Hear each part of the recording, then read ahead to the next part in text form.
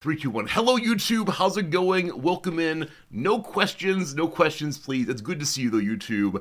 You can't even believe it. You can't even believe it. And someone rightly said that in just a few years here, poor old Fatima will be visiting the local therapist to deal with this situation. My goodness. Slivers, thank you for the very generous. Or this will be considered bullying your students. Yeah, that's right. Yeah, get a report straight away there. We know what state Steve lives in. We start calling all the school boards and talking about. Oh, you know what? When I see this picture, it's not bullying I see.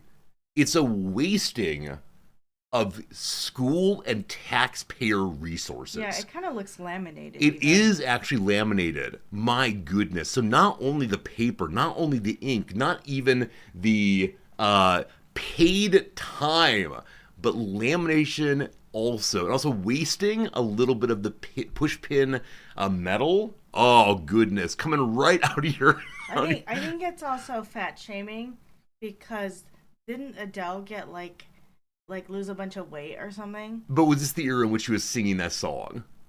Oh, but this photo looks like skinny Adele. Oh, is it? I don't know. I don't know these people. I understand that she's like British. I think I saw her singing songs so maybe some point. It's like saying, "Oh, we approve of Adele when she is thin." This is a very strange bit. I will accept it as being a bit, but it's a very strange bit. Anyway, I'm just trying to pile on here. I just wanted to piling on. I just want to be part of the fun. You know what this is? This was called bullying the bullies. I like it, Noms. Very good. Vindictiveness, revenge, right here. George, how you doing? Slivers again. Thank you for the 100 bits and generous big Noms in chat. Sarah, hello. Welcome in, Borso. Hello to you today. HPG, Darby Cat, welcome. Paul Harvey. It's good seeing you once again. So, Noms, what do we have to talk about today? What should we talk about today while I'm still thinking about Adele songs. I'm sorry.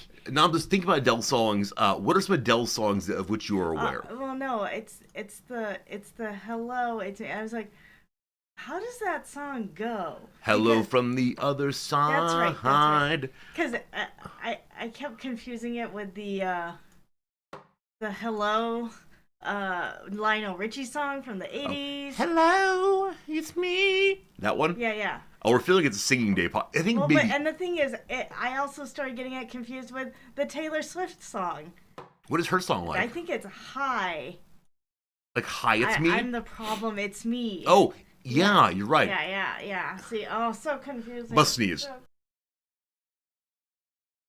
See that kid sneeze into the elbow. Even if the elbow is not covered in cloth, just get on in there. Very good. Do you all do this thing where you sneeze into your shirt? I started seeing that approximately 5 or 10 years ago. Wait, how do you do it? You sneeze into your shirt down into the middle here? No, you lift up your shirt collar. No, your neck, your neck part. And you go turtle? Yeah, and then you put your face in there. You go Teenage Mutant Ninja Turtle? Yeah, I've seen a lot of especially boys, college age men. Boys to men. Yeah, I haven't seen that. Are you aware of this thing? Pulling up and coughing? Into your shirt. I don't know. Yeah. I don't know. It seems kind of gross in my opinion, but... because then you're carrying your disease along with you? Yeah, and maybe you're sneezing onto your chest. I don't know, man. That seems weird. I mean, I have once been a teenage boy, and the idea of sneezing onto my chest is not the worst thing I've ever done.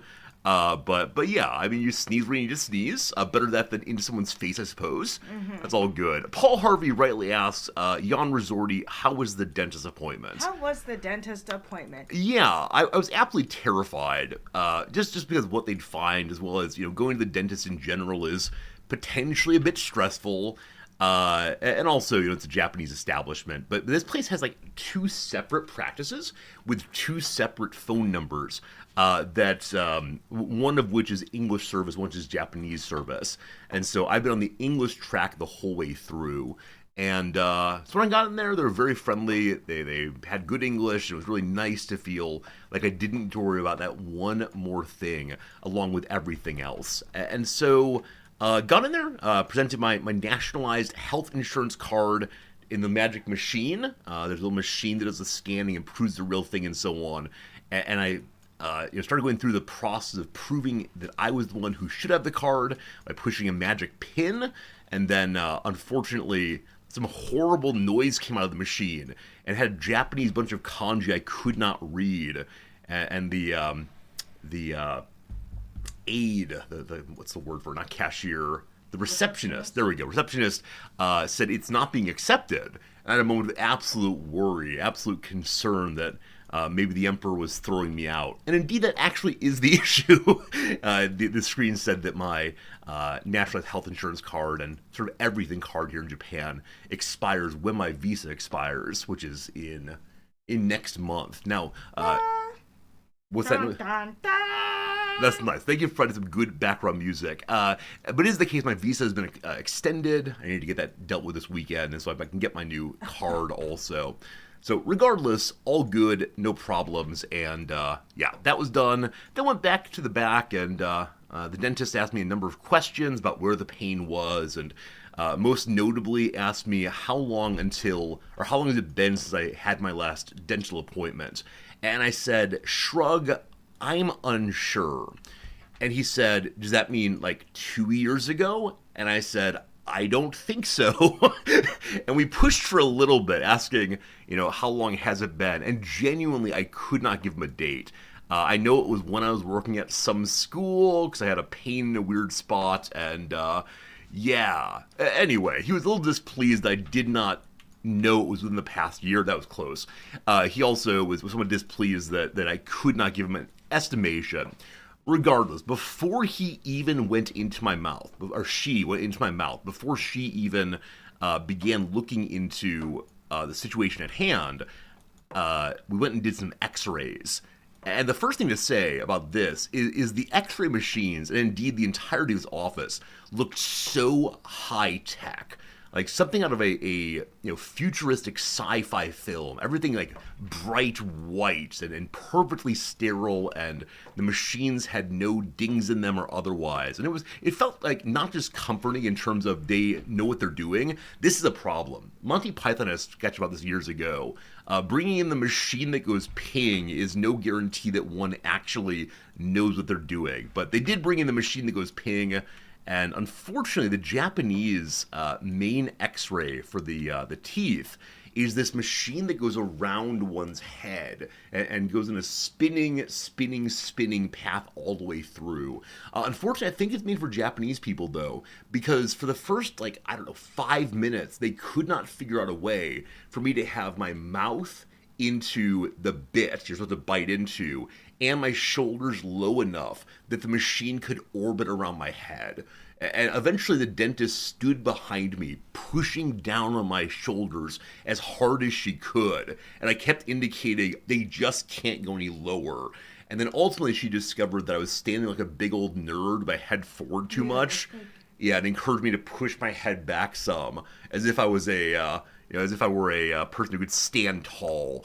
But eventually, she figured out the issue. She did not comment that I probably should go to a physician to help with my posture, but it's definitely true. Can I ask, is there any skill required in this game? Oh, yeah. This game is absolutely a skill-based game. Unfortunately, I'm just not very good at throwing consistently. But yes, you become one with the one in order to throw it just the right amount. We've managed to defeat the marble game in this, and that became like going slower and slower, more carefully. I'm not using a mouse pad, so it is possible that I'm doing it wrong. Got close though. Can you aim? Oh yeah, you move very, very slowly and aim it the exact right way without moving either side. I want to try. You want to try? I want to try. Good luck to you. Good luck to you. So that allowed me to focus on the story. Anyway, in-ray X-ray, there was no problem at all. My teeth, no cavities, etc. Except they noticed like a weird black spot back underneath the tooth in question where there's pain. And so long story short, I'll jump ahead here. Long story short, that I do have an infection of some sort. And the physician is unsure whether that infection is in the gum, which she thinks it is, or possibly in the bone, which she hopes that it is not. And so, yeah, that is most unfortunate. She gave me some medicated mouthwash, and she also did a little bit of work to like open out the area where the blackness is, so that the mouthwash would get in a bit more effectively.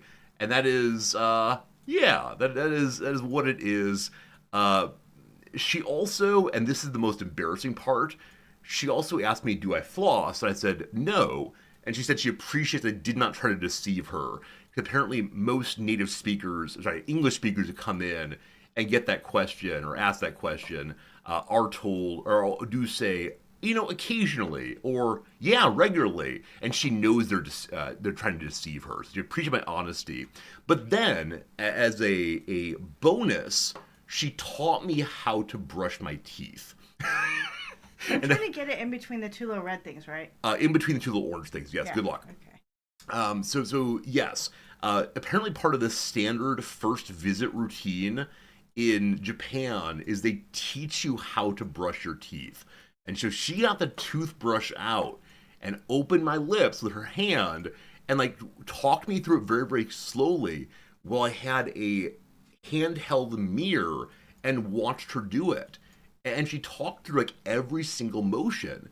And she said something that I have never heard before. Apparently, and I need to know, did you already know this? Apparently, you're supposed to brush your teeth with your toothbrush at a 45-degree angle relative to your teeth. That's noisy. Do you know this? Are you aware of this? Is this a thing? I have never, ever, ever been told this, or that part of my youth has been suppressed, repressed, I guess. I cannot remember ever being told this. Now, Nam says she was taught this, but really, the way in which I've always brushed my teeth is I just take the toothbrush, I jam it in there, I guess at a 90, and then like drag back and forth repeatedly and drag back and forth all throughout my mouth, and then I say, well, it tastes like toothpaste, we're good to go now. So I don't want to say at the age of 41 I needed a lesson in brushing my teeth, but I've become much, much more intentional about toothbrushing in the past two teeth brushing yesterday and today. And so I don't know. There have been many revisions to optimal brushing over the decades. That is delightful. That's absolutely delightful. And I had no idea. But I think, I don't know. I wish I knew exactly what I'd been taught, because this felt like an absolute revelation. And I even said this to the dentist, that I don't think I ever heard a degree. She was actually on a type of toothbrush. They had a number of them for sale there. I did not get a free toothbrush with with toothpaste, which you get in the U.S. often, which I assume is some kind of marketing campaign. But that's how Oral-B got to all of us. Absolutely right. 4 out of 5 dentists, and the other dentists didn't understand the question. They didn't give anything in particular. I think her view is, regardless of what kind of toothbrush I had in the past, I was just using it wrong. So, happily, no cavities. Kind of the standard. Without flossing, without getting on the gums correctly, you're in danger of, someday having real problems. So, I'm not going to promise to floss, but I recognize I probably should floss. And that's an important thing to say. Regardless, after the visit yesterday, my gum area hurt so much anytime I opened my mouth to talk. And so I was thinking, man, I can't teach like this. The idea of talking and teaching and having the ow, ow, ow every time was ridiculous. So I just canceled class yesterday. And unfortunately, because Monday is a holiday, my students will not be getting their exams back until Wednesday. Did you put the grades in already? I did not put the grades in. So they don't know how they did either. I sent them an email, though, that said, I prefer to give exams back in person so that if there are questions, I can answer them immediately in detail. But if you must know what your score is, just send me an email, I'll tell you. So far, no emails back, and so I hope it's the case that my students are... I hope it's the case my students are chill and just accept that they'll get their scores when they get their scores, because some of them I know have lower scores than they're going to expect, and it's going to lead to conversations, and I'm ready for the conversations, but doing it in person is so much easier than yeah, than doing it over the email. So we'll see how it goes for sure. You always want to try an electric toothbrush. So in my youth, I had and maybe have, but probably don't anymore, ventricular septal defect, which means that part of my heart has a bonus hole where blood flows freely when it's not supposed to. How exciting! I've been told by recent physicians they can't hear anymore, but part of having that particular birth defect and care for it is that you don't use electric toothbrushes because apparently they can cause like micro tears or something that lead to higher possibility of infection. And infection of this sort means sure chance of getting heart problems, etc.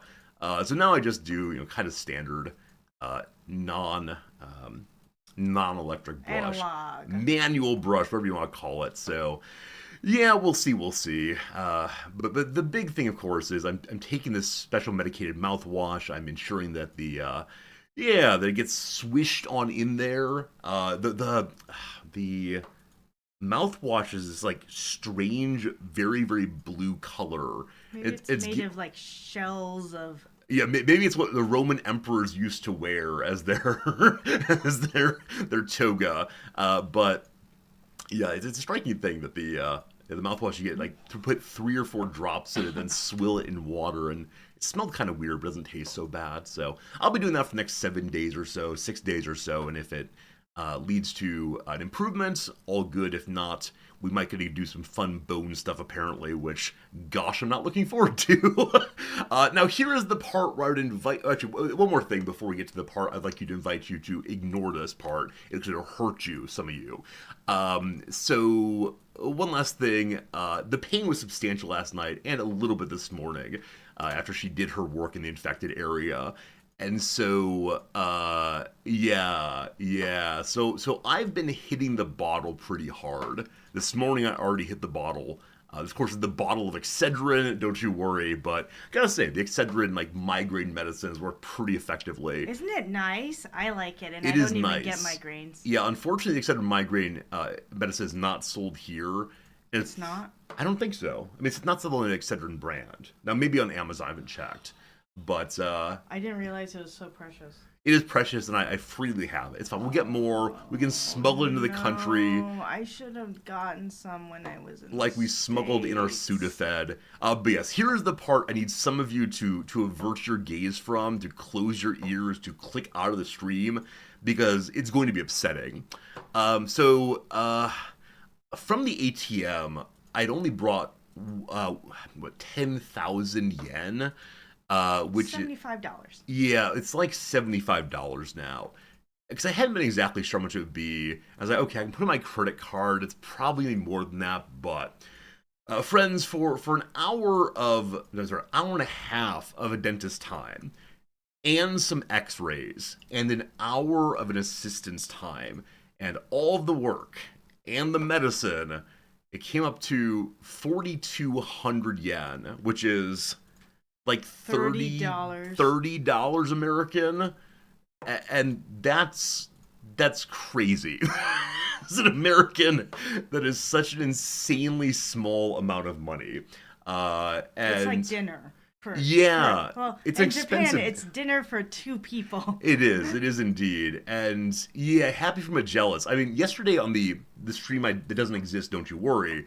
I spent a while talking about just how good that felt, but also like how sad I was for people who can't get dental care, in the U.S. notably because they are, because they're ones who. Don't have insurance or can't afford the copay or who knows what. I'd lose my mind there. You walk in and out with no charge. Yeah, I mean, the Japanese system for dental care is, I believe you pay 30%, but no more than X amount.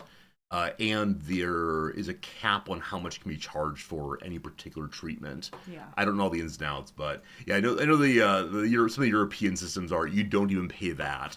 I don't know the ins and outs of how they choose it, but yeah, I think as an American, any substantial reduction feels very good, and we pay for it in our taxes, of course. But I'm just glad that people who don't have the opportunity to normally get dental care are able to do so. I say normally here, I guess, from my American perspective, because some places everyone is able to And everyone's able to get care with no problems for an hour and a half and X-rays for $90. Yeah, X-rays are like expensive. Yeah, I have no idea how it works on the back end. I have no idea how the state reimburses these things or pays for the dentist time. I just don't know, unfortunately, enough about this. I know that here in Japan, medical professions are well paid, but not extravagantly well paid. Yeah. So they're, I don't know, like upper middle class, maybe, or maybe even just middle class. But I think you can be a doctor with a bachelor. There's like a weird doctor there's a exam you have to take, okay. and so there's like doctor school that's not for an MD, but instead is preparation for the exam, and then the exam's the important thing for treatment, I believe. I don't recall the ins and outs, but yeah. I mean, that's the cool part, I guess. So gum issue, not great. It continues to be annoying for talking, but not painful annoying. And so we'll see what happens with that. But there you go. Many of you sent me nice messages. Many of you sent me very sweet inquiries and well wishes and so on. And so I'm okay. It'll continue being a story arc for a little bit here, but it is now, that's all I got on that one, I suppose. There you go. That's all I got on this one. All right, Noms, good try. I appreciate it. Thank you. I will continue. It took me a while to figure out what I was doing there. Oh yeah. And I'm still like much worse than you are. And I don't know why that is. Friends, first ad break is coming right now. I think today maybe we should play the Redactyl and nothing else, because there are a number of games I'd like to play today. Like a number of situations I'd like to put us into. I want to get back to the game about digging a hole. I want very much to... where are the cards? Wait, I'm throwing, aren't I? Yeah. Oh boy, I'm throwing poorly. I want to play balloons today. That's what happened to me at first, was that I was like, where are the cards? Yeah. My throwing is poor at times. I don't know. Nam, you did that very, very well. Do you have some tip for us poor sinners who don't know what we're doing? I mean, you're thinking about what direction you're pushing it, right? I mean, kind of. Yeah, and so I go to, like, if it goes too far right, I go a little bit to the left. So little micro corrections after every throw. I like that. Yeah. Do you think having a mouse pad would help? Is that the real issue here, the lack of a mouse pad? I don't know. I wonder if you had like a little roller thing, or if you used a little controller, if that would help. The controller. You can't use the controller. You can't. Really? I mean, you might be able to, but that's absolutely unacceptable. This game is about the grind.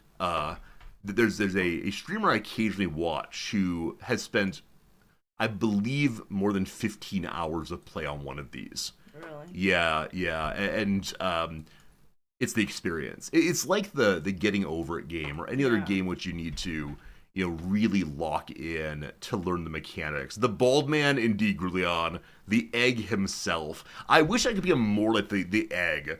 I don't want to say he's my streamer goal by any means, but I'm really impressed by his ability to make any game entertaining and his willingness to like put himself out there in really funny ways. So.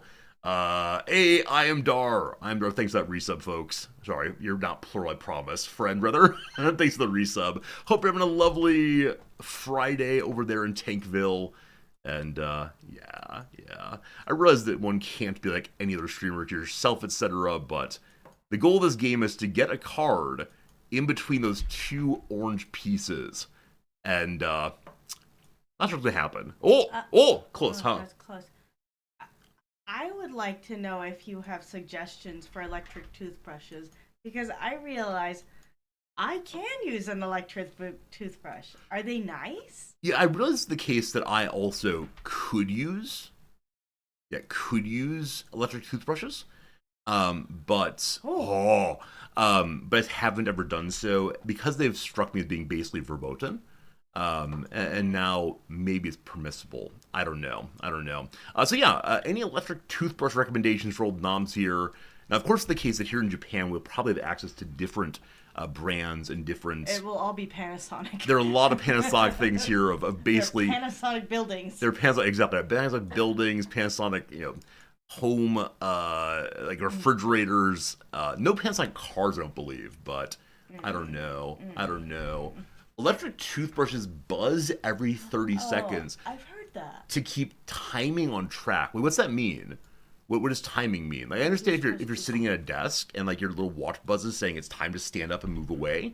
I think so. You switch sides and stuff like that. So every 30 seconds you're supposed to switch sides. I'm learning so much about I switch my sides mouth. every 5 minutes. Yes, noms. Oh, good God. Allow me to complain about noms briefly. Oh boy. So we're Oh we're, boy. we're big sweeties. We're big sweeties, We're which means such big sweeties big that sweeties. people at work are like, "Oh, you guys are such big sweeties." Yeah, I mean it's the case that Japanese families operate very differently than in the U.S. or like the standard Western romance story, which is to say it feels primarily like a business deal at times. And I believe it's the case that we hear our colleagues regularly say things like, "It's not clear I like my husband. He's never around. He's always out drinking." And this is not seen as being like unusual or negligent or abusive relationship. It's instead just what one does.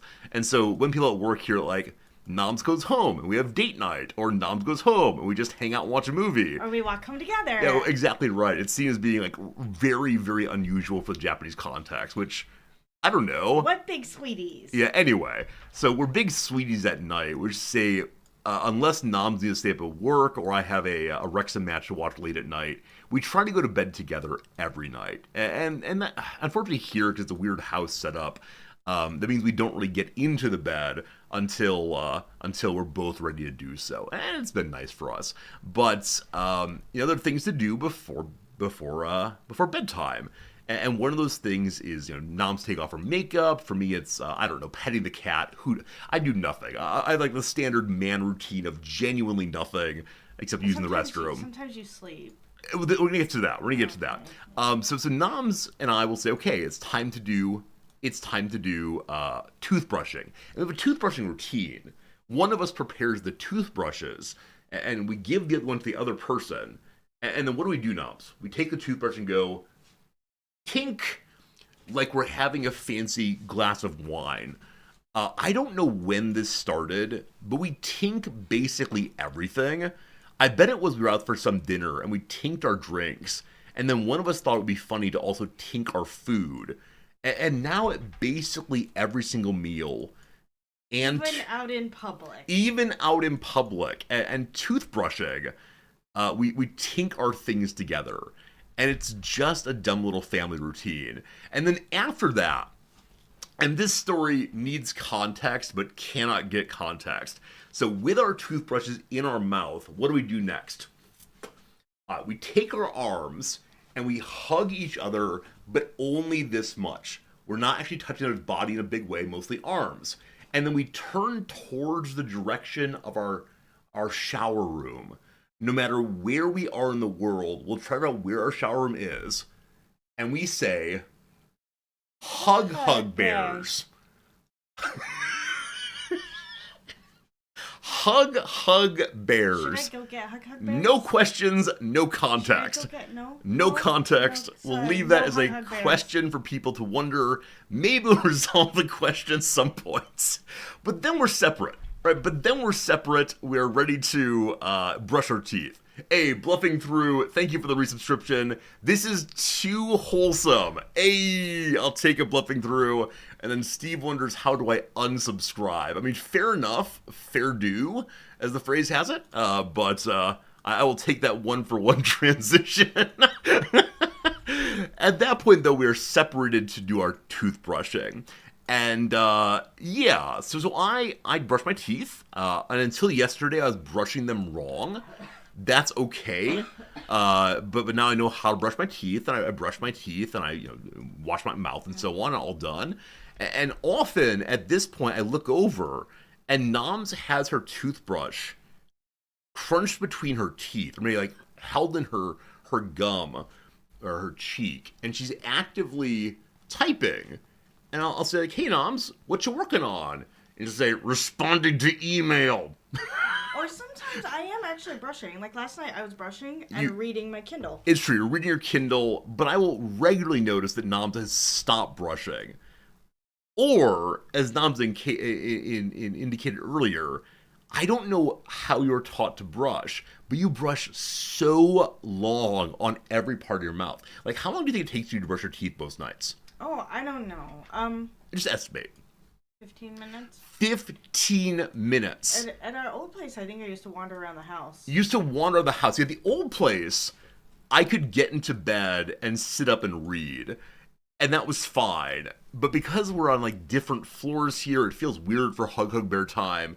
It takes her 15 to 20 minutes every single night to brush her teeth. But And I do have a like a pattern. Like I do like have a a series of steps that I go you through. do. It's very impressive. Like, it takes me 3 minutes to brush my teeth, maybe 5 minutes now, I'm not sure. But I'm done then. And all I want in my life is to go upstairs and sleep. At this point, it's often, 11 o'clock. I've been like ready for bed for 2 hours. And so, inevitably, I will fall asleep on the couch. And then sometimes, when Noms notices that I've fallen asleep, it's time for work. It's time for work. What does this mean? Kindle is disabling downloads next week. Yeah, Kindle disabling downloads. Amazon no longer wants people taking the books and other readings outside of their ecosystem.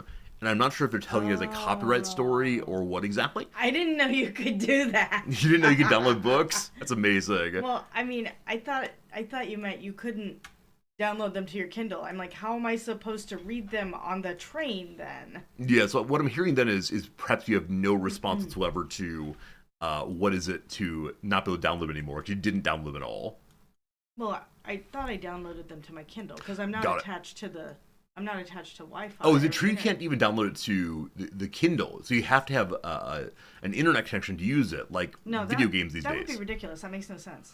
I don't know. I mean, lots of That video makes games no these sense. days. What's the Kindle. It might be, does anyone like know the actual story? I refuse to pull up a news article and be informed. Instead, that's what you're for, chat. You're for telling me a story about this and that. Um, Gary, you say you brush your teeth every night. That's commitment. Wait, isn't this a standard thing? You brush your teeth every night? I mean, so this is a place where Noms and I, because of cultural background, differ. Well, It just may be me. But it was you were raised, right? Your parents the same, right? I don't remember. Okay, so Noms only brushes her teeth in the evening. And her breath, on the whole, does not smell in the morning in the way mine does. If we have a weird dinner, it will. Noms brush her teeth once a day. I brush my teeth twice a day, every day, unless I fall asleep, and then occasionally I might miss the evening. I know I shouldn't. But I know some of you do, like, 3 times a day after every meal. I think that's, like, the best way to go, right? Get that orange juice off the teeth. But how many times a day do we brush teeth? Why are your gums bleeding? A fair question. I realize this is a hygiene conversation, and hygiene conversations make people feel bad. Don't you worry, chat. No matter what your teeth are like, I still think you're great. Something like that. I understand now.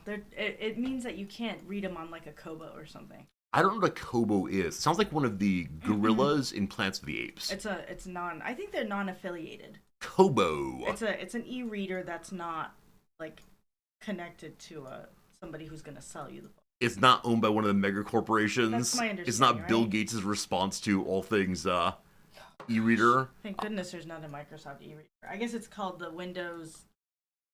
What is that? The Windows tablet thing that people really like. I have no idea. Yeah. I have no idea. It's like on the third version now. Oh, okay. It's the impossibility of transferring to open source. I got it. So it's once again like the version of you will own nothing and you'll be happy. Yeah. Yeah. I mean, I saw the other day, and I don't know if it's like random fear mongering, but some person on the Reddit claimed to have some kind of inside information that after Windows 11, Microsoft is moving to a subscription model for its operating system. Windows with a monthly fee. Time for Unix. I mean, that's the story. And apparently, I saw on Reddit also in a similar kind of conversation that one of the Eastern European, or maybe Central European nations tried to go to Linux some while back.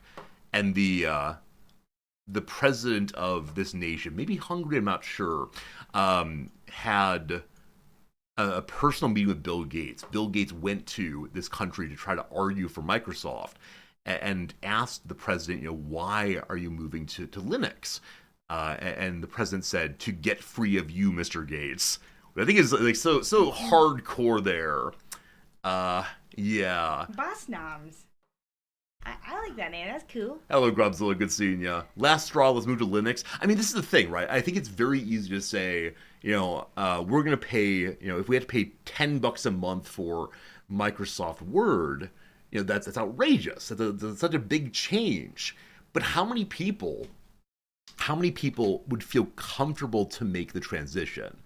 Because unfortunately, when one starts talking about, hey, I want to get into Linux, inevitably, the people who are into Linux begin making like these very, very, very strange claims. Someone just needs to make like a really easy to like download and use and Yeah. install version of it. Exactly right. And stop having the like, no, please use my preferred iteration of this thing. If you don't use, and I insert your favorite Linux name here, then you have no cred in Linuxville. So I think, yeah, that is the correct solution, like the correct hope, etc. Move to Temple OS. I didn't know Kobo Zakuten was a Japanese company. I had no idea. Now we know. But I understand the concern also that like Papa Jeff will be like, oh, Papa Jeff needs money, so Papa Jeff is gonna like tell people that I'm no longer carrying this book because it makes this person with money or power happy. Are we having like 3 conversations simultaneously right now? Yeah, they're interrelated. Interrelated. Those of you who can follow the Resorty conversation and the Noms conversation and the chat conversation simultaneously, Noms is having the chat conversation. Maybe I'm very impressed with you all. Thank you for Surface is the correct name. Thank you. I do wonder. Philip Sonicare got that one too. Thank you. I do wonder what would With the generic happen heads. if Noms were a just chatting streamer. Like, Noms, do you think you'd try to respond to every single message that came in? Maybe. And because nobody would be watching me. Right. So if you were a brand new streamer, of course, you do like, need hello, to respond to anything. But I'm imagining you with like 100 viewers, and the messages are coming in on various topics, and you just like pop opine. It'd be the most like ADHD channel of all time. So, have you been to my office lately? Like, it's like Grand Central Station. Yeah. People pop it in with their like, I just wrote you an email about this thing, and can I get a the next person? So the bathroom. Okay. Yeah. Are you going to? Okay. I think for me, I try very hard to develop one conversation and then maybe pick a new one. But part of, for me, the just chatting or even normal streaming portion of the show is just ignoring other topics until I finish the one I'm on and keeping control of the channel. See, I think of I think of the channel and our beloved chat in the same way that Plato thinks about desire. It's like being a horseman. It's like being a horseman in a chariot. And I am the rationality of this channel. And the horse that is chat's desire pulls wildly in every direction at every moment. And rational Resorty must pull back, keeping desire in its control. Let's talk about food. I like talking about food. Please allow me to finish my earlier topic. And then the horse is pulling. Whee! The earlier topic, though, is the Windows subscription model. And I guess I wonder, is it the case that so many institutions, businesses, ordinary folks are all so used to the Windows model, the Windows way of interacting with the world? They're on the Microsoft 360, is that what it's called? Where you have access to all of the OneDrive, even if you don't want it, and the hello. What? Oh, yeah, I was going to say, I don't know if you've noticed lately, if you've opened our institution's instance of Microsoft from the main area where you log in. There's a part where you can scroll down and be like, oh, open the Microsoft stuff. You know what it opens into? It used to open into OneDrive, maybe? Okay. Now it opens into Copilot. I don't know what Copilot is. But yeah, like AI. It's your AI helper. Love it. So we're not calling it. Oh, that's Apple's. I thought it was called Cortana, maybe, or Cortana. Yeah, that was a long time ago. Remember when we had a friend that would talk to Cortana and she was so bad and he would make fun of her? I do recall that. And so they've retired that name and moved to Copilot instead. I wonder why that is. I wonder why they shifted the name. It's your Copilot. I mean, Cortana's an unusual name. Like, I don't think that it's a real name. Maybe it is. If you're a Cortana and I'm insulting your name, I apologize. The Apple name feels a little bit more... I don't know, not Apple. Yeah, the Apple name. I'm your co-pilot. No. See, I help you. No. I'm just being like Microsoft co-pilot. I see. You're aggressively taking my world They just like should call Clippy. it Clippy. Yeah, they should just call it Microsoft Clippy. Yeah, People might actually like it then. I realize the horse and his desire has pulled us away again. Is it the case that people are so unbelievably integrated with their Microsoft things? Not in the way that Google does it, where it's like various apps and such and storage, but instead, what it is for some people to use a computer is just to Microsoft. That that Windows comes forward and says, we now charge subscription. Do you think people will just... What's up? I'm wanting to answer that question. I'm developing the question still. Okay. You're like one of my students who... Like, at least I raise my hand. You don't shout out, but you don't let me finish the question, which is it the case these things are so integrated that even for $10 a month, people say, I don't know how to function without Windows, and so I will pay that amount. What do you think, chat? We're going to have 10 seconds for chat to start talking, and then Nams will come in too. Thank you. So occasionally with overeager American men, I will say 3 other students must talk before you are activated. But Nams, what is your answer on this thing? No, it's being a Japanese person. I was looking meaningfully at you and kind of raising. Yeah, please go ahead and give us what you got. What you got? I would pay $10 a month to be freed of the Microsoft ecosystem because it's terrible. I mean, it is increasingly garbaggio. It does not work. The link system is ridiculous.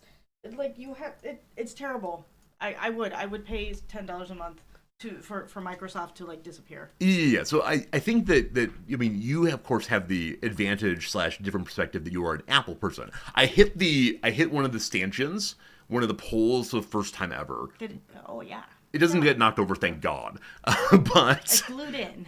Yeah, good job, Noms. Very proud about that. But I guess I'm curious. Like you can't, of course, pay not to have it.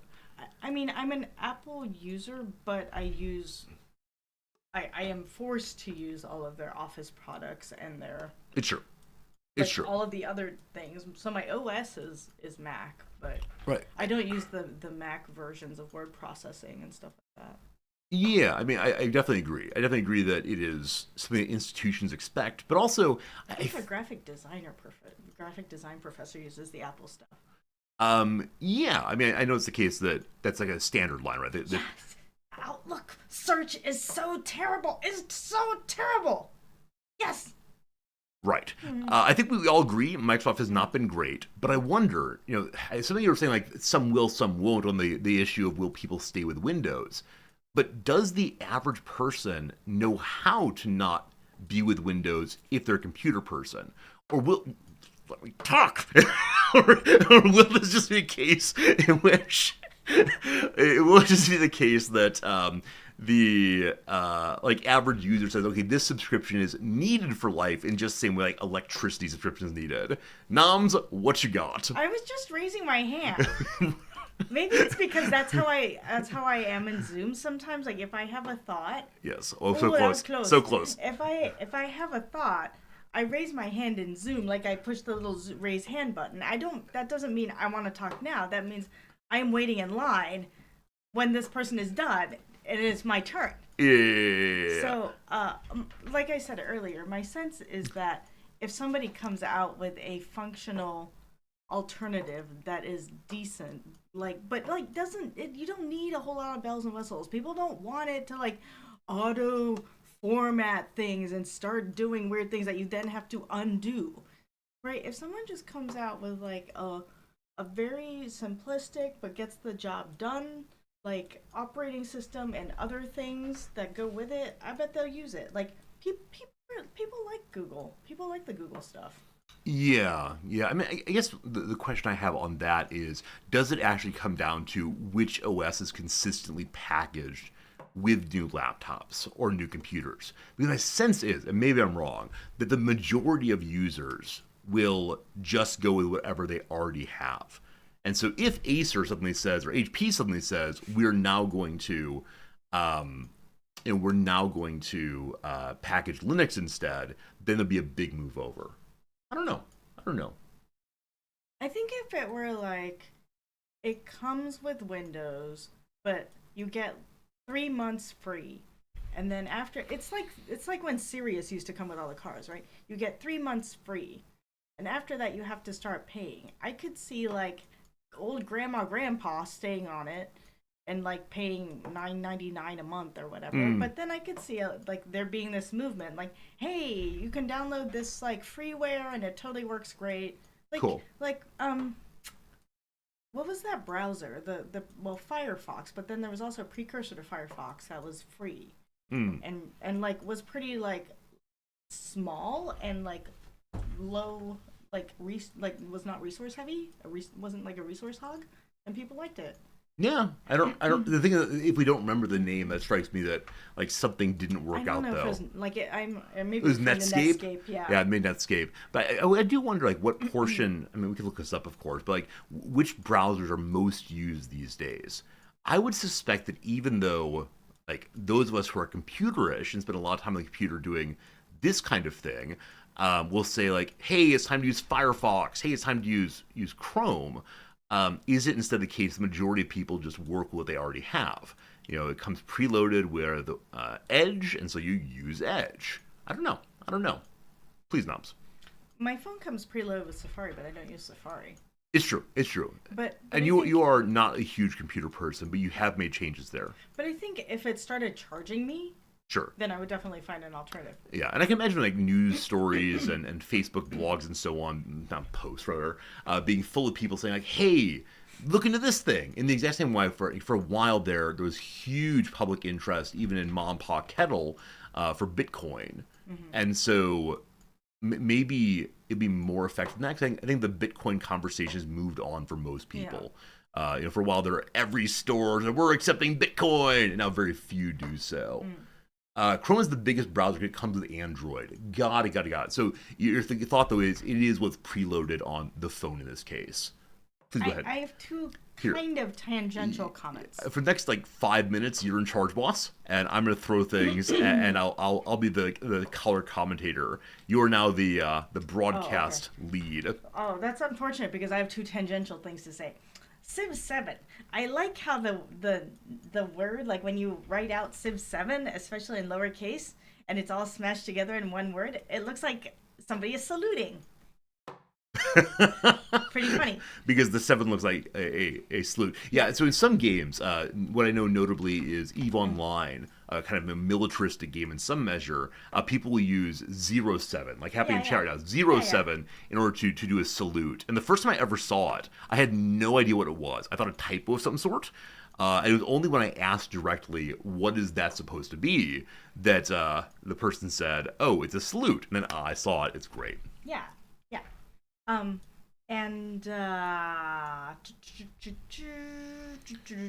we were talking about software. Oh, Chrome. So yesterday, this has definitely gone off onto a different direction, but yesterday I was talking to an alumnus of our fair institution. Because yesterday was the Alum Awards. Yeah. This person was not being honored. This person's fairly junior yet, recent alum. But just changed jobs and now works at Google. That's cool. And they were talking about how much they love it there. But one interesting tidbit that I learned was that Google Pixel is the phone, right? Is the Google phone. And Google Pixel, my understanding is that it's second, like it's, I don't remember, but it's obviously like far behind iPhone in terms of like number of units sold and number of adoptees. But the largest Google Pixel market in the world is in Japan.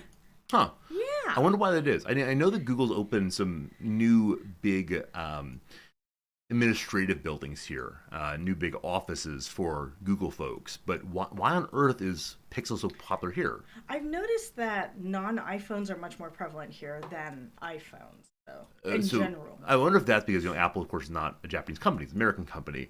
But I'm surprised there's not a movement to a Japanese or a Korean phone instead of the Google one. Well, I did see that Shohei Ohtani was pushing Google Pixel, so This reminds me. I mean, Shohei Ohtani is an absolute sellout. He's promoting everything in Japan simultaneously. If you see a brand face, person who's supporting the tea or supporting the local whatever like spokesmodel face you need, it's inevitably Shohei Ohtani right now.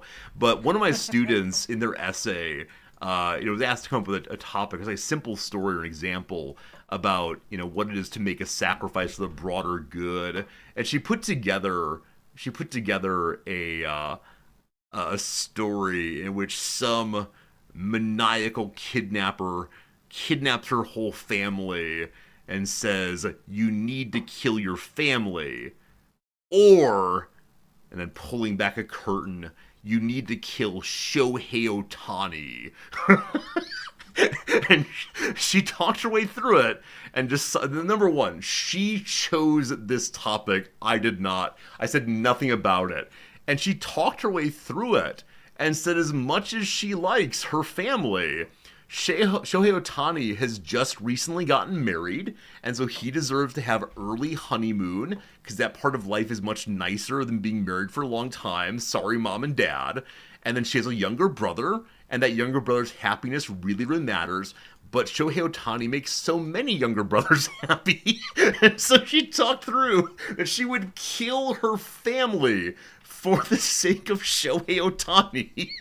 And that's crazy. Hey, Joe, what's up? Yes, indeed, this game is a trick shot simulator. We are attempting to land the card between those two orange balls there. And it's primarily just a background for me to do while Mom's I chit-chat. Do the cards disappear after some amount of time? Yes. Because I'm like, this is not the number of cards we've thrown. Yeah, I was very, very grateful. Yeah, I can see them disappear. Very hopeful that the game... Oh, yeah, flick it. Wait. I was doing it wrong. Oh! Who is that? Razul. You may have actually made it better throwing. Or am I doing it worse now? You didn't... I mean, I was flicking it just in a way that was different. Hearing the word flick may have changed literally everything about how I play this game. Yeah, I think you're supposed to envision like you're... Okay. I don't need your backseating. Knobs, would you come back, please? Ha ha hee hee. Ha ha hee hee.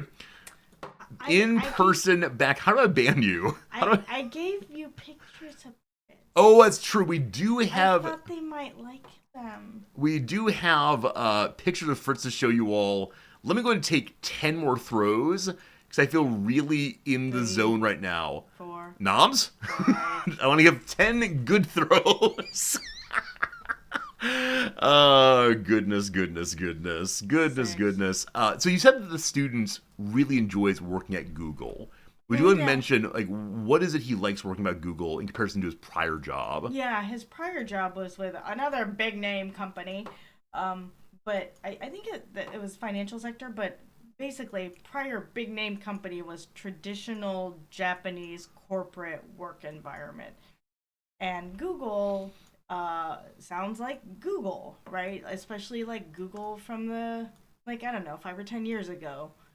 Where like it's just like a lot of fun, and we trust people to do their jobs, and you can work from wherever you want. Just get your job done. And yeah, the combination of the word work and fun in Japan is almost non-existent. Yeah. It is not a place of joy or like even creativity. Yeah. It's a place of following the rules and going through very, very formal productions before every single meeting. And then doing what the boss said. It's really old school in a lot of ways. I'm glad the students have a better experience. Like, that seems pretty darn cool. Yeah, so yesterday I saw him at a dinner, and he was wearing, like, kind of a casual-ish blazer and, like, a pink button-down, no tie, and unmatching trousers. And he said when he came into work, all the others at work were like, "Whoa, what's going on with you today? Why are you dressed up?" Oh, so they didn't see his fancy dress. Yeah, they were like, they thought he was really dressed up. Like, why are you dressed up so nicely? And so the Google people tend to wear much more casual clothes. Yeah. I mean, unfortunately, my boss demands I wear a jacket and tie every day. I'm hoping the boss will eventually release the work dress code a little bit, relax rather. Boss noms? No, no, no, no. Obviously, that cruel taskmaster, Boss noms. Boss Nom, is right. Every morning before Noms leaves the house, she pulls me over and says, "Young man, how well are you dressed today?" This is the same Boss Noms who says, "Young man, you gotta put a hat on before you go outside." Something like that. Something like that. Boss Noms has rediscovered her suits, though, and she figured out that there's a dry cleaner roughly across the street.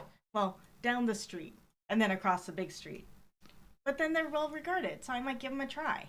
Boss Noms. Yeah, as I mentioned repeatedly, I really do need to do some dry cleaning. The stream suits have never been cleaned.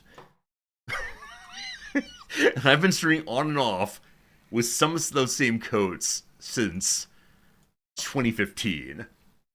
It has been a decade since they were cleaned. Does anybody also feel this way about dry cleaning? That, like, I can't tell what has happened, and so part of me is like, is there actually something happening there? Like, I'm not saying that they, like, take them, put them in the back, and bring them back out when I come back in, and just put a plastic bag over them, but I don't really understand dry cleaning, so it seems to me like nothing is happening. So I actually read about it over on Reddit recently. So dry cleaning is not so called because it's actually a dry process. There's wetness involved. It's not water though. That's the big thing. And so apparently they put it into the clothes into some like gasoline like substance that's something makes the dirt and such fall off easily, and then it evaporates off. Huh. Isn't that crazy? Huh. Is it like alcohol?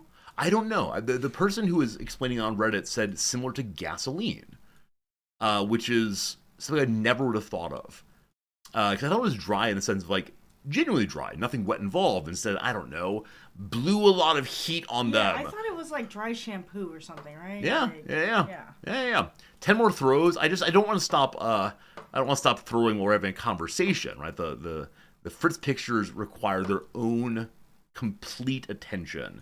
But I'm gonna try by giving them one suit to work on, and we'll see what they do. I thought about going to all the neighborhood dry cleaners and giving them one suit each, and then seeing who does the best. Except the other one down the street, the one with the little fox, that one has terrible reviews, so they're not even gonna get a suit. But they're all just dry cleaners. Well, and they've all existed as long as we've lived, so at least 3 years. No, the one with the fox is new, I think. But the one with the fox is a non-chain, correct? Oh, I think the one with the fox is definitely a chain. Okay, is there a non-chain one nearby? Like, can I support some eager young entrepreneurs who are just trying to do a good job of contributing to the community and to their personal family? I don't know. I just go by proximity. Yeah, you go by proximity and reviews. Like you're, reviews. But you also use reviews. I do use reviews. The one across the street there has like 4. The one down the street that has fewer reviews has like a 2.5. But if they have fewer reviews, that means perhaps the people who are filling it out are just people who are a little unhappy. I don't know. As you know, I tend to try to go for non-chain and then proximity, believing that we should support our local businesses. What if I told you the one across the street is non-chain? If you tell me the one across the street is a non-chain, I will go farther to support a non-chain location. Obviously, the people who work there need to get paid. The people who work at chain businesses feed their family just the same. But I want to support the continuation of non-corporate buildings. What if the non-chain is a Japanese national? That's what I'm always afraid of with these things. I'm like, oh, it's going to be some nationalist. I mean, if they have a large sword and a picture of the emperor hanging up in the place, I probably would not support them. If they have a sign that says Gaijin out, I would not support them. Yeah, because you're supposed to be out. Speaking of which, first picture coming in just 1 second. Let's see, remember what it is. I think it's Japan Residence. One of the fine that I check out regularly. Due to the continuing trouble, we're not accepting customers from overseas. This went up 2 days ago up in Sapporo. Sapporo is currently having a snow festival Yeah. The time when the majority of their tourism happens for the year. And apparently, here we go. It's some streamers.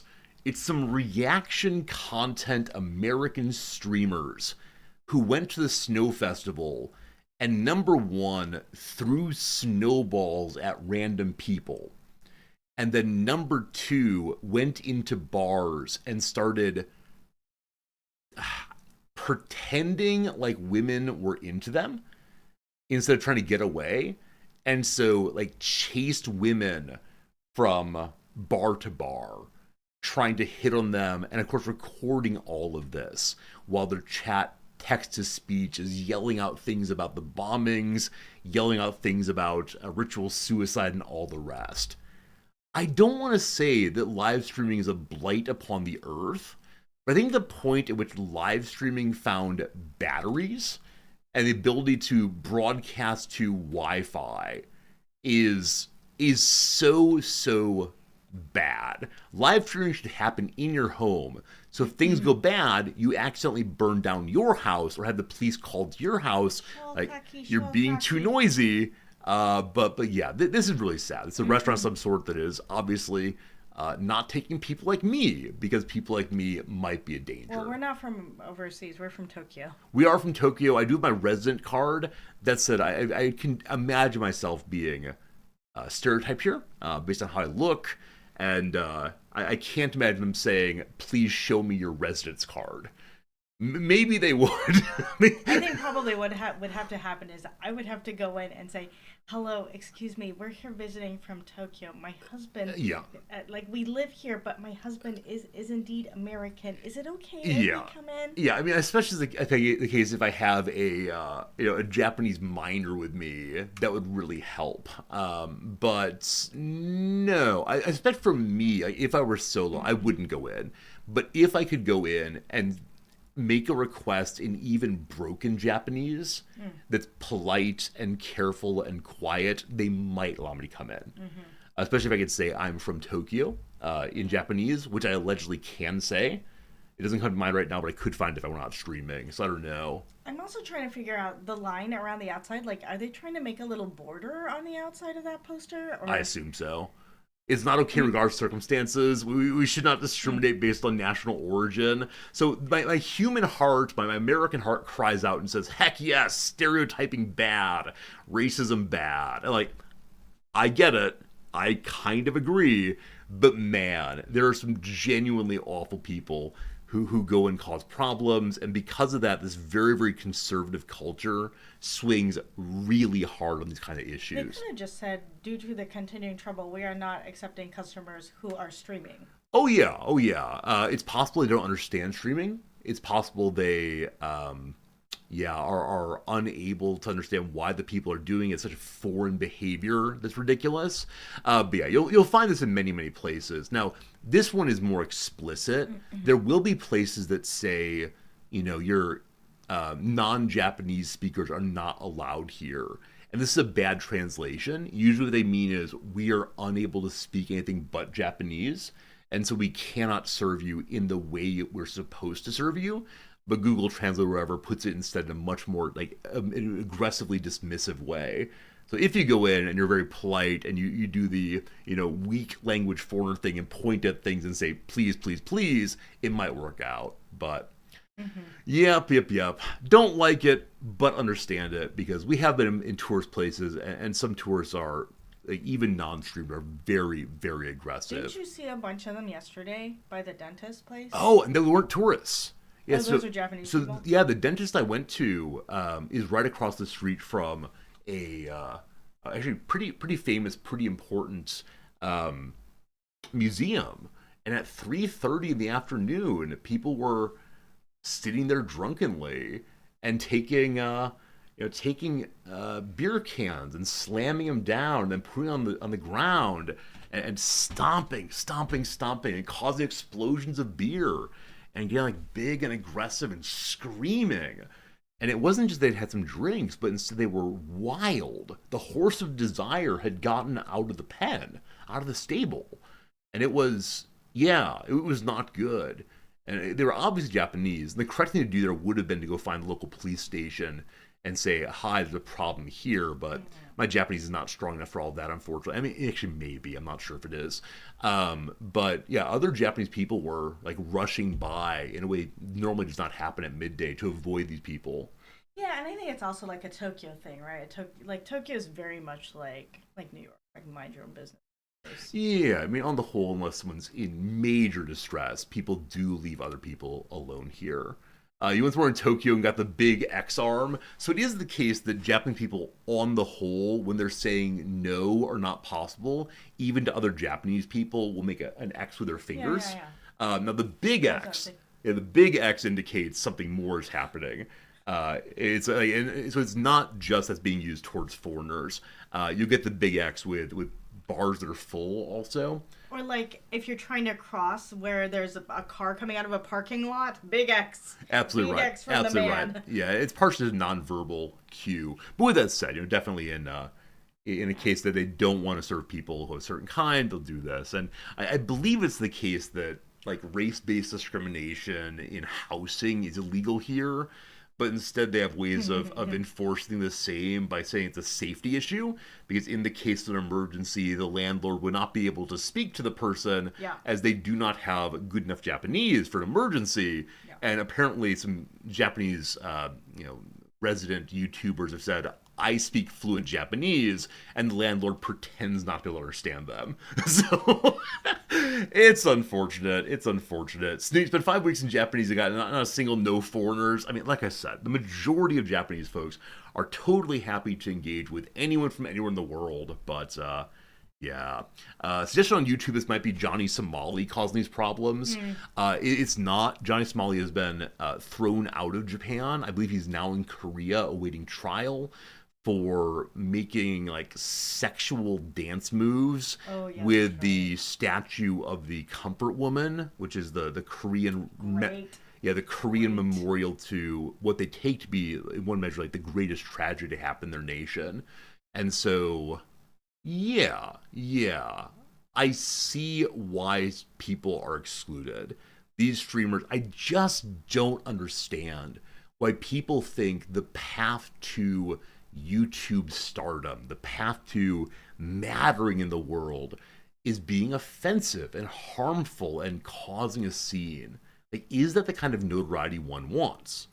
Now, 10 years ago or so, maybe 8 years ago, there's a guy named Ice Poseidon, whose whole shtick was, I don't care what attention I get, I just want people hanging out and giving me money and interacting. I think he was the first person to really do this kind of thing, where he would freely go out in public and show exactly where he was. And 30, 40 people would call the restaurant he was sitting in, like call in bomb threats and just like want to be part of the stream. Yeah, all publicity is good publicity is exactly the issue. I just don't get it. I just don't get it. Now, maybe it's just young, stupid people. But don't people make money off of that? I think that's what they want, right? They want the money. They don't want the fame. Yeah, no, you're exactly right. It is the money story. But, and maybe I'm too old, but I think even 20-year-old me would say, is that the way I want to make money given reputational issues? Is it the case that I can say, I want to go to Japan and have everyone hate me or make people's lives bad for money? I don't know. Nam, it's picture time.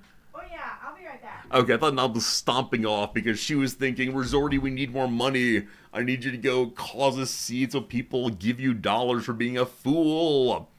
Who knows? It is time to upgrade the Fritz picture. Nam's actually took 3 really good Fritz pictures this morning.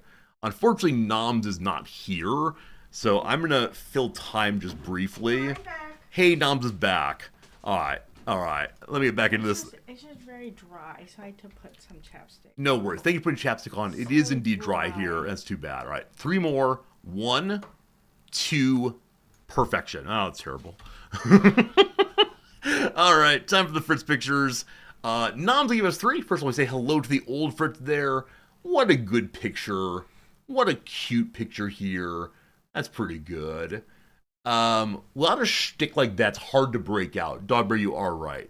the attempt to just become a noted streamer, like not or a watch streamer, like not even important and huge and showing up on the Ellen DeGeneres show, but instead, just having anyone watch you. You got to have something that makes you stand out, and I don't know what mine is, but here we are. And so, yeah, I do get it. I do get it. Anyway, Noms, any story for today's picture? Should we start with the first one and then build a story off of that? He was, yeah, I would say that Fritz was being just distressed. Distressed Fritz. Why was Fritz being It distressed? was He was being distressed because I don't know, right? He just sometimes is distressed and he starts crying, and then I don't know. I tried to, yeah. So maybe we should go to the first picture. All right, so photo number one.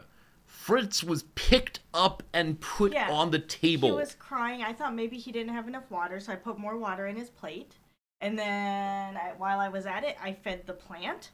And then he starts walking over to the plant. I'm like, come on, Fritz. And so I picked him up and I gave him a little hug. And then he was like, oh no, I don't like this. And so I put him on the table. And then he started looking around. I thought, oh, I should get him something while he's on the table.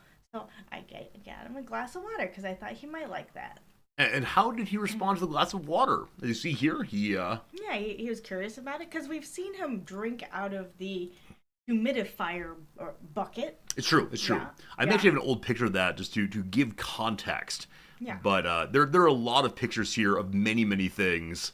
The person who would look through my picture folder here will be very confused. They're all There's a relevant lot to of stream. Fritz. A lot of Fritz pictures. It's true. A lot of cat pictures. I don't see it, but yes, he does drink out of the humidifier bucket with some regularity. Yeah. Very well. If it's sitting there, he'll just go and drink out of it. Yeah. And so Noms noticed that yes, indeed, here he comes. here he comes.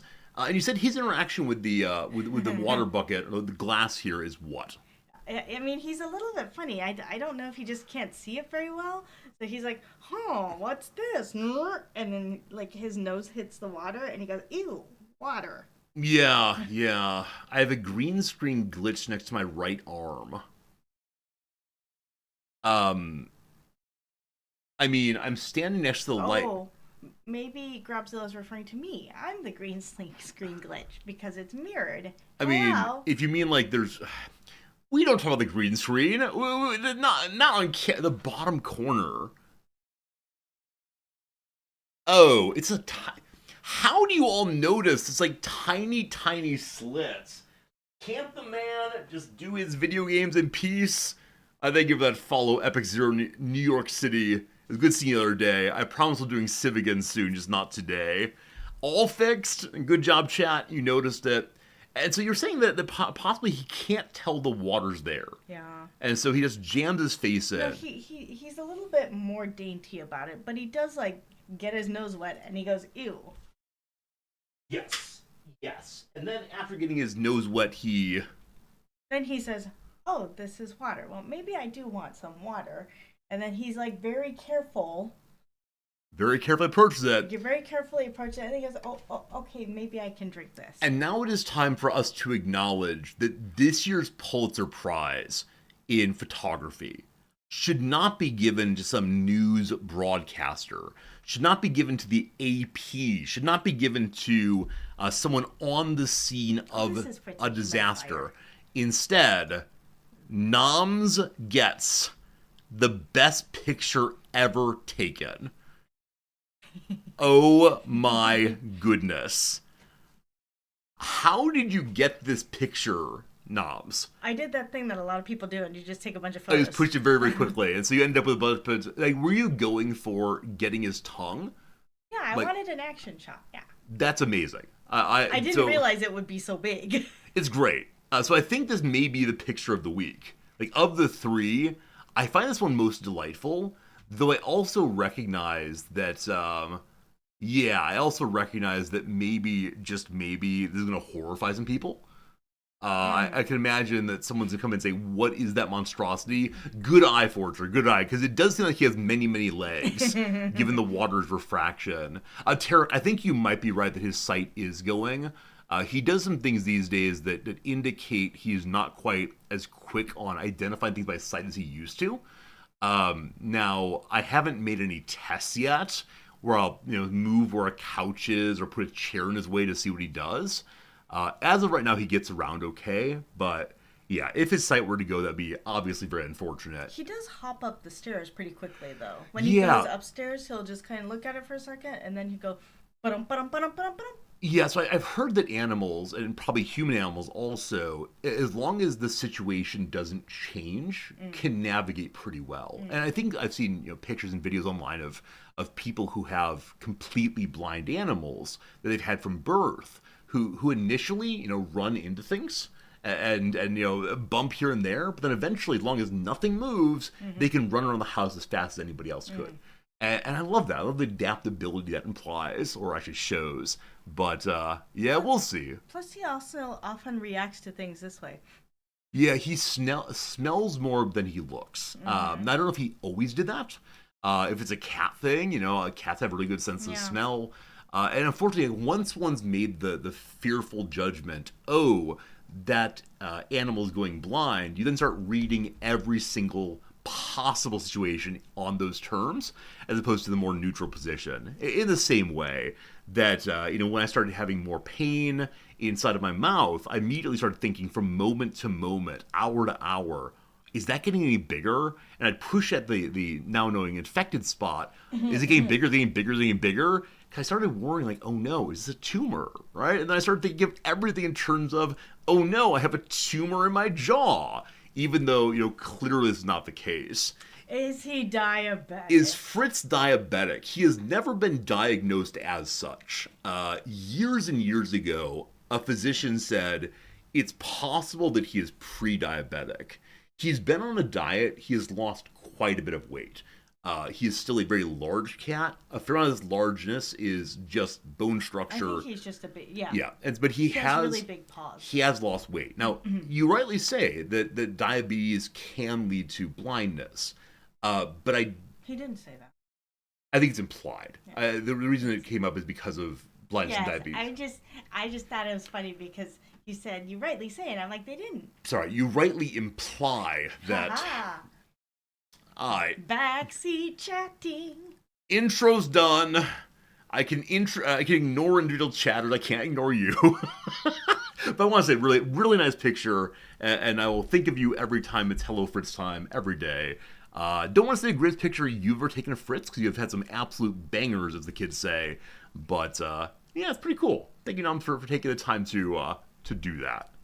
Cool. Any closing remarks, Noms, or should we say goodbye for now? I guess the question, what are you going to do this morning? Have you decided on a plan while I am doing the video games? Work. It's Saturday, though. I know. It's Saturday. I don't know. We'll see. Okay. That said, this afternoon, we have exciting plans. Yeah, I was going to say, it is Saturday. It is a long weekend, so regardless of whether I get something done today or Monday, it doesn't matter. It'll be done by Tuesday. Like, right, holiday it's not Monday. like I'm going to give it to somebody and they're going to work on it over the weekend, so. Fair enough. I hope it's the case you do relax some. But this afternoon, we're going to get the haircut, and then maybe after the haircut, we can go to that nice Mexican place down there. Oh, yeah, There's maybe a so. California-style Mexican place. It's not nice. It's not, like, nice. I mean, it's nice, and they're always friendly to us. And I think they remember us, because I'm a big, goofy American, and an area doesn't have that many of them. Well, whenever you say that, if you say that nice Mexican place, it sounds fancy. Yeah. It's not fancy. Yeah, I think you're absolutely right. I think perhaps the normal signification of nice means like upper class or elite. But no, for me, like nice means I feel good going there. And it's just a pleasant experience. And so because of that, I think maybe I call every restaurant nice.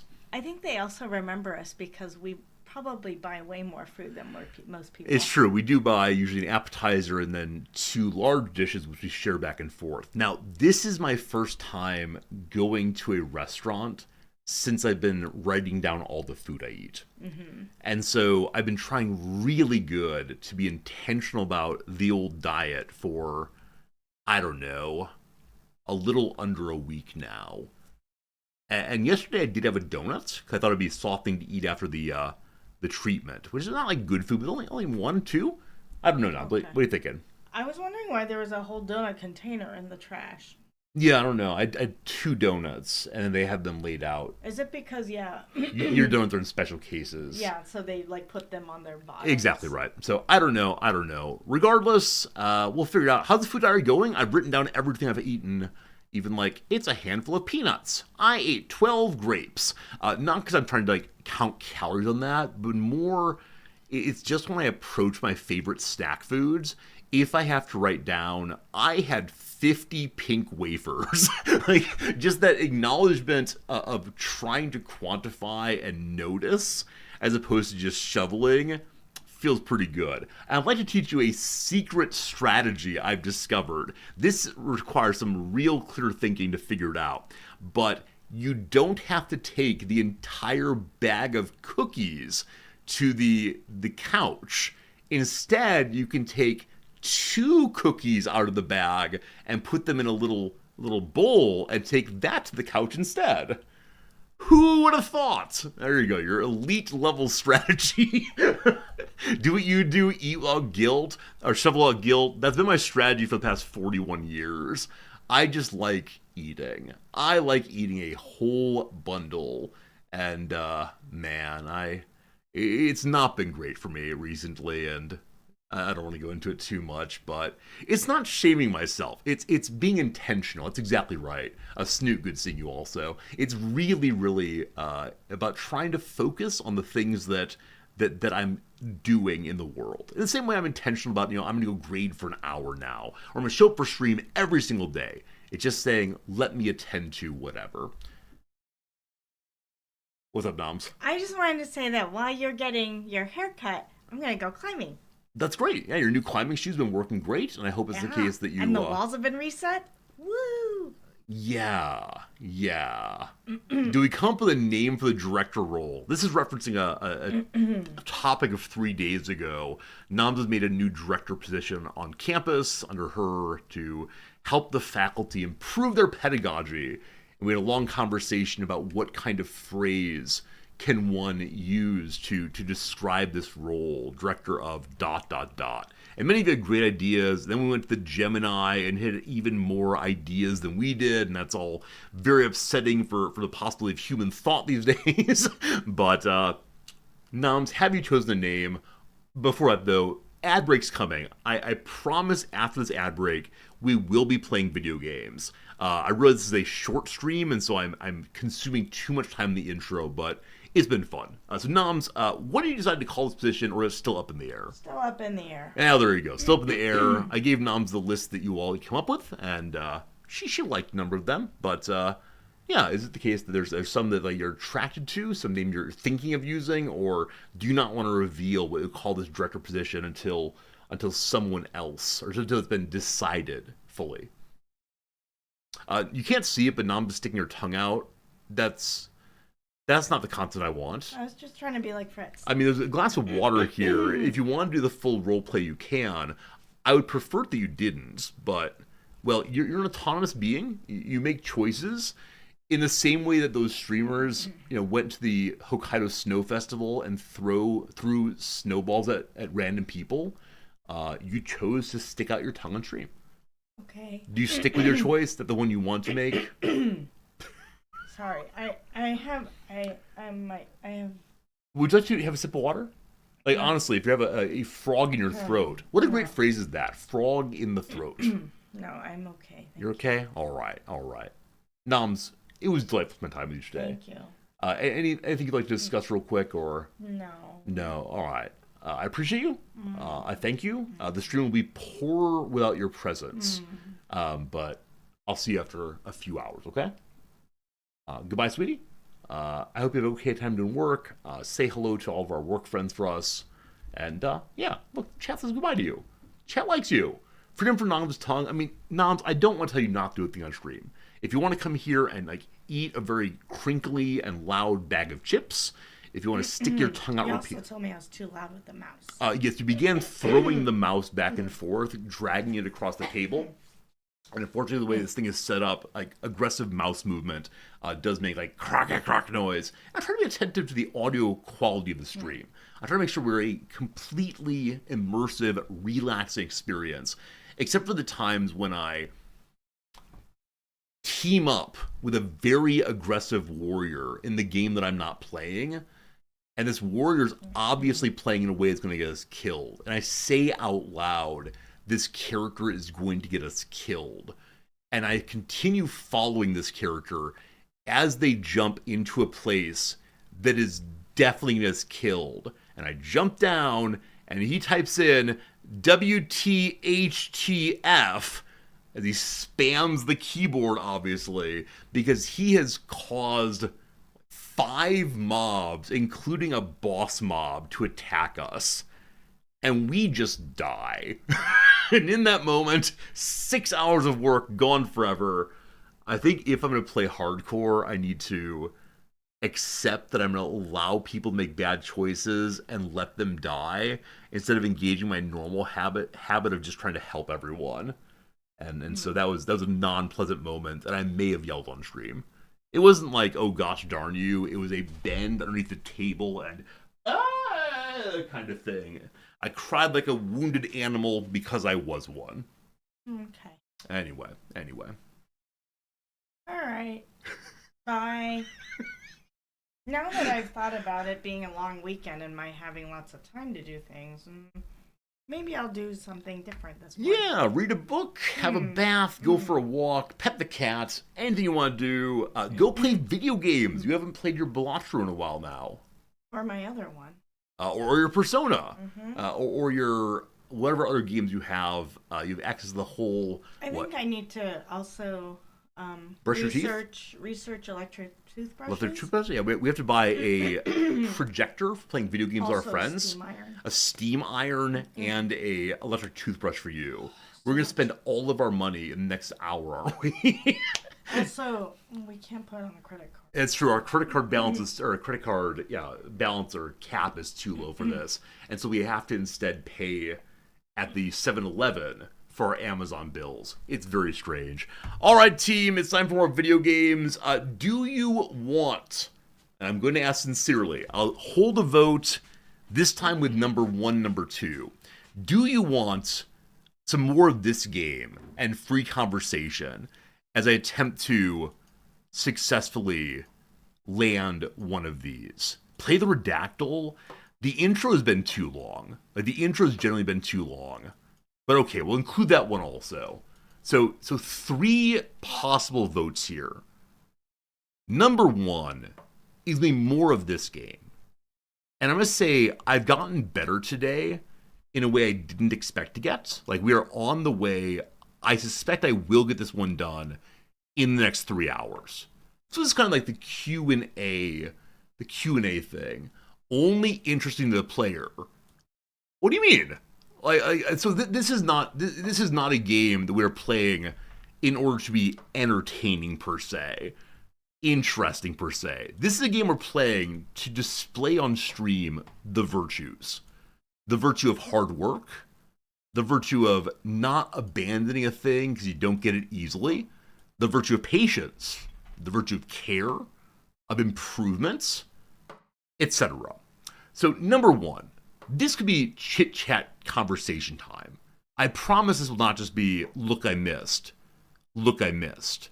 Look, I missed. Right? Instead, we could chit-chat about this and that, and this is backdrop for conversation time with you all, questions and answers, spending time. Now, a different streamer could say, I want to play this, we're just going to play this, and you know where the X key is, obviously. You know how to find another streamer who cares about being interesting, as opposed to being a model of moral improvement. Anyway, game number 1 is this one. Vote number 1 for this one. Number 2 is let's go do the Redactyl first. And then game number 3 is going to be Bloons. Going to be a tower defense monkey game for a while at least. Not for the whole stream, but instead for a while. And then after that, maybe the whole digging game. Who knows? It's variety day. So again, number 1, you want to talk to Rizordi. You're interested in having a conversation and learning about the world and morality. Number 2, the Redactyl. Number 3, the Bloons game. The new roguelike mode or base game Bloons. Dogberry, I do not know. I do not know. I bought balloons this morning. Um, I I do not claim to have any skill at the game. Instead, it's a matter of I will learn live. I will learn live. Okay, I'm seeing a lot of twos. A lot of twos. Here for the streamer at the game. See, Dogberry, this is what I thought. I hear so often, Resorty, you are what matters here. Resorty, any game you play, I will be here because I am parasocially invested in our relationship. Resorty, I enjoy your company, your comfort, but then when it comes to the moment of Resorty says, we're gonna throw some cards for a while, it suddenly becomes, Resorty, play any game but this one. Resorty, you gotta change who you are. You gotta We bounced off the orange ball. See, this is the reward of hard work. The reward of hard work is almost achieving your goals. That was pretty good. That was pretty good. The Bloons roguelike game assumes you put in time in the meta progression. Yeah, I've not done any meta progression. Maybe I need to do that. General Ginyu, best chatter ever. By ChatGPT's own estimation, the most valuable chatter we've ever had. All right. I'm gonna take 3 more throws, really, and then we'll do the redactyl. We'll see. All right, 1, that one doesn't count. I slipped. 2, that's pretty bad.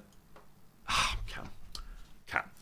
While you're working on accomplishing your difficult goals, it's okay to occasionally take a break, right? Take a moment, lean back and say, I've done a good job, just like General Ginyu does a good job chatting every single day.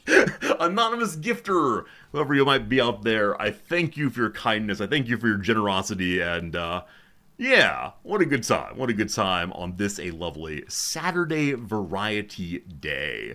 Where is the screen I need? There it is. There it is. All right, you want the redactyl, you get the word of the day. And then you get the redactyl, I promise. Jabberwocky? Do we get Jabberwocky indeed? See, this is a great word of the day. It refers to, is it Lewis Carroll's little story about the dragon monster and the Snickers snack of the sword and so on? Yeah, word all about fun. Can we recount the votes? There might be more 3s. There might be more 3s, I'm not sure. See, General Ginyu says, thank you, dear anonymous donator. That sounds like a very positive chat message. Makes people feel good. Meaningless speech or writing. Did you know, in a poem titled Jabberwocky from Through the Looking Glass, Lewis Carroll warned readers about a frightful beast. Beware the Jabberwock, my son, the jaws that bite, the claws that catch. Beware the Jub bird, and shun the frumious Bandersnatch. At one point long ago, I knew all the bits and pieces of this poem. The nonsensical poem caught the public's fancy upon publication in late 1871, and by the turn of the 20th century, Jabberwocky was being used as a generic term for meaningless speech or writing. The word Bandersnatch has also seen some use as a general noun with the meaning a wildly grotesque or bizarre individual. A much rarer word than Jabberwocky, though, and is entered only in the Merriam-Webster Unabridged Dictionary.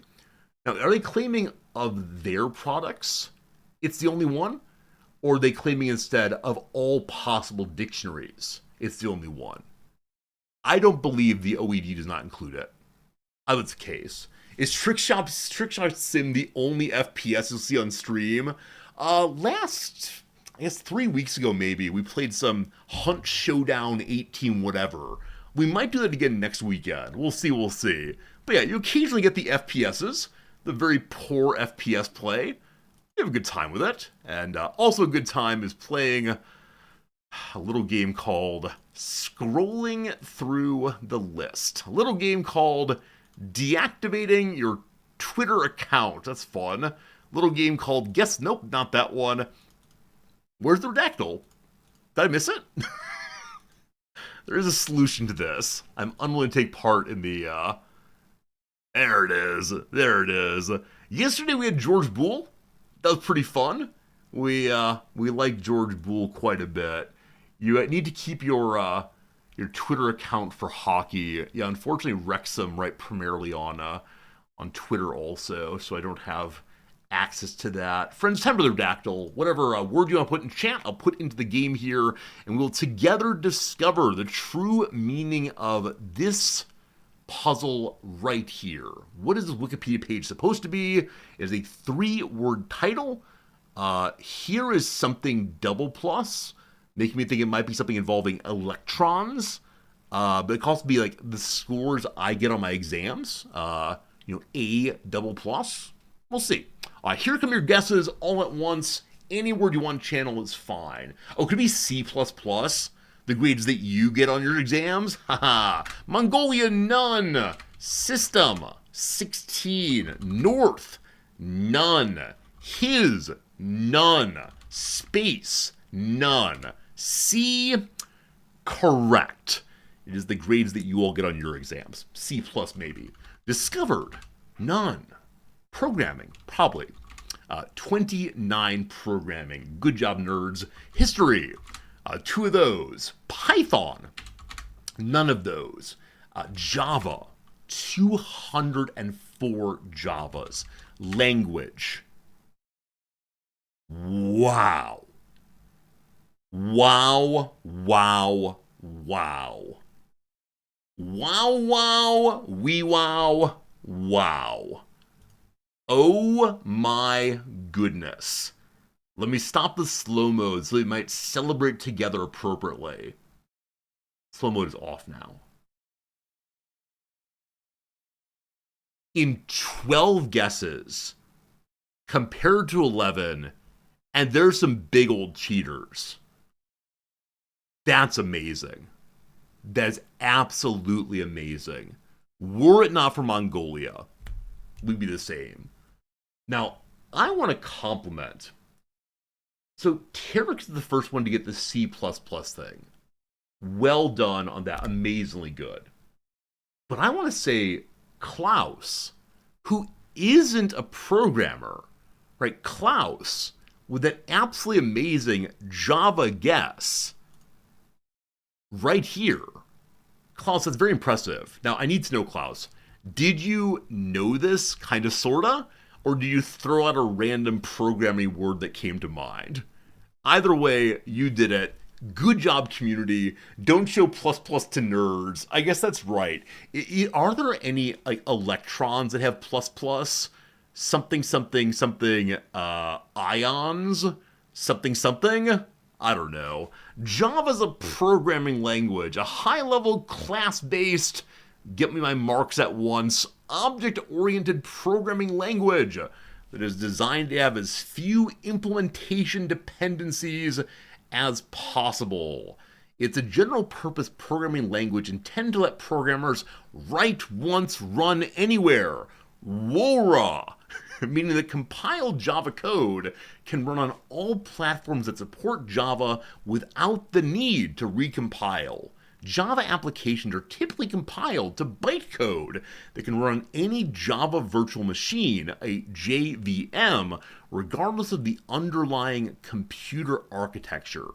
The syntax of Java is similar to C and C++, but has fewer low-level facilities than either of them. The Java runtime provides dynamic capabilities, such as reflection and runtime code modification. I wish to pause right now and say, this feels like marketing copy. Do you have to buy Java? If so, I now feel compelled to do so, with phrases like dynamic capabilities, like reflection and runtime code modification. They're typically not available in traditional compiled languages. As of 2019, Java was one of the most popular programming languages in use according to GitHub, particularly for client-server web applications, with a reported 9 million developers. Java was almost free. Got it. So, those of you who do programming stuff, for how many of you is Java your first language that you use most often? Or are you like Python Bros or Temple OS, or what do you use? I know of Java, but it's not the first language that comes to mind for me, certainly. Didn't Java, wasn't there some kind of like Java standalone player thing that underwrote a bunch of video games on the web? And at some point it was decided to be insecure, and so they don't let you use like Java web things anymore. Is that right? Is that right? So Minecraft was made in Java. Okay, okay. Applets are disallowed. Oh wait, was that Flash? Was that Flash instead of Java? Let's see. Web browser Flash discontinued in 2020. There you go. There you go. Chip Larone, thanks for that resubscription. 47 months. Happy Saturday. And to you, my friend. And to you. You start with the Ruby as a programming language. You're old and Python was the hot thing last you cared. I know a lot of our programming friends are really into Python still, but basic Pascal. Wait, can I still do it? Let's see here. What would that be called? A basic programming language emulator. Can I do it right here? No, don't spoil my joke. Wait, I remember the good old days when I had to type in like 10. Not, it was already pre-typed. Anyway, 10. Print hello world. Good one. 2. Go to 1. Go to line 1? It would just go to 1 or 10. Oh no, my programmability is gone forever. Maybe it works. Run it. Undefined label 1. Okay, maybe I have to type in line numbers. I don't mind doing that at all. 10. Prints hello friend. No. Just hello world, I'm sorry. 2, go to 10. Oh, so 20 then. Go to 10. I'll do this part so we have a good time. 30, end. Is that phrase end, I believe? Maybe. Let's run it. Only valid in -lang deprecated. String is... Okay, yeah, I thought I put go to in. But it apparently is broken. Try again. Wrong again, you fool! No, I know it's an infinite loop. This is what I used to sneak into the command prompt, the MS-DOS, on computers back in like 1992. And I'd do this at like the local store, and I pushed the button, and it would spam "Hello World" forever. Is this not basic? You didn't need a string. It was just like a black window. Basic. I don't know. How do I find this? Okay, basic programming language emulator.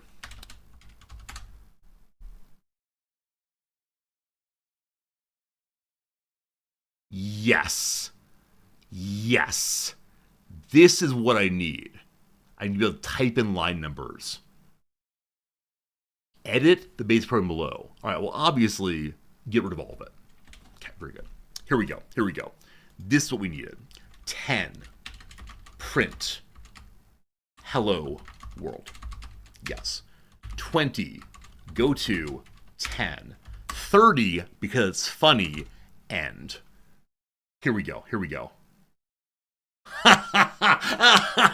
Still got it, team.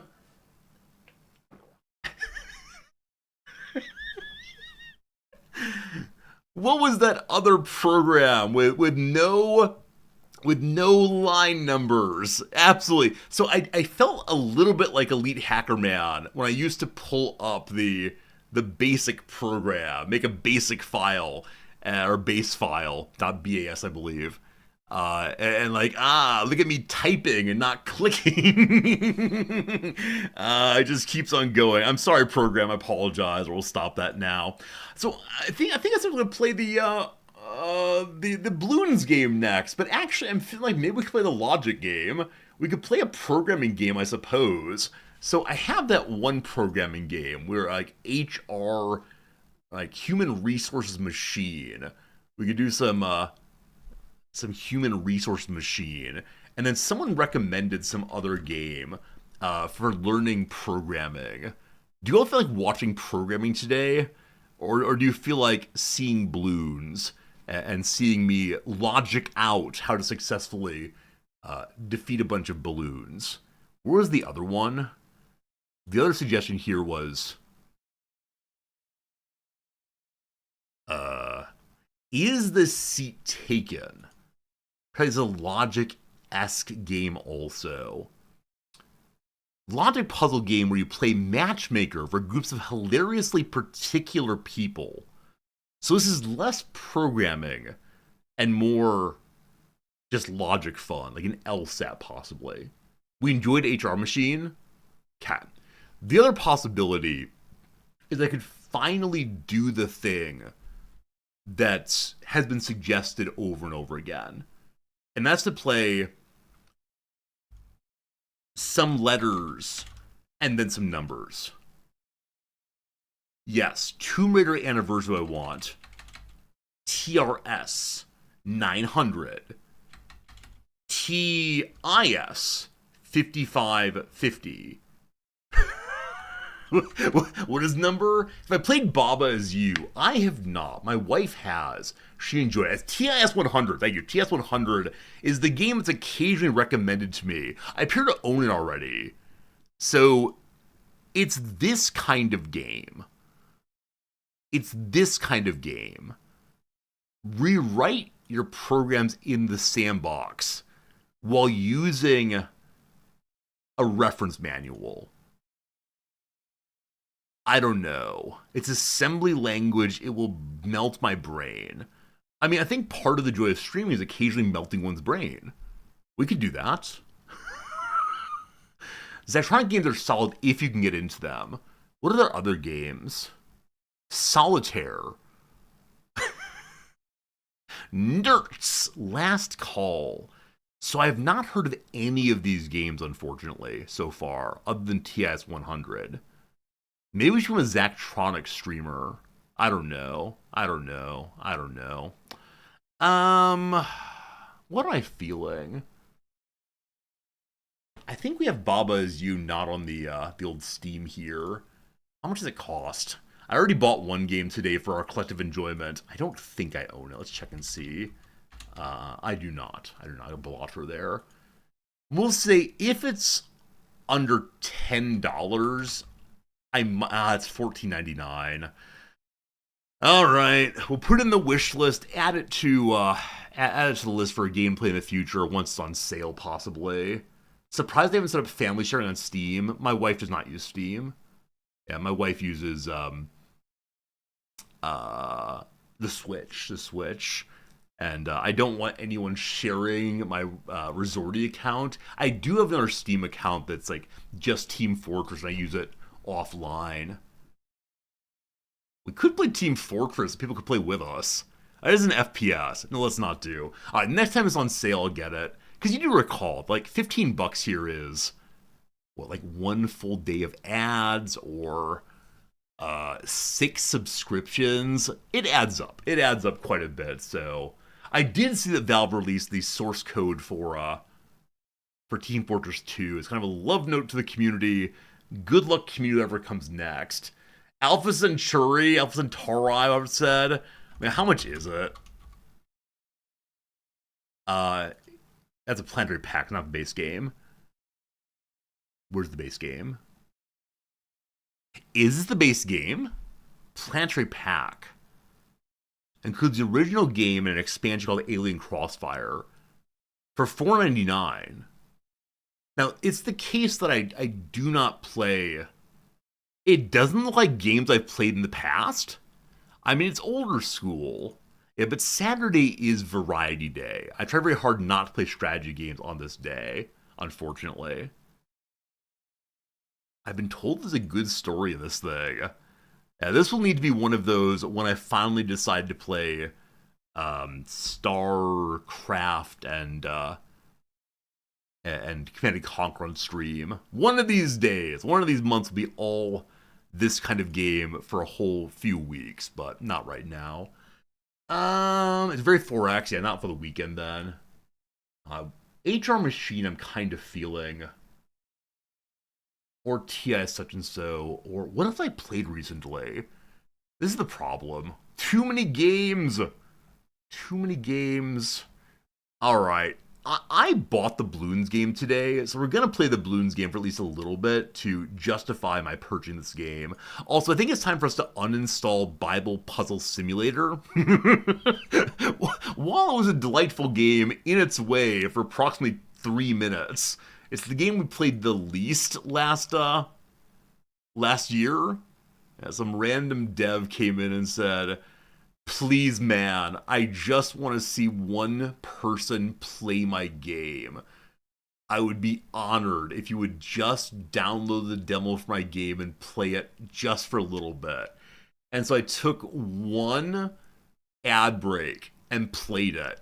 And as I started playing it, I said, "Oh, this game's really beautiful. I'm so into the art." And people in chat unloaded on him. "This is obviously AI art. How dare you sell this? You've done nothing." It wasn't quite that bad, but definitely a moment of people being less than impressed, we'll call it. Less than impressed with what the man has made, but he was happy, and maybe that's what counts. Alright, we're going to switch over to this window right here. I have 2 games running simultaneously. This is good. I wonder how many games I could run simultaneously. That was so close. How many games I could run simultaneously. That's kind of loud. One moment. We'll defeat this one of these days. Stage select. Back we go. How many of you have played the Bloons game? How many of you have made your tower defense such and so in order to keep safe your monkeys? Also, what on earth is the origin of this game? I assume there's some, like, Bloons 1 from way back. Bloons TD6. That's what we're currently playing. It was a flash game of a time. You have 1,300 hours in this game. I'm ready for the aggressive backseating. However, I don't believe we'll get far enough today in order to, in order to actually need backseating. I've not played this particular one before. I have played other tower defenses, but let's get to it. Why is it called TD? I assume tower defense. If I'm wrong on that, please let me know. The Bloons have taken over your town. Take it back. Stop the Bloons from getting through. Where should I move myself in this game?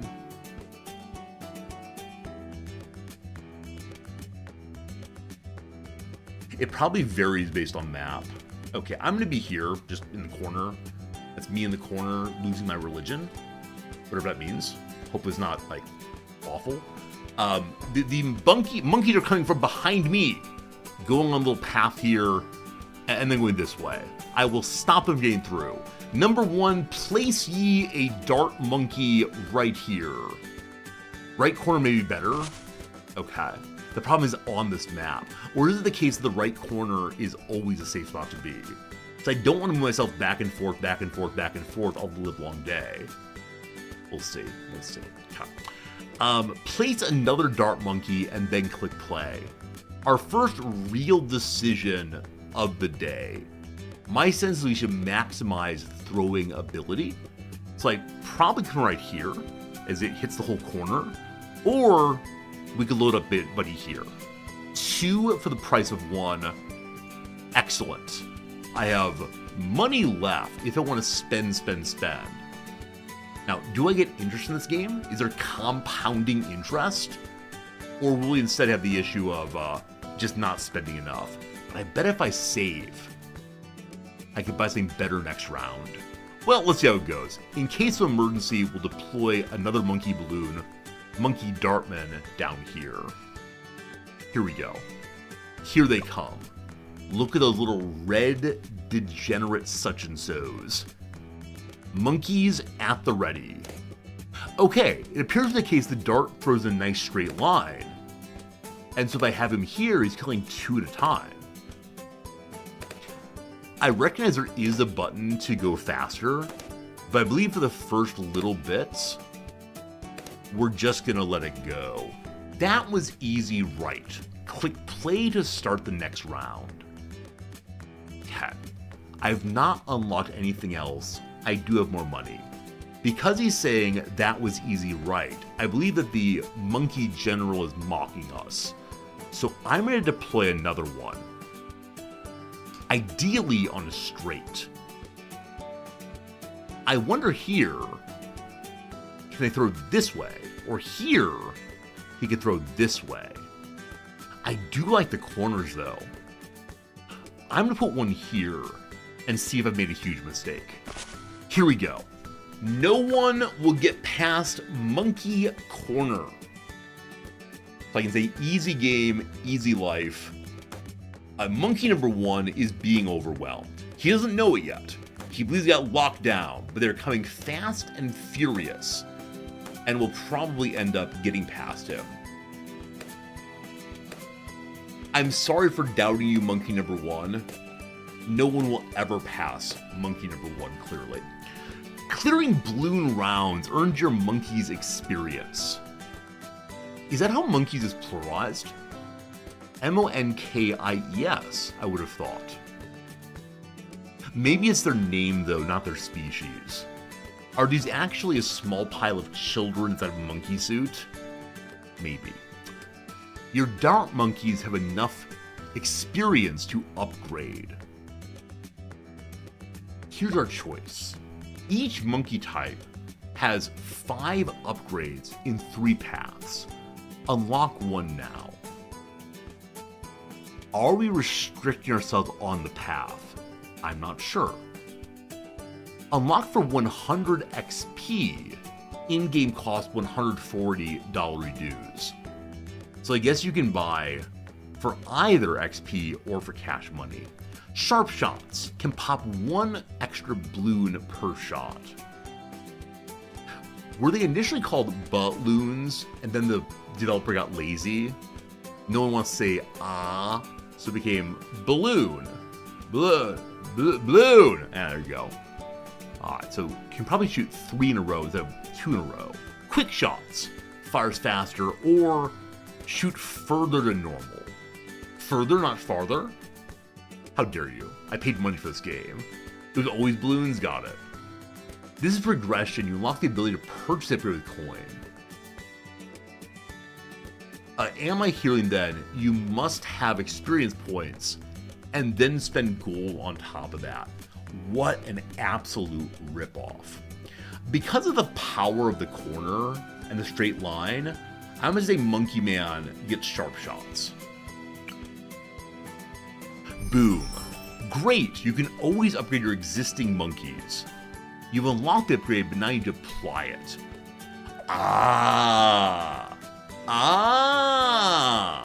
So now I'm able to add sharp shots to my dart monkey. Do I build it on the first one built? The last one built? The close one built? The strong one? I actually don't know what that means anymore. Regardless, corner guy throws more. Sharp darts. Good job, corner guy. Here we go. Can I move them between rounds? It's targeting priority. Oh, blue ones. Blue balloons move fast. Guy number 2 helps out. So the blue ones, I believe, take 1 hit also, but they move like Usain Bolt. Usain Bolt? Isain Bolt. Need some help? Ranger monkey.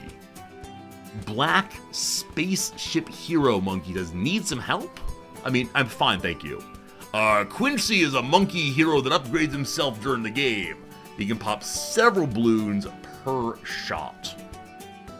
540 money for Quincy with his frankly overpowered looking bow.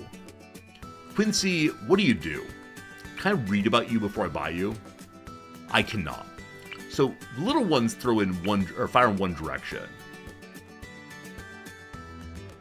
We'll see what this guy does. Now, I actually just realized I could have put a monkey here to throw it on this line instead. Now, can I move them? No, I don't want you. It seems that once placed, they're placed. I'd like to move them to here, but it seemed impossible. Quincy, let's learn how you work. You will control this corner. Are you kidding me? Oh, he shouts out phrases. Proud, strong, intelligent. Quincy uses his bow to perform feats of amazing skill.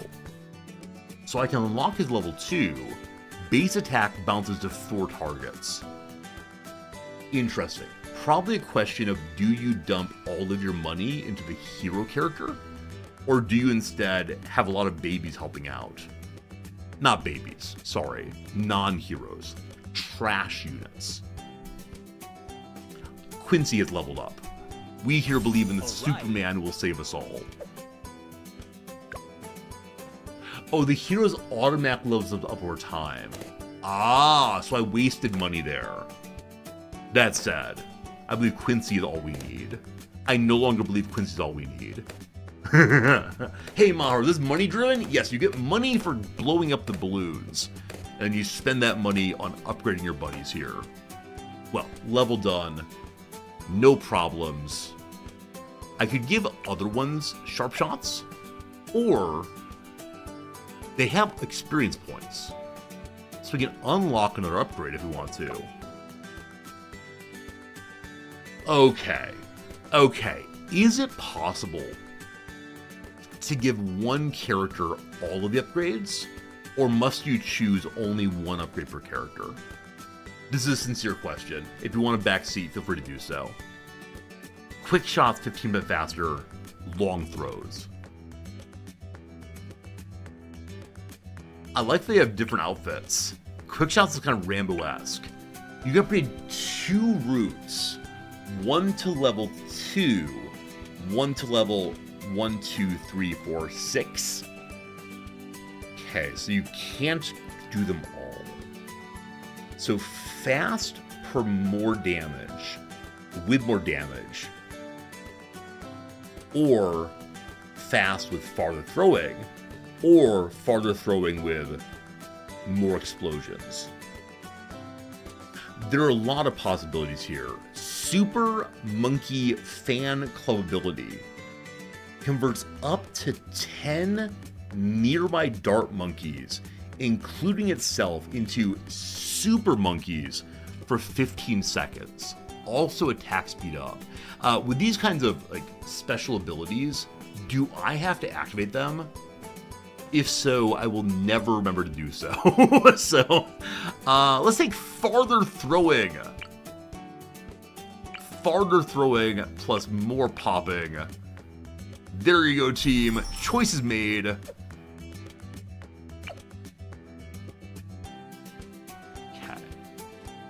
No, wrong one. Sorry.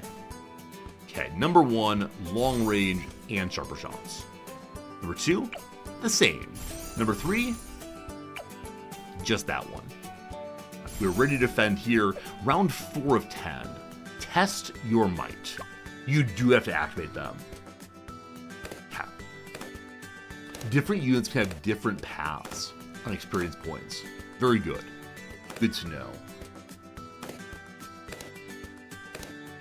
Right now, why is his name Quincy? I don't want to say Quincy is a ridiculous name for a monkey. There's nothing about this game that's ridiculous. Obviously, the monkeys need to defend their houses from the sentient balloons. But why is his name Quincy? He's named after his father.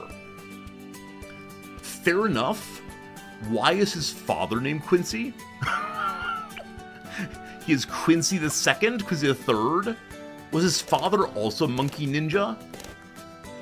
Oh, this time they're coming in multiple waves. So I was ready to go on break there. I was ready to say, Quincy, job well done, my good and faithful soldier. And then, this way, he was named after John Quincy Adams. Level 2. I don't know what has leveled up, but I see the gold ding. I say, grats, let me move on. Choose a monkey to unlock.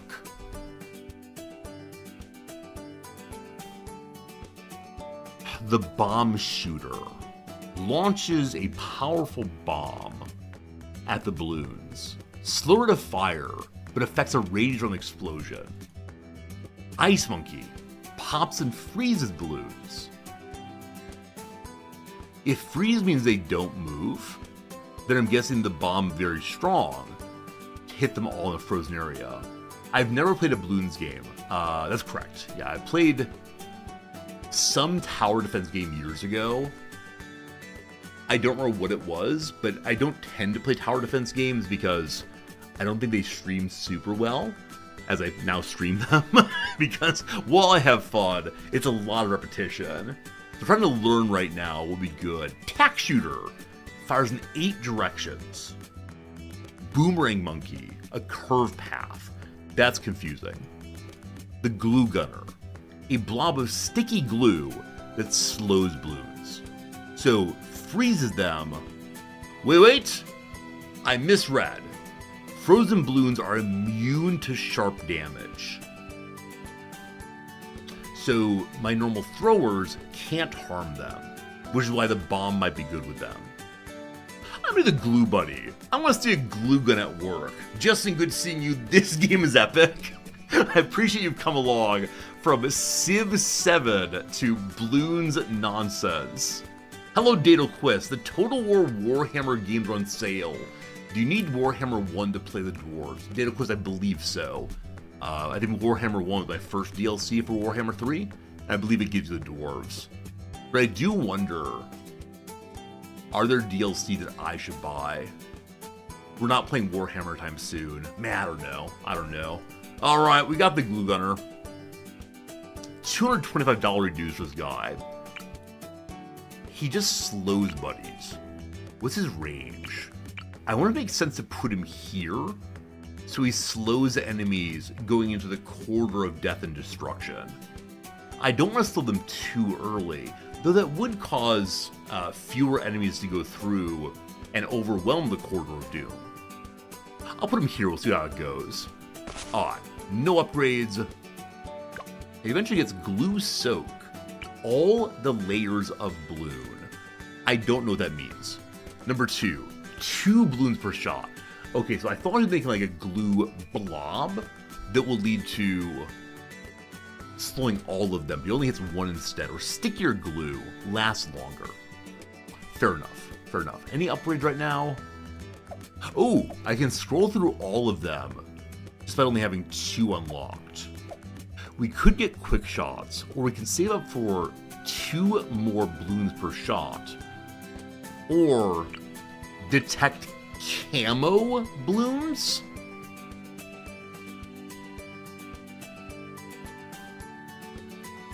Are there invisible balloons? Whoa. I don't know how good monkey eyesight is, but because they're prey animals, I assume they see that tiger's sneaking around. I assume they're able to notice sneaky things.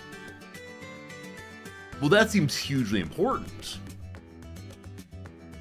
I know how onions and balloons have layers.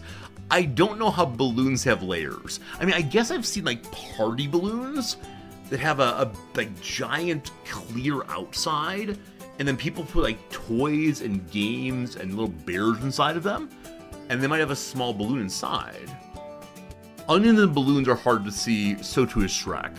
I feel like I fell into the meme-averse possibly. I believe I'm thinking that deploying more dart monkeys will cause them to level up faster. I wonder though, have I made an error in putting Quincy at the front? Because then my Dart brothers aren't getting any experience points. Maybe. Well, we can't move them. We're stuck with our choices. Please level up. I need to be able to see the camo balloons. I am Quincy. Maybe Quincy can see them. Hello, Quincy. Only at level 5. Uses his sharp eyesight. I like sharp because it's getting at popping things. Uses his sharp eyesight to shoot camo balloons. So, I don't know what this is. They look like actual dollar bills. Requires an internet connection code 1. Is this thing still on? Can you hear me? Do I have an internet connection code 1? I think I can actually spend real world money. Oh, okay, I see how the balloon works now. So the blue balloons turn into red ones after taking damage, but the glue soaks through in such a way that when the blue is popped, the red is still slowed. Oh yeah! Kool-Aid Man, crossbow, nope. Mechanical bow, compound bow, that's what I want. Kool-Aid Man, compound bow, go. Activated ability, carefully choose when to use them. Each has a cooldown before you use it again. Alright, cooldowns. So Quincy now has a cooldown. What next? Maybe I can only see it when we're actually in the mission. Where's the cooldown? Monkey Dollars can be bought with IRL money. Get a decent chunk by playing. So I can microtransaction if I want to. That green one had a blue one inside. And the blue one has a red one inside. And the red one might have a camo one inside. And it turns out that it is balloons all the way down. Left side of monkey. There it is. Thank you. Missed entirely. Right there. Thank you. Thank you. Oh, also here. I missed that. Now, what does this special ability do? We kind of just sat and watched it for a little while.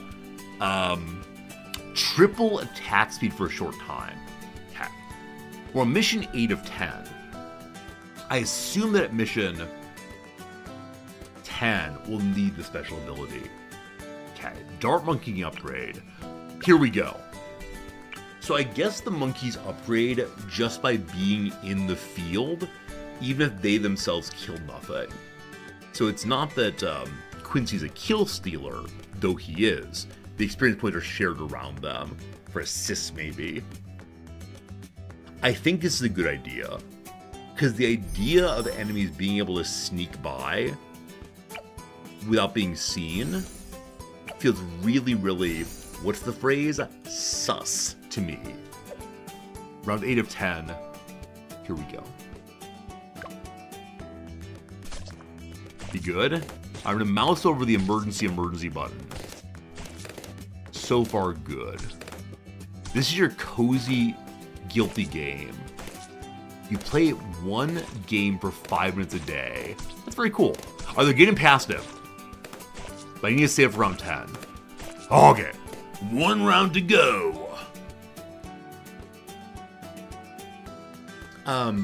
Can money be carried over to the next round? Because if not, I'm considering dumping out all of my money just to ensure we don't lose. But if it can be carried over, I should probably save it. Teach me, team. You today are the professors. I today, the eager student who is doing his reading. My reading says we have 284 gold coins. Can I carry it forward? Strategy about knowing when to save and when to spend. Well, we're gonna save. We're ready for triple blast excitement. The minute that one gets to here, we triple blast excitement. Spending is fun, it is. but the very back monkey has yet to do anything. And that feels to me like perhaps a bit of overspending. I'm noticing that my, oh, you know what? I should change this guy to like nearest instead. Because he's been firing at ones that are far advanced here, like way forward, leading him to miss regularly. I have 150 lives. Oh, so we could let some come through. Emergency, emergency. Here we go. Go, Quincy, go. There we go. But I obviously have to beat the game with no losses whatsoever. You're either first or you're last Ricky Bobby. 100 real money. How do I withdraw it from my ATM? Welcome home. I've always looked for a home. Legendary Balloons update. Become a legend in the massive Rogue Legends DLC. People were excited about seeing Rogue Legends DLC. It's not going to happen today, at least. I feel like I've just walked into a pachinko parlor, a gambling hall, and casino. There are so many things calling my attention. First things first, a treasure chest is jumping at me.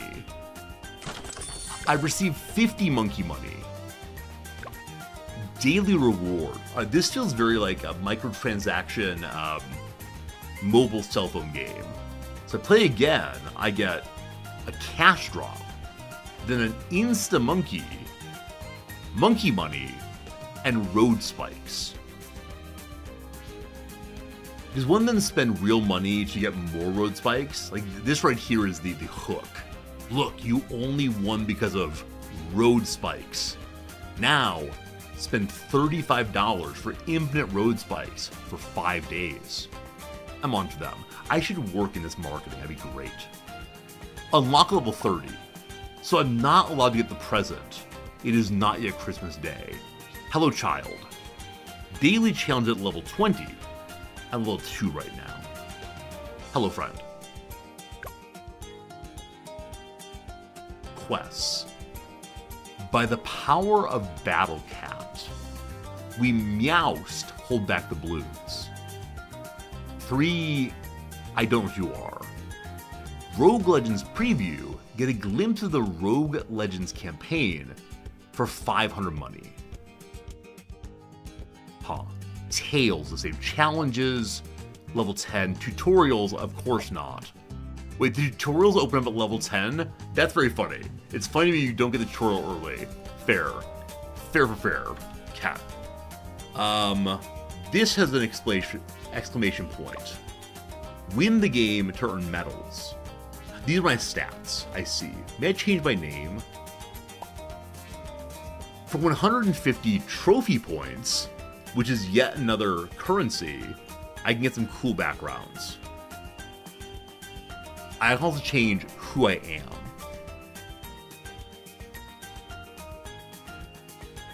I'm clearly General Guy. I don't want to be player. How do I change my name? Player's an offensive name. I mean, I'm a real playa, but still. Very confusing. Cat. Done for now. Settings account. Thank you for knowing things. Wait, your username is Bloons Fighter. Good. We've attracted a person who actually knows how to play this game. In this, my first playthrough ever of any Bloons game. It's like, I don't know, I'm playing Dark Souls and someone comes in, DS Master. Blow the avatar. Thank you, Bloons. It's good seeing you. Here. Got it. Okay. Account. Age verification. Oh, how old am I? 41.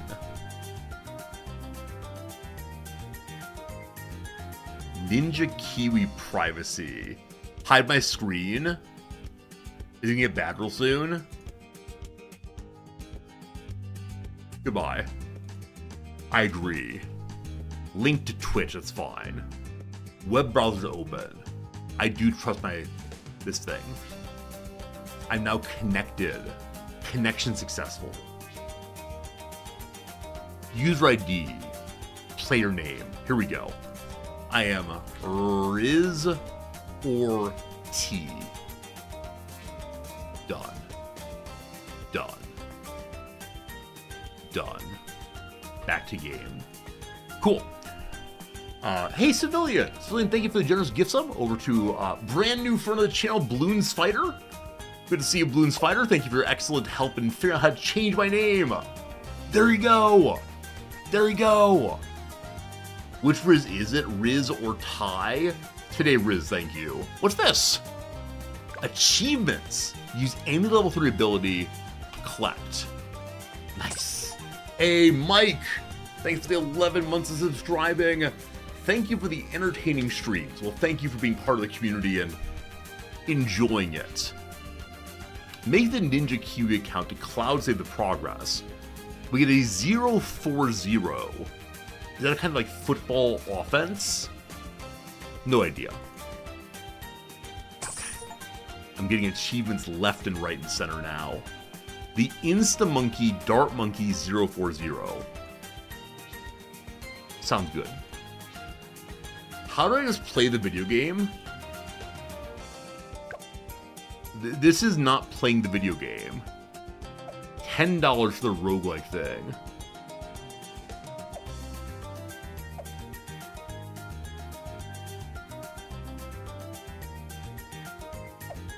$50,000 monkey money. Back at our top left.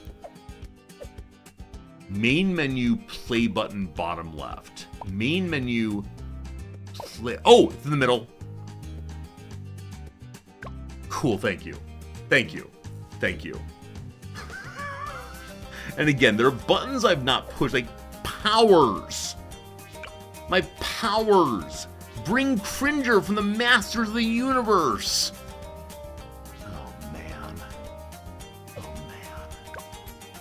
Easy, medium, or hard. I don't know if the game is mocking me as a new player, but fine. Monkeys cost less than normal, balloons move a little slower. You have 200 lives. Beating around 40 in easy warrants a bronze medal. Or do I go deity difficulty right away? Monkeys cost more than normal. You start at around 3, the balloons move faster. Friends, an ad break is coming right now. I'm going, no. We'll take a quick little ad break, 3 minutes. During it, you will not miss any of the very important Bloons content. Instead, you'll miss an attempt at the once a week hardest crossword puzzle of the week in New Yorker. Gonna be good. Now, team, the question for you. Do you want another hour of Bloons? We've played about 5 minutes so far. Or do you want the Diggy Diggy Hole game? Or a programming game? Those are the 3. Number 1, more Bloons. Number 2, Diggy Diggy Hole game. Number 3, the Logic programming game. I'm liking Bloons. Or, big surprise, we move back to throwing cards for the next hour and a half until I eventually pull off my trick shot. Okay, programming. I'm gonna be happy to play. Hey, I'm happy playing basically anything. I said there was some other game. Did I? What did I say this week we could possibly play? I said game of digging a hole, Bloons, that one Logic game, and something else I forgot. I don't recall what the 4th game was. The votes are all over the place. That said, with a name like Spontaneous Irony, brand new chatter, you can decide anything we do today. Today, Spontaneous Irony is the master of the channel. It's like your username. I wrote about irony a while back. Friends, welcome to the Friday puzzle. Hello? 1 second. Oh, it's down here, of course. Whew! Whew! What's the programming game? It's either human resource machine, or it's TIS 100, which I do own. We could play it. Okay. Here we go. Good luck, team.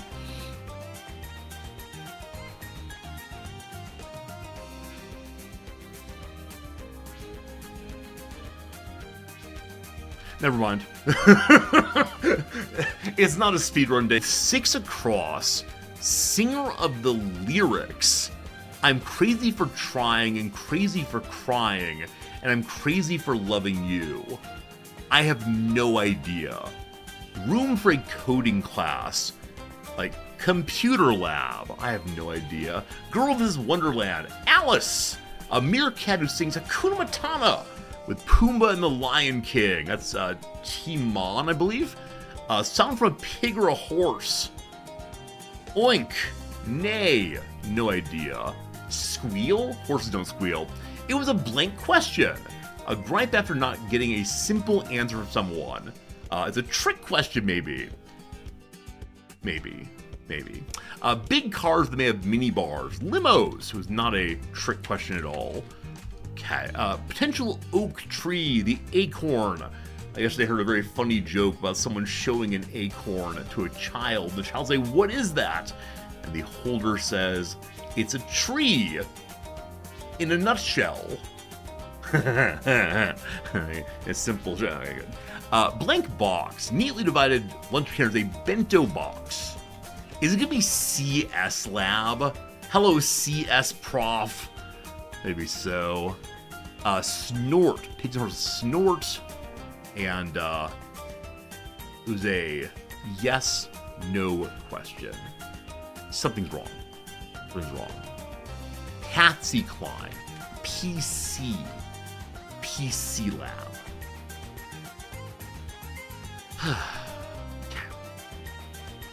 I know this song. It's like, what? Crazy. I'm crazy for trying and no, it's crazy for loving. It's like that. All right. Brutal one. Long lyrics, very challenging. And then PC Lab. Yeah, I always say computer lab, unfortunately. Well, maybe next week we'll win big on the fastest crossword ever. What, so far it's a 10-second one on the Friday, but not today. All right, friends, an hour of balloons. Starting easy. We're figuring out. Here we go. So, I could spend most of my money just to get Quincy and have him hold the fort. Quincy over time levels up himself. So I think the earlier I get him deployed, the better it is. Right here is interesting to me because it covers some portion of both the loops. That said, having him in the middle here feels very strong also. That said, having him here feels very strong also. If he goes here, he can't cover the backside. I think here makes sense for right now. Let's go, brother. Are you kidding me? Hey, I could buy a baby also or slower. I can't do math. We're slower early. The slower to aim towards the last one, I think. Cool. And then Quincy is first. Yes? Who's on first? Quincy is. What's this? Powers. You have a power. These create powerful temporary effects to help you win, but get used up in the process. Choose when to use them wisely. I have 1040. I'm going to pretend I don't have this because it confuses me to think about. What is it called? A 040. It's not here. I don't know. Okay. But back to normal play. Let's do it. 40 rounds. I definitely understand why people will speed up the game. Because sitting at this pace for 40 rounds seems less than great. I'm going to speed up this one because I believe we're fine in round 1. Not that fast, actually. 040 first to upgrade paths. So when I use it, does it upgrade one of my other buddies into like level 4 on this? Maybe. Oh, cool. These unlocks are still unlocked. I did not realize that. That seemed good. Presumably I need to get someone out who can detect camo early. Team backseating question, please. If I have a character who can see camo, do they let their friends know? Or can only they fire at the discovered camo? Like, are these spotters? Or just shooters, I guess. I don't know the phrase to use. They do not let their friends know. How rude. Like, frankly, how rude is that? Profoundly rude. Okay, I have 594 points, but I can't level above 400. Okay, I haven't taken the basic one yet. Got it. The crossbow is 1,900. But there's a single dart. Nope, not it. What's the crossbow do? Long range crossbow can pop 3 layers of balloons for every hit. So blue, red, and green, I believe. Huh. Some monkeys can remove camo entirely. You can make the darts focus them individually. Cool. I think we're gonna get a dart buddy out next turn to get one of those for spotting. I think my current strategy, so to speak, is going to be a camo detector out early always. Maybe. Okay. So buddy here can level up. But I do want to get the camo buddy out first. And I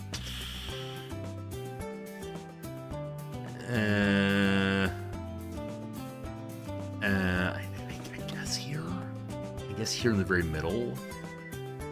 Okay, you are my radar tower now. 170, and he gets that. Oh, bad call though, right? Because he throws in a straight line. Can I undo that? I can sell him for 172, so a slight loss of money, but I think this is a good idea. Is this a good idea? Oh no. I may have wasted money for no good reason. So though he's thrown in a straight line. Huh. It's not clear you can see very far. Well, okay, let's try this. If it all falls apart, that's fine. Here we go! 7 money is level up. Hey, speaking of levels up, your boy Quincy. That's right, I said your boy Quincy. Now bounces attacks more. Cool. Alright, saving up for 170. Buy nothing. That's a lot. That's a lot. Quincy does not have his emergency button yet. Yeah? Early levels aren't that hard. Hey, we leveled up! I like the idea of glue plus the bomba shooter. Because, or maybe it was freeze plus that. Okay. We have the money to allow you to see something now. Awesome. Now, do I want to pop an extra balloon or shoot faster? I want all of them, but I think popping more on camo, I have no idea like how many shells the camo has. We'll see though. Yeah, I expect they're very easy in the early levels, but I'm trying to play them safely. Perhaps it's ridiculous. Top speed. Or maybe it's an easy game all the way through. Saving up for 320.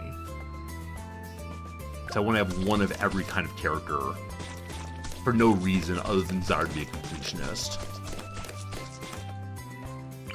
Okay, so the bomb here, I'd like to hit the corner. Is there a way I can ask him to do that? First, last, close, strong. I guess first we hope we pile here. I don't know if that's a good purchase, actually. Without a freeze to hold them in place.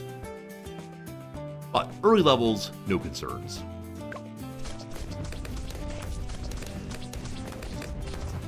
Oh wow, okay, so even without freezing all the balloons in one spot, the can's still doing very well. Keep playing balloons regularly and check for updates, maps, heroes, challenges. I was reading that. Glue Guy can level up. Sorry, Glue Guy can level up. So Glue Soak, all layers. So if one pops, it keeps being glued. 2 balloons per shot, or longer lasting glue effect. I want either the first or last, I believe. That true?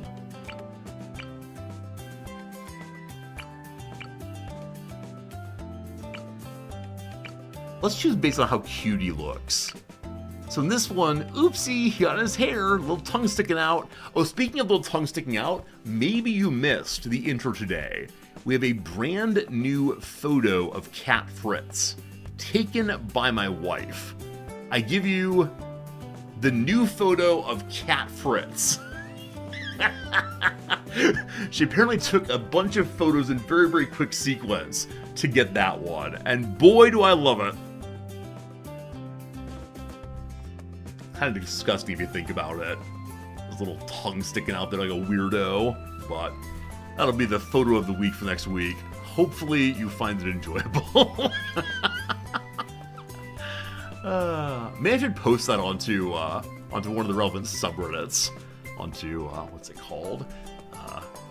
The one orange brain cell, whatever it's called, something like that.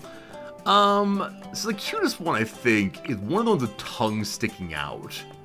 So either all layers or glue lasts longer. I'm going to do glue lasts longer first. And the reason for that is I don't think there are that many, especially,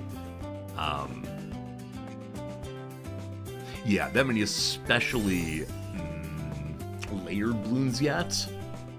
I'm guessing eventually we'll have incredibly layered balloons.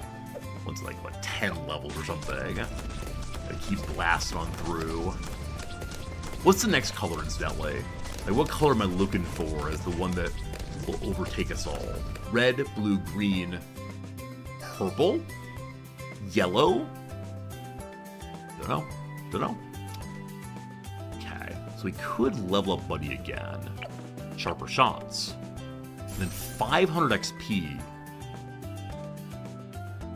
to get 2 more balloons. So 3 balloons per shot then? Sure. Rambo, ready looking guy, 170.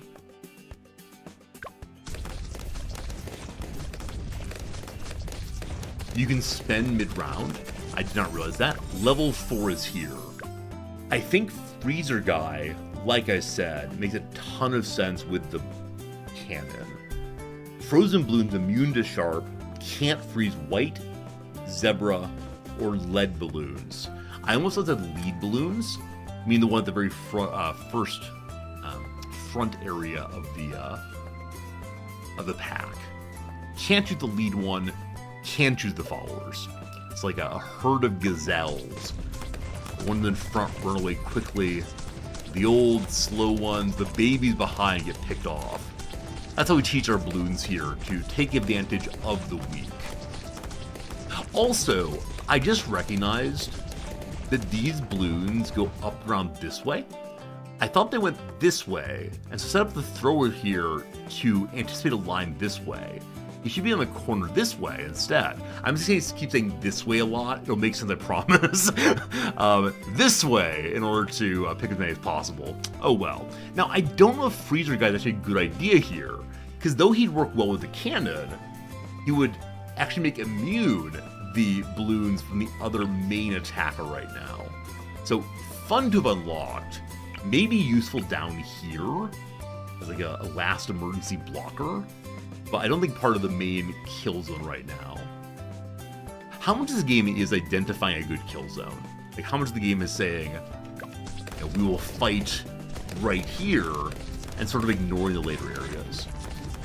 Or do some people play effectively by spreading their monkeys throughout the level instead of all just in one place? We're going to soak through all levels now, I believe.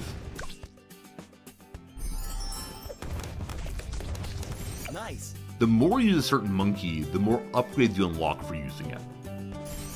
So don't spread out too much. We've given you all these nice new monkeys. However, just stay with the one. Map difficulty is determined by track length. Shorter tracks, harder.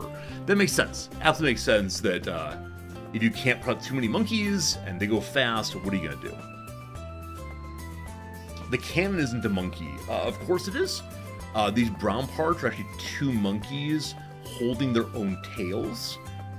The black part is just the weapon like anyone else. It's actually two monkeys holding hands underneath what is actually a converted vase.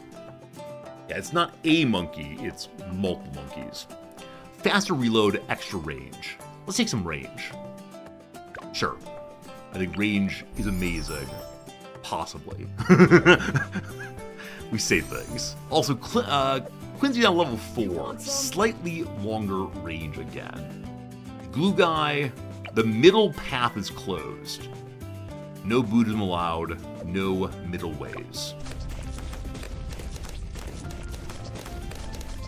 I keep thinking I'm seeing a yellow flag or yellow balloon, when in fact it's just the glue. Level 5. Leveling up like an absolute madman. So curve path or fire in 8 directions. I wonder how the 8 directions will work for one of those junctions. I don't know the word for it. Those roundabouts, maybe? I have a suspicion this will work. As long as there's no friendly fire. Can you even imagine friendly fire in this game? Okay, I like it, but I hate it. Because I don't think we actually reach all the sides here. Now, I suspect that they will level up to have a longer range at some point, but for the moment, seems not so great. Another upgrade available on you. Corrosive glue. Glued balloons pop 1 layer every few seconds. Or slower glue, slower than balloons even more. Corrosive is amazing. DPS on top of one's freezing. If I level them up to that, the balloons now wear safety suits. Not balloons. I like the idea that the monkey wears a purple balloon over himself. He's actually wearing the skin of the enemy. Except for the feet. Is this canonical? I think that's canonical. Though we haven't seen any purple guys yet. Alright. Kuro's Tippy going. It is adorable how they look different each time. Absolutely adorable. Okay, one snuck through farther than ever before. This is only level 14, but I'm sitting on yellows. Yellow is next one. I'm sitting on an ability that recharges. So is there a reason just to sit on it? Probably not. It's probably like the word? I am Quincy. Mythical? Son of Quincy. Herbalistic? What's the word? It's like the story of lore in which you save your health potions for the very last moment, waiting for the final boss. The final boss never comes. That said, I suspect it's the case that round 40 will include some like final boss mob of some kind. What's it called? There's some word I'm looking for that refers to like maybe like the blank of legend. You know, much like the hair of legend. John rushed ahead. Oh, I went even faster. Okay, fire. Come on. So there appear to be multiple speeds, possibly 3 of them. One balloon got farther forward than ever before. Much like the something. Ooh, getting old. There's some phrase. We're not going to be the old man resort you can't remember things right now. Garbage horse things to follow. First time player of this game. Trying our best.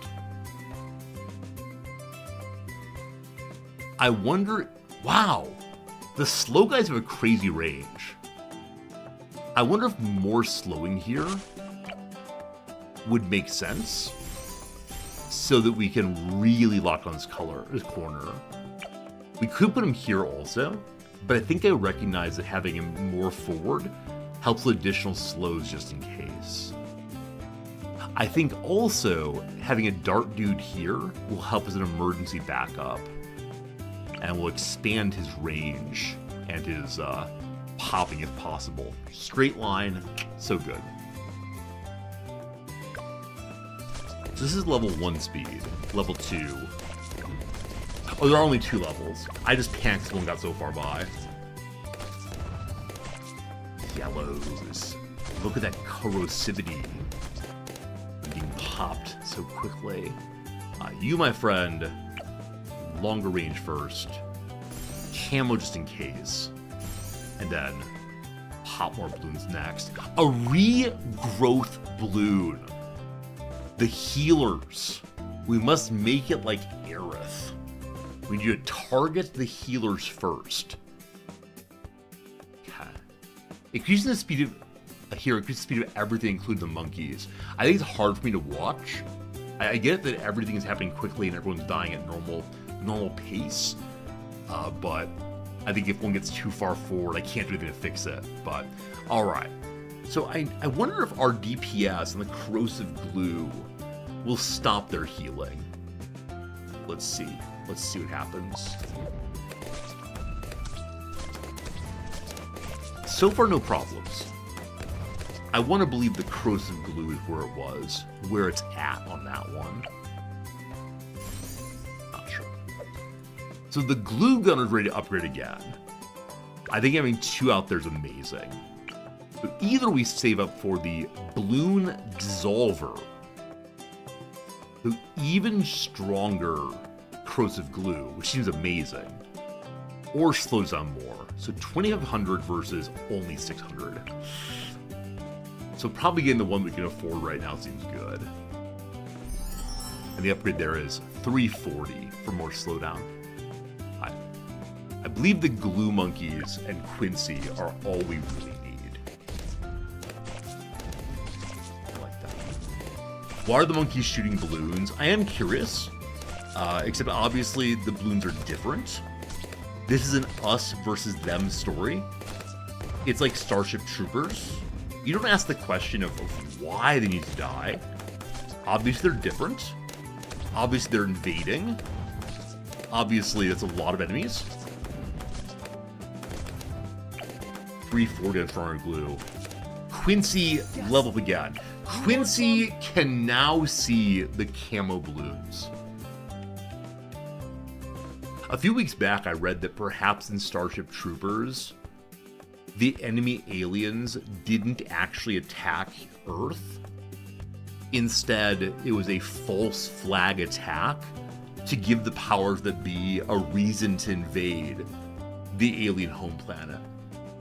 Now, I don't remember anything about Starship Troopers, except I didn't quite get its ironic tone when I watched it at age 14. I was very much, heck yes, go fascism, go. But, yeah. False flag.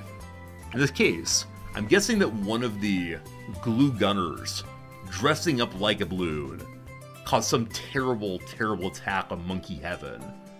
And because of that,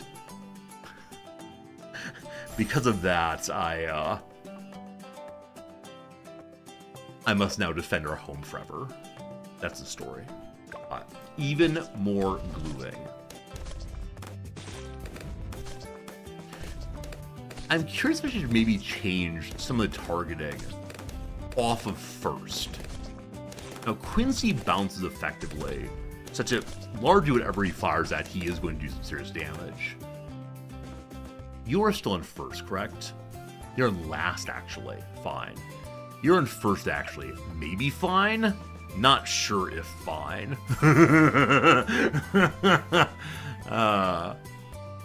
Black balloons. Small, but contain 2 pinks inside. Also, explosions fail. Ah.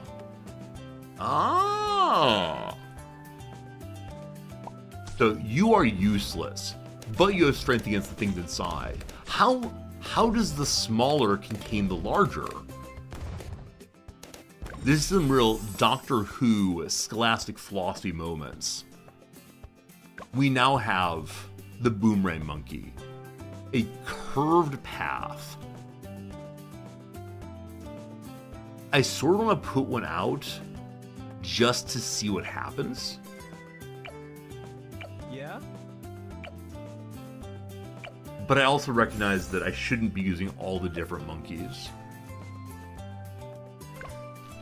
What a strange game this is. Constantly talking about monkeys. Friends, level 21! I believe at level 20, the black balloons were shown for the first time. And so that was our like mini boss, I guess. Okay. Okay. Cool. We can get a crossbow. Long range that pops 3 layers of balloon for every hit. So more damage, more range. I believe I was told a number of times that you can only go past level 2 on one line at a time. Crossbow Master. Shoots really fast and devastates most balloon types with ease. Or Ultra Juggernaut. Gigantic spike balls, but no, you don't want giant spike balls. The balloon thing is throwing darts. Spike balls seems like shenanigans. Now this one, the ability to throw more darts seems very in line with what what monkeys do. The Super Monkey Fan Club seems like fan service for the anime sets. What's that one like anime involving monkeys? Or is like the monkey ball thing? Are you a reference to the monkey ball thing? I have no idea. The spike balls are amazing against the endgame balloons. I'm not sure if I care if they're good. This is a role-playing game, obviously. Obviously, doing some roleplay here. Alright, 490 and the crossbow comes. White balloons are like black balloons. Like the black balloons, but are immune to ice effects. Happily, we have no ice, but it makes me wonder, should we be having a variety of characters out here, just in case suddenly there's an ice immune, suddenly explosion immune, or does one gradually learn, this is the kind of thing I need? So though it's the case my monkey here is able to cover a huge area, a large portion of it is completely missing.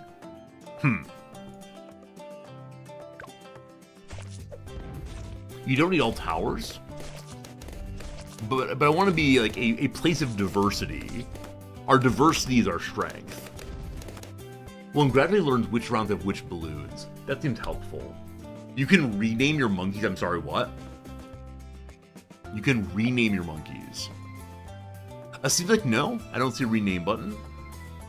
I want to call this one like Pseudo Hawkeye, non-copyright violating Hawkeye. I don't see a way to do that, unfortunately. Maybe I've got to spend real-world money, get real-world names. Important! Round 24, here we go.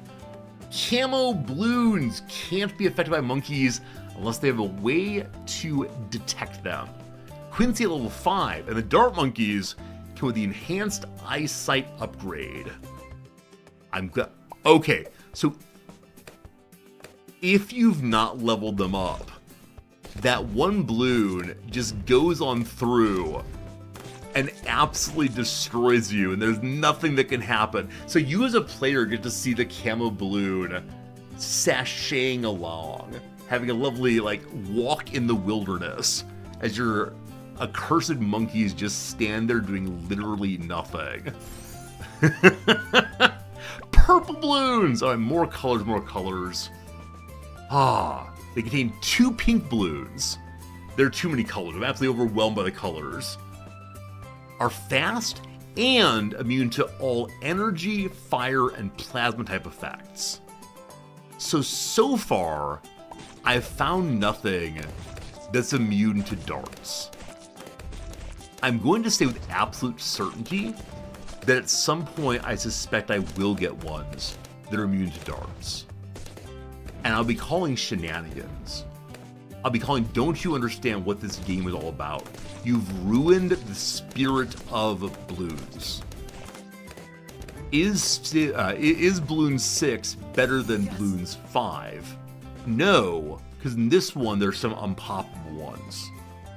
Yeah? Yeah? 2 arrows at once. Quincy gets ever stronger. So we could upgrade the bomb shooter. Have frag bombs, can pop more Bloons. Bigger bombs, shoots larger bombs that have a larger blast and more popping power. Or faster reload. Frag bombs go. Unfortunately, we're going to have some casualties, some collateral damage as we throw out shards, not caring where they go, only caring, do we take out our target? Alright, big gun, frag bomb, bigger bombs. Our little cannon looks increasingly like the kind of thing you'd see at a circus. Have any of you ever done the getting shot out of a cannon thing?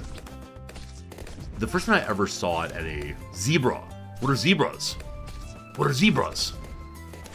Zebras have whites. Oh. Do the zebras have a white and a black inside? Are they ebony and ivory working in perfect harmony? Possibly. The question I asked Noah, or the statement I was making about the whole human in canon being shot a long way away, I was absolutely convinced that the person inside was going to die. It's an amazing thing to see the person in the cannon shot, sprung, not sure how it works, over a large expanse of cars, and then onto a safety airbag thing. And I'm sure there's some science involving it. But even today, I'm relatively sure that people are going to die when they do it. You wonder where you can get in the cannon. I mean, someone can. I don't mean like a random, the random person at the circus isn't allowed to become the lion tamer. We have a large variety of people here with lots of different backgrounds. If one of you is a clown, if one of you were a clown, I would not be surprised. And so whichever one of you has ever been fired out of a giant circus cannon, you are the hero of the day. What on earth is this? I already have enough monkeys. I don't want any more. The sniper monkey can shoot balloons it can see anywhere on the screen. Anywhere on the screen.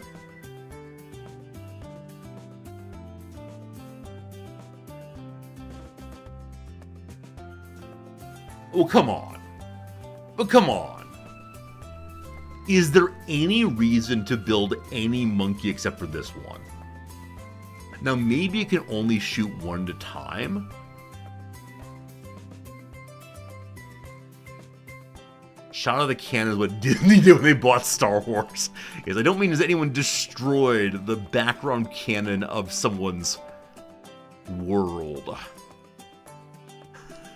The non-canonical line of games.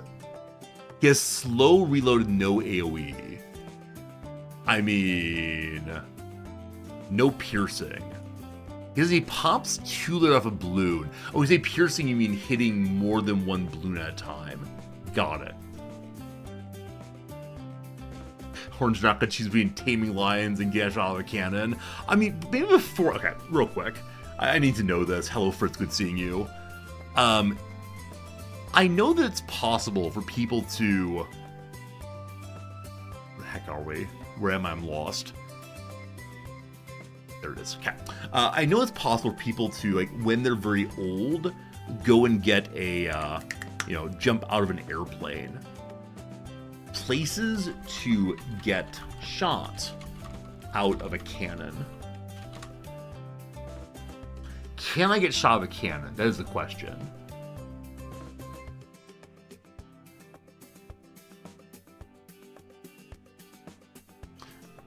this is what I mean. Right, it's possible that some of you do not know what I'm discussing. This is the Lady Cannonball, Stephanie Smith. She goes into this cannon, it goes bang, glitter and sparks fire out.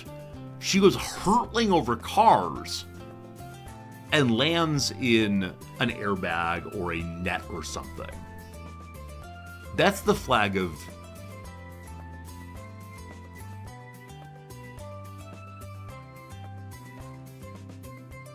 I'm sorry, my mic cut out for a minute. These things happen. But see the blue thing also. I do see the blue thing.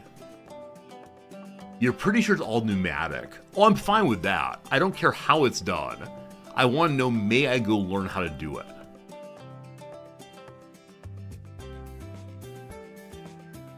Gunpowder may be used for visual effects.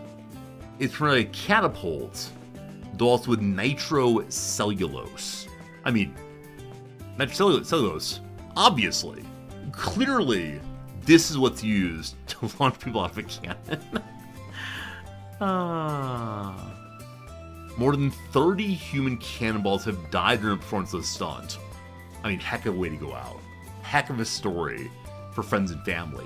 Speaking of which, you might full well know that at a celebration, a funeral for the writer Hunter Thompson, what happened to his ashes? Fired from a cannon placed atop a 153-foot tower shaped like a double-thumbed fist clutching a peyote button.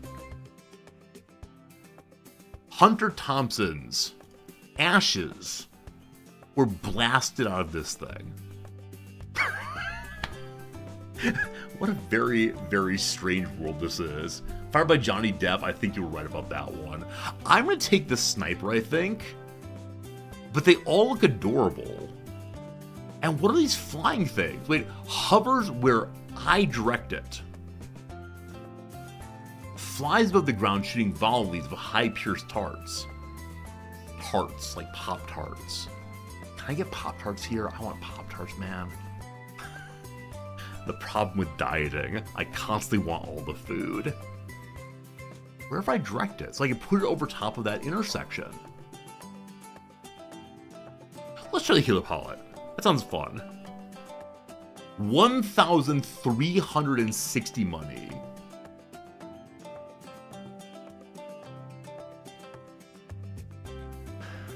Do we save? Do we spend? We're saving because I want to see the new buddy. 1360. Got it.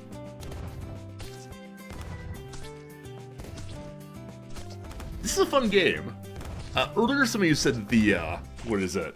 The trick shot game is only fun for the streamer, not fun for the viewers. How about this game?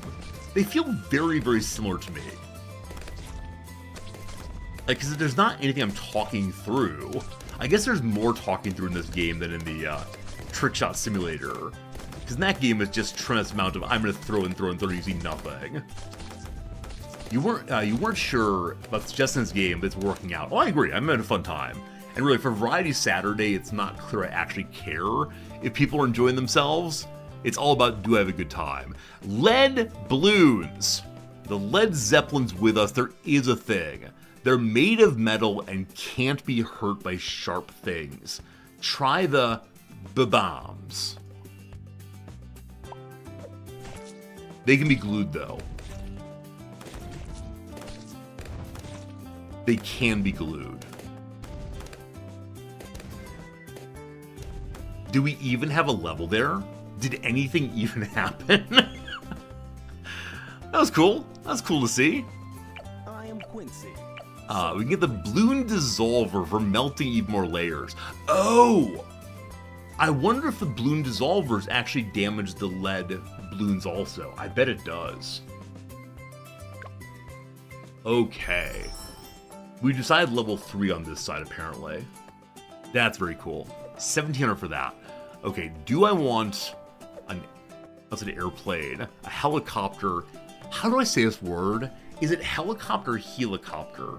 Helicopter. Elevator. I've forgotten how to say a word. I just don't hear it often enough. It's not a word I get feedback of regularly. Trickshot is just fail, fail, fail. But we fail better each time. Not helicopter. Call it chopper. See, that's the safe way to go. There are actually words on stream that I will intentionally circumlocute just so I don't have to hear you all saying, Resort, you're saying the word wrong. I don't remember other ones, but I do circumlocute somewhat regularly on stream. Hell-E-copter. Hell-I-copter. Hell-A-copter, no. I have no idea. Alright, speaking of which, so can its pad be anywhere on the screen? I'm guessing it can. And then you can just direct it somewhere. Is this what I'm seeing? Oh! I directed this way.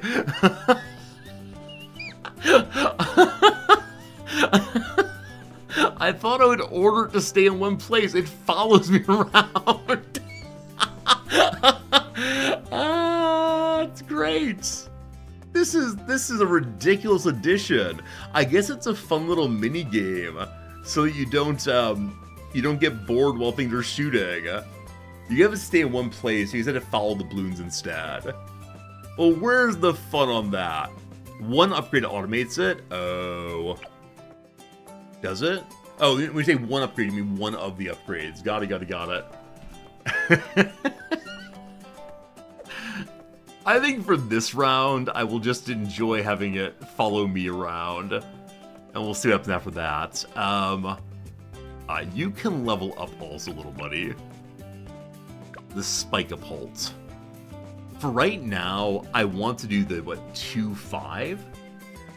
And so I don't want to waste our bits on that. I want to get to Crossbow Master and see what happens. Okay, I think we may have unlocked something for you? Yes, 1,700 on that. See, sorry. On Saturdays, I often lean on the table, and at least once a Saturday, I miss the table and just go falling down. One of these days, I will end up on the floor. All right, let's try this. Here we go. Bum-ba-dum-bum. I am the driver. Huh. Lead, not good.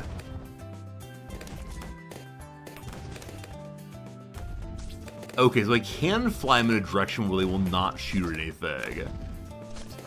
While this is an absolute delight, while this is the best thing I've ever gotten, I can tell to do other things apparently. Lock it in place, patrol certain points, follow the mouse. I think for right now, locking it in place... Wait, how do I lock it in place? Huh. Oh, does it lock in place where I had it most recently? Got it. Hey, George, what's up? Wait, but how do I tell it to... Please stop following the mouse. I want to lock him. Oh, click here. Ah, thank you. You're facing the wrong direction, though. We'll see how that goes. Thank you. Very, very helpful. For now, we'll do this. Very cool, Gary. If you want to chat about it, Discord.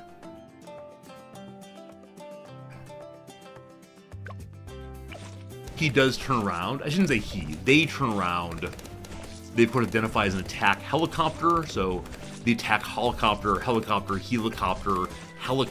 helicon does this. That's pretty cool. I like patrol also, but at this point we're just overwhelming them in the incipit. Sniper. Airplane. I'll do a sniper. This seems really funny to be able to attack anywhere on the map. Only 300!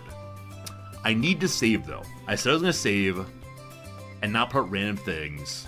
1,700, then sniper o'clock.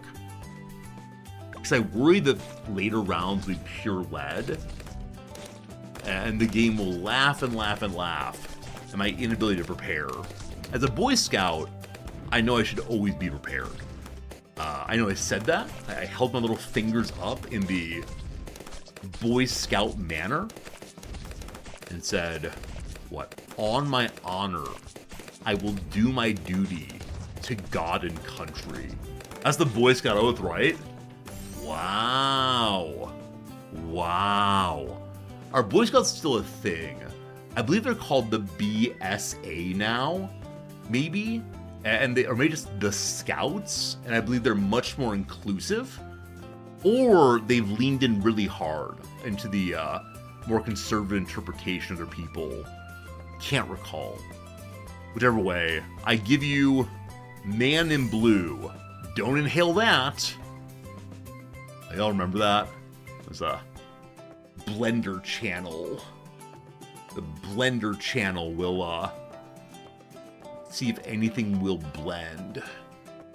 And once they see if the thing will blend, they say don't inhale that, the smoke. And so they try to blend things like a remote control. Will it blend? They put it in their very expensive blender, grinds it down into pure dust. It opens, plume. Don't inhale that. That's what we're telling these monkeys here. USA Scouting opened up membership as numbers were declining post-COVID. Makes sense. I know there's some real questions about like inclusivity, homosexuality, trans folks, that kind of stuff. And yeah, the cultural moment seems to have had passed what they're putting forward. I think there are also concerns about the unpleasantness of adults and children together at times. So yeah, hope it goes well. The UK Scouts say, on my honor, I'll do my duty to God and the King. So not God and country, but God and the monarch, I assume. Oh, didn't, I think Queen Elizabeth, when she was Prince Elizabeth, may have had a Girl Guides chapter just for Buckingham Palace, possibly? Boy Scouts often attached to churches. I think that's because church basements could be rented. There are these spaces that are used on Sundays, then not much throughout the week. I think it's the case that Scouts just need some place to meet regularly. I was a Scout back in the day. I didn't like camping very much. This is before they had the good old-fashioned... what's it called? The good old-fashioned, like, computer merit badge. Instead it was things like, can you light a fire? Can you make 17 kind of knots? You know what? I thought that in my adulthood I would need to make many, many more kinds of knots than I actually do. There's the shoelace knots and nothing else. How about you all? Any mariners out there? Anyone needing to do naval knots on the regular? I don't know. You're an acapella, HT, are you really? Do you do, like, humorous acapella? Do you barbershop? I love watching barbershop productions. It's a delight to see people singing in harmony contemporary songs. My tie knots. You are correct, I did deceive you. Every day I do a shoelace knot. Actually, that's not even true. That's not even true. I am deceiving you on the regular.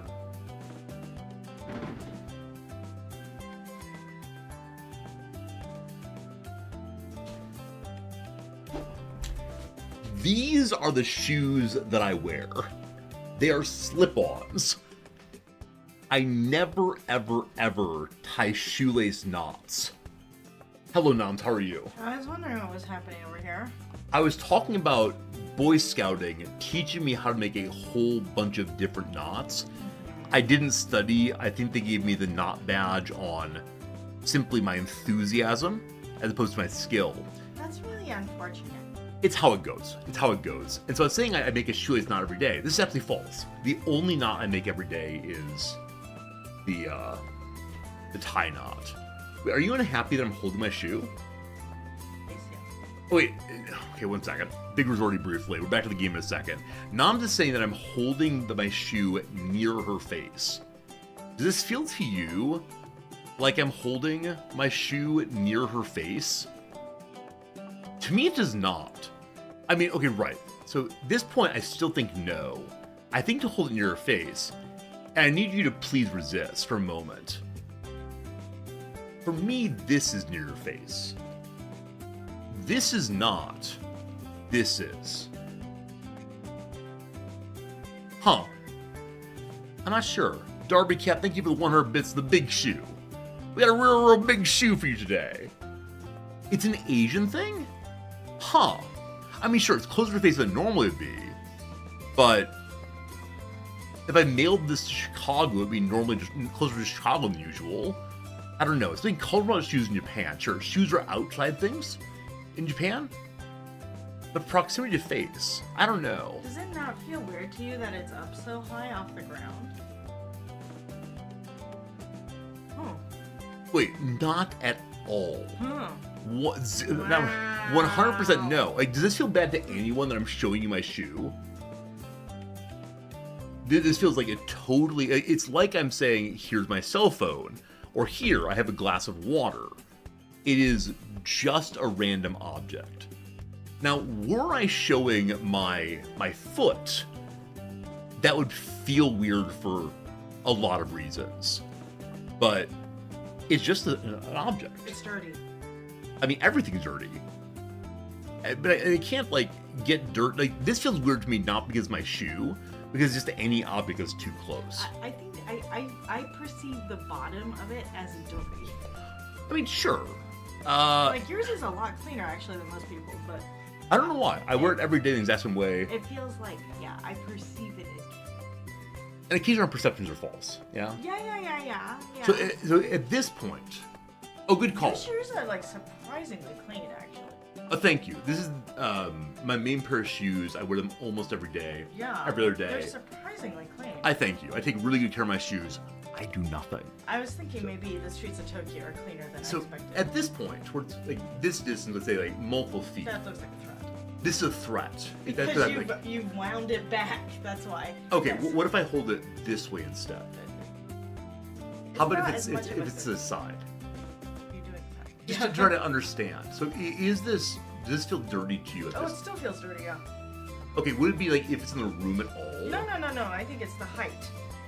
So I hold it down here, it's no longer dirty. Yeah, that's not as bad. This is at my waist level. Yeah, waist level's not as bad. Like, beneath the knee is most comfortable. Now, here I go. I put my foot up on the thing. Now, you do put your feet up on tables regularly. Yeah. Does that feel dirty to you? I understand this probably feels dirty to some people, but not to me because at least I wash my feet. And they get encased inside things and don't touch the outside world. Like, I don't mean to overstate this, but unless I lick the bottom of the shoe, it does not feel dirty to me. Like, I can put it on my forehead or my head. Like, this does not feel dirty. Licking it would absolutely feel dirty, but I think fascinating. it's because I always think there's a possibility that there's dog poo on it. there's not. Definitely lick it. I don't want to lick it. I'm saying this is not the thing to do. Anyway. But you know what's weird? I don't feel that way actually about my climbing shoes. I feel like it's a little dirty, but not as dirty. But maybe it's also because it's used in a very restricted environment where there's no dog poop. Sounds good. Got back to game time. Noms, do you mind taking this outside, or do you not want to touch it? I can touch it. Will you touch it with your hand or with your... I mean, I prefer to touch it with my sleeve, but I'll... So Nom touches it with her sleeve regularly, and then also she touches me with her sleeves also. Touch door handles. Nom's had a good day.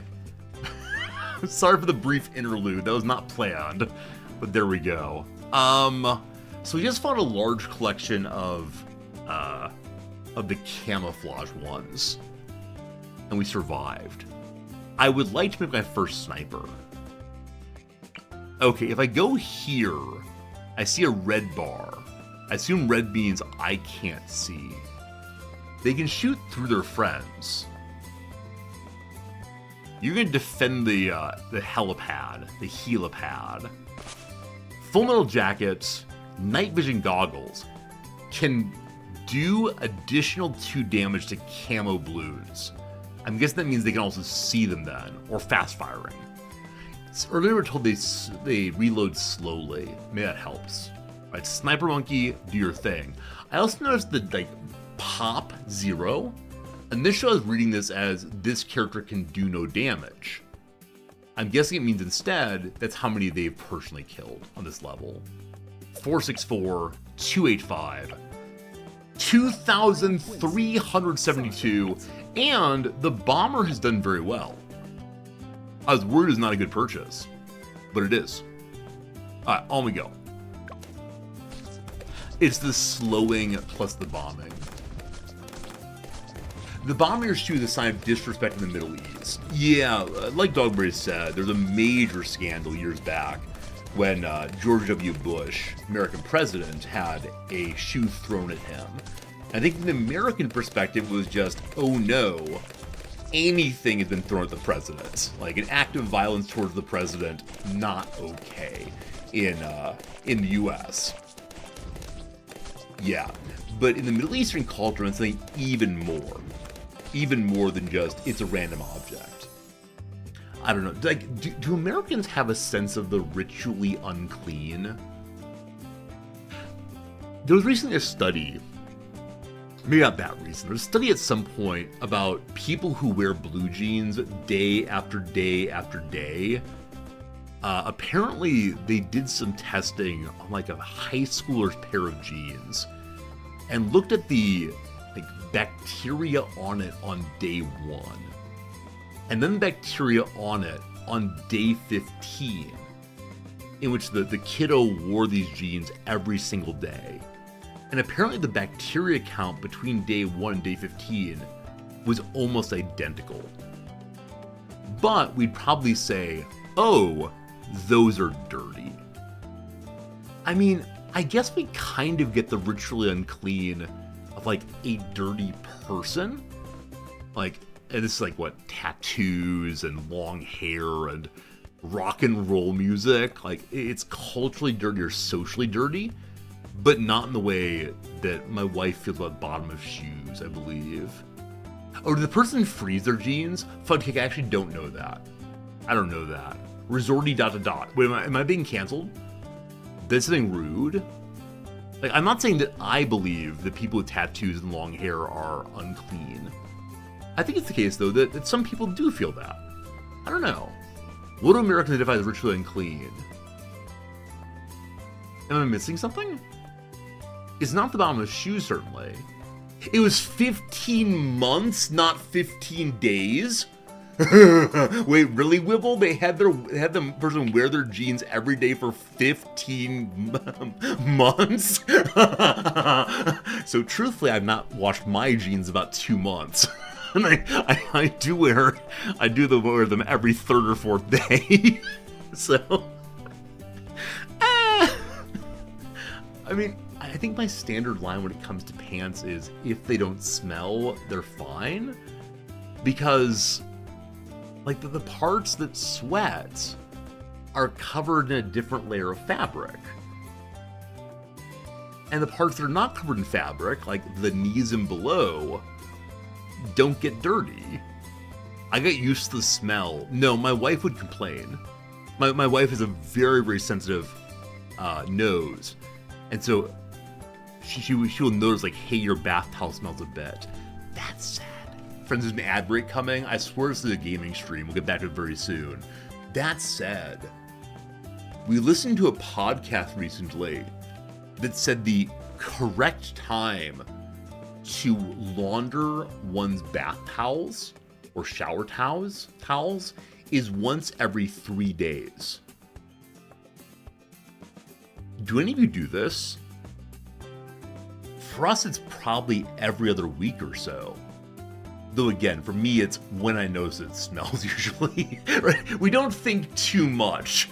We don't think too much about the cleanliness of the bath towels, right? They go on the dirty parts. They're clean the next day, no problem. Like every 2 weeks. Gary, you do every single day? When it gets tropical, you do it more often. Yeah, here in Japan, when it's very, very humid, we will find ways to dry them faster. Japanese bathrooms have like a drying fan inside of them, so we use those to dry them faster. Other than they could get kind of funky rather. Huh. Every day though. Garrett, it's amazing. You must have, you either have a very fast washing machine and dryer, or you probably have a lot of towels. Before I moved my wife, I had one towel. Genuinely one. And so, on the days in the laundry, I would use t-shirts to dry myself, like plain white t-shirts. Now that I'm married, I live in a nice house with things inside of it. I believe we own maybe 5 or 6 towels.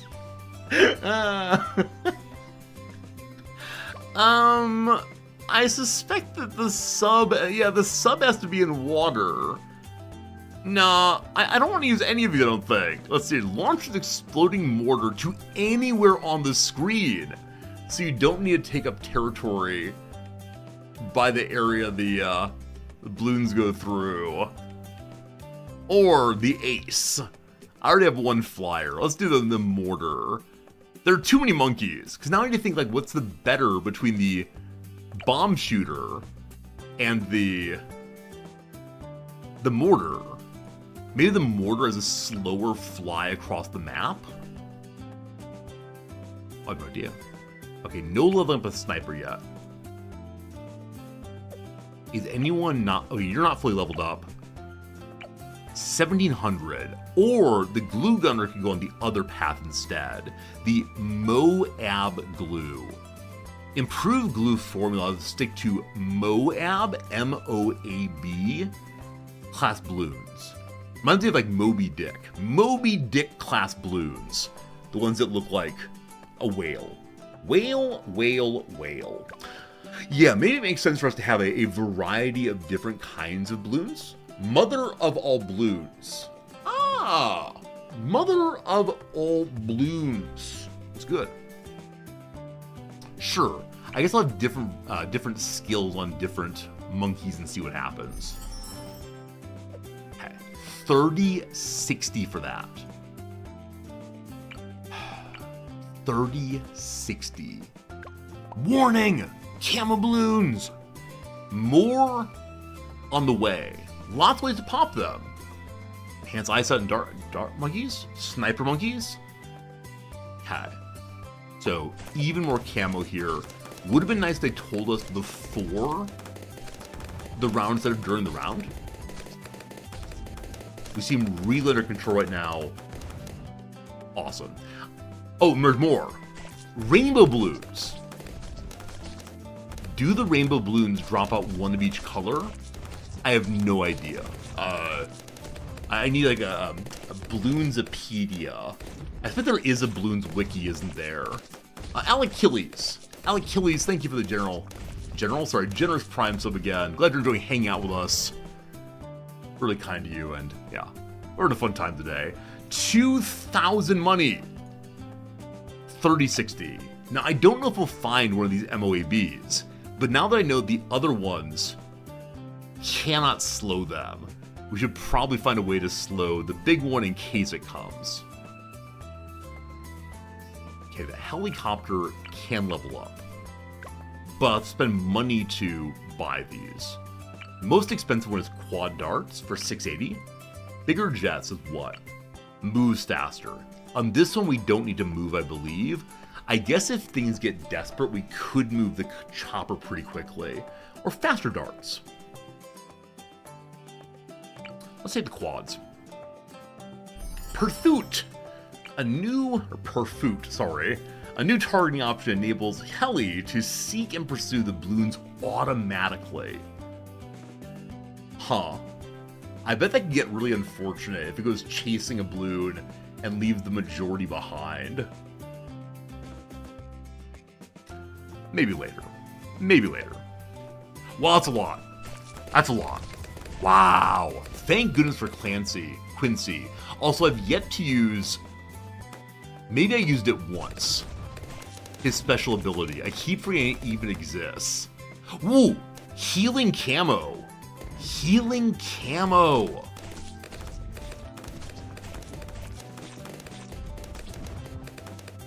Well done. It appears to be approximately 3 rounds worth of money to get this upgrade. I hope a Moab comes at level 20 or level 40. This level, we can get this. I kind of think I should save until I actually see the Moab, but if I don't do so, then, or if I save, I might spend it instead of continue save. It just sit there, no interest, of course. Okay, sniper guy. How much XP do you have? 100. Faster than normal. 4 layers of balloon. Both bullets and shrapnel can pop lead and frozen balloon. Pop lead? Oh! Darts can't pop lead, but the sniper can. Huh. Have I ever played a tower defense game before? I don't remember. I mean, I think I did back in high school. It definitely didn't involve monkeys, but I don't know what it involved instead, unfortunately. Heavy bombs. Frag bombs. Heavy bombs. Heavy bombs. Selecting kind of randomly, but still.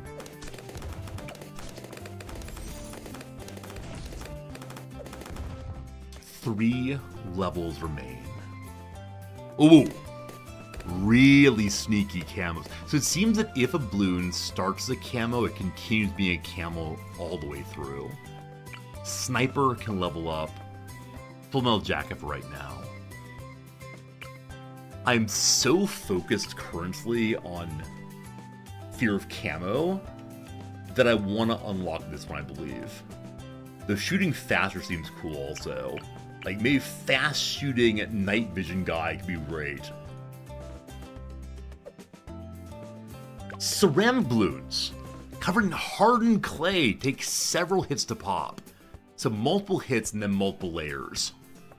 This is like a fried onion. Lead, we melt those. So I've yet to see a ceramic one, which feels pretty good. Or maybe they haven't shown up yet. Maybe it's a fair warning moment. Okay. Need more points. Different balloons aren't properties. If you destroy the layer, it's gone. There they are. I don't know what you mean when you say that. Like property rubber. And their next round has 2 regrow rainbow balloons. What that means is the ones that you pop continue being regrow even at lower levels. So the rainbows fired a bunch of them. We need large targeting to make sure they don't get out of control. Yeah? Yeah? Maybe. There's no water here, I'm fairly sure. There's no water. I would like to level you up. 50 more points. I suspect I'm doing faster firing regardless. So I may have made a huge mistake there by not having additional camo detection. I need to destroy a large number of balloons quickly. Now the mortar can hit anywhere on the map. I guess we'll try it.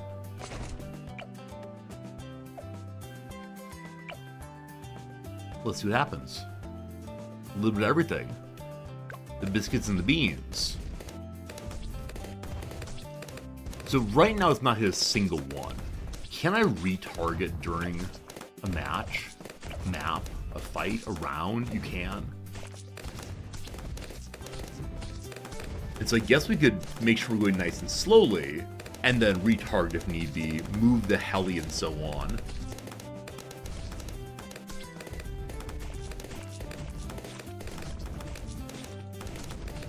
Again, we have the emergency big button. There are the rainbow healers. Doing great. Doing great, everybody. Nice. First Moab class balloon next round. So we're either getting a big one next turn.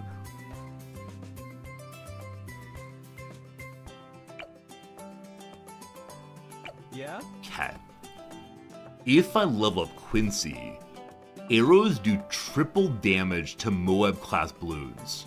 I actually meant to click on the heli, but you click on tower instead. This seems like a very smart idea. I don't know what this 3 arrow means, but I know what 100 money means. Okay, triple damage to the big boys. That's amazing. Heli goes here. Quad darts. Sure. And then what level up do I want next? Faster darts. Awesome. Faster firing. Awesome. Why awesome? I have no idea. Still 1,000 money. I believe we've hit the end of possible upgrades for the moment. So I could put out more. Am I right in remembering that I'm not allowed to save this money for the next map? It's all spent on this map.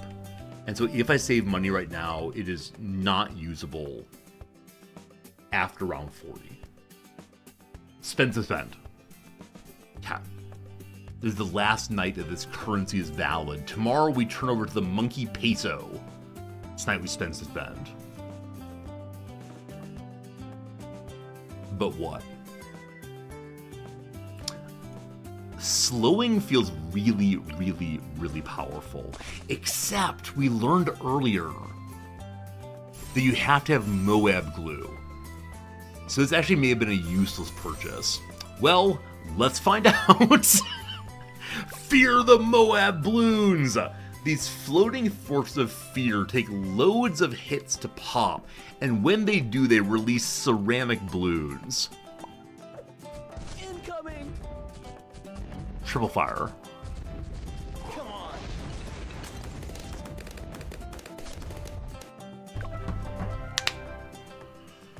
Cool. Cool. Yeah, I made a mistake in buying those that just had their attacks slide off over and over again.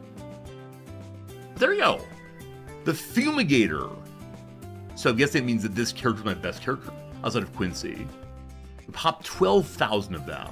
Moab's done 1, 2 abilities used. We got a Monkey Star 2-0-2. Or is that one? Oh, this is the best one. I apologize. The best one was the cannon. I don't know what this means, but I'll take it. Congratulations! You completed the track on easy. I have 1 totem and 75 monkey money.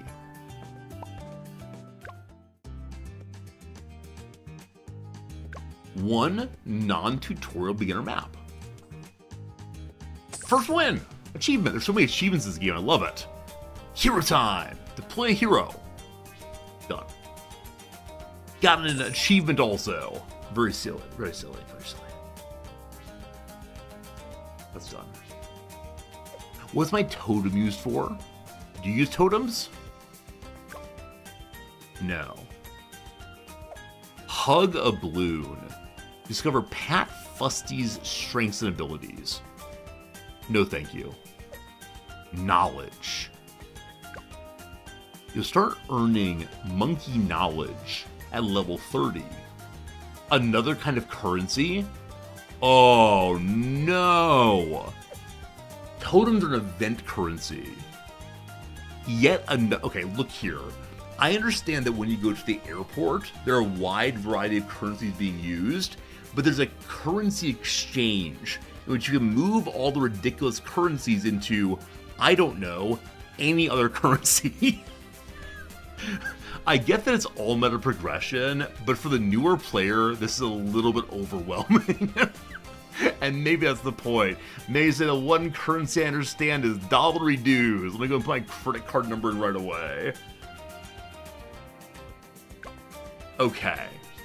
Do we try to get on a harder difficulty? Or do we try a different one? Like, some of these have space for water, possibly. It's 12:22 right now. Or do we play a different game? My natural sense in a game like this one is to go ahead and do next level, medium. Oh, but now we've opened up more paths. Primary only. I didn't mean to click into that. What is okay, you can only use a certain kind of monkey, I believe. The first set, possibly. I think we're good on this right now. Monkey game, super fun. Maybe we want to play again in a future round of Variety Saturday. What else did I talk about? What other games do we discuss possibly playing? Let's see. I wanted to play that one today because I had purchased it for our collective enjoyment. I think we'll say yes. We did actually enjoy Bloons TD6. I have 108 minutes in the game. Many of you have thousands of hours. Someday I will catch up and that'll be a good day. Okay. What else is here? What else is here and to be played? I'm vaguely thinking that we should play either we should play that human resource game, or the hole digging game, or the game I don't play. So do we feel about learning about programming?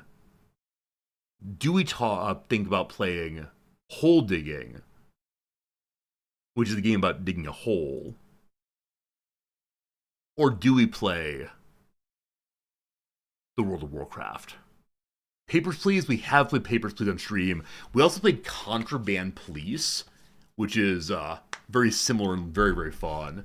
There's a Battle Train 2 free demo. I have never played the first Battle Train. I think I might be missing out. As the game seems to be somewhat strategy-based, and Saturday is not for strategy games. 1 second. I don't have a key for this, but I was sent an email this morning I want to check up with you all. It's called, Super Car Collection Simulator. Build your own die-cast store. Unbox surprise car packs. Expand your collection, join thrilling races on racing tracks. A world of speed and excitement awaits your store. I mean, this seemed like the most innovative game ever. I can't imagine what game may have inspired making this one. But look at that. Supercars. I believe it is a gambling on stream game. Maybe. I don't know what you're opening to get the different cars. You'll hate it. You'll probably try it. It's the same as that trading card game. That said, the characters do look different. Somewhat more anime-esque. Huh. Why are there anime characters here? I don't know. It's very much a trading card game. Very, very similar. But my desire to catch them all. I mean, we could play Trading Card Sim, of course. It's always a good time spending hours of our life just opening boxes in hopes of finding any new card whatsoever. I'm not feeling right now. Alright. Let's go ahead and do... what do I feel like playing right now more? If I play the Human Resources game, it's a fun game for viewer involvement, which I mean the most delightful backseating ever, because I can't figure anything out. So here we go, team. It's time for the Human Resource Machine. It's time for us to learn about programming. It's gonna be a fun time. Human Resource Machine. What do we say now? Completely. Let's see. I mean, humanities professor fails, I think, is the standard line for this one.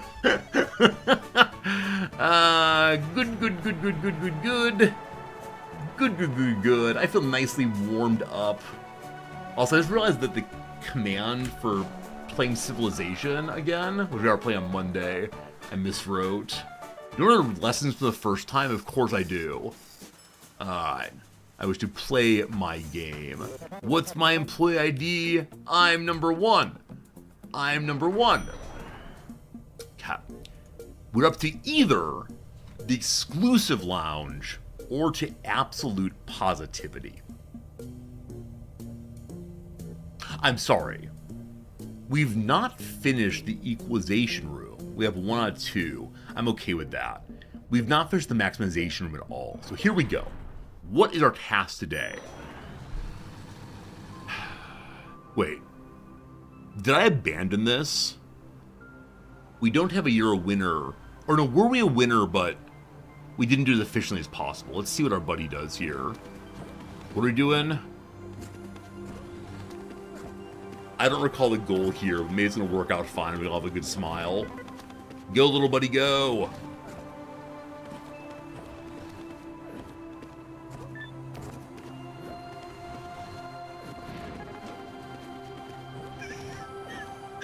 If you've not seen the game before, I swear this is programming. What it's programming to, I don't recall. But look at my little program going. So that one is complete, but it's not the most efficient way of doing it, and that's fine. Yeah, I used too many commands and too slowly. That's fine, though. No maximization. So either the exclusive lounge or absolute positivity. Let's try absolute positivity and see what we got this time. Year 16. Oh, move the cam. I'm sorry, I forgot where it was. We go to this corner for this game. We bring along the new follower window also. Very good, very good. Okay, and now send each thing from the inbox to the outbox. But if the number is negative, first one is negative sign. I have a code here. I expect it's not working. That's wrong. All right, very good, very good. I wish to delete you entirely. Cat. Each thing from inbox to outbox, but if negative, remove the negative sign. Okay, number 1, we go to the inbox. We want to go to the outbox. Cat. If 0... What does 0 count as in this game? I can't remember. I think 0 is counted as a non-negative number. So if negative,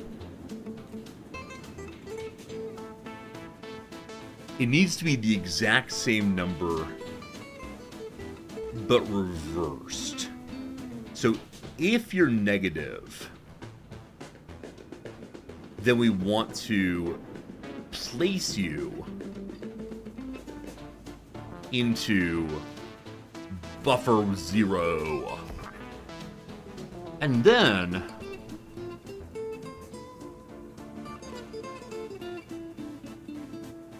okay, so if you were to add, for example, -8 to -8, that goes to negative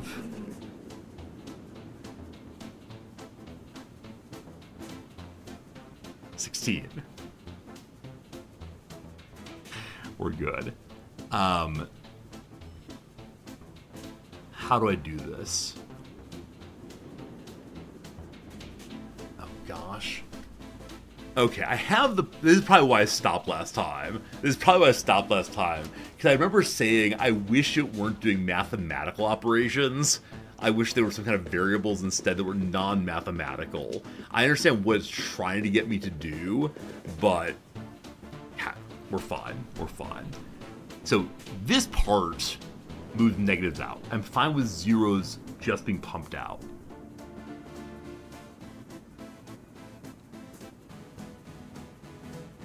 So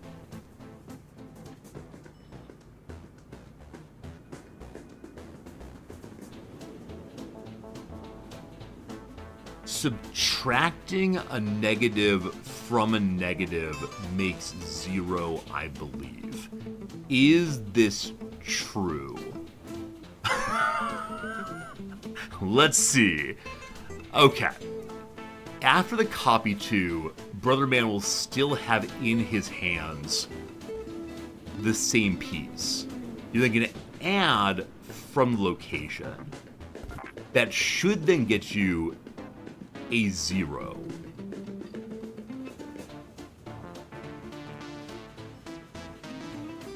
We then add the negative again. We should then have a positive version of the same, maybe? I don't know how signs work. I can't multiply. And then we'll try dumping that and see what happens. This is wrong, but show me why. Perfect. Whoops. Okay. Whoops. So after that, go to top. It failed, but not for the reason I was expecting it to. Great. -5. Jump there. Dump it.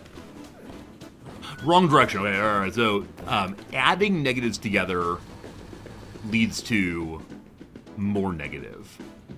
If we subtract instead, maybe...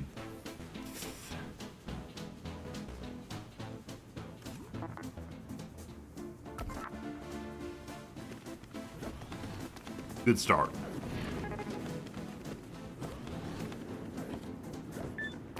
There we go. Subtracting negatives is a way of adding. We got it. We got it. Yes. I absolutely agree. It's supposed to be a coding game, but it's a math game also. I like the coding side. The math side, though, is just... I don't remember mathematics. And so, this is a game that you can watch and feel superior to me. That's what it's all about. You can watch someone and say, ah, Resorty, I know what I'm supposed to do here. You don't. You fool, you fool. Ah, there we go. Yay! It could have been done better. Probably I only needed to have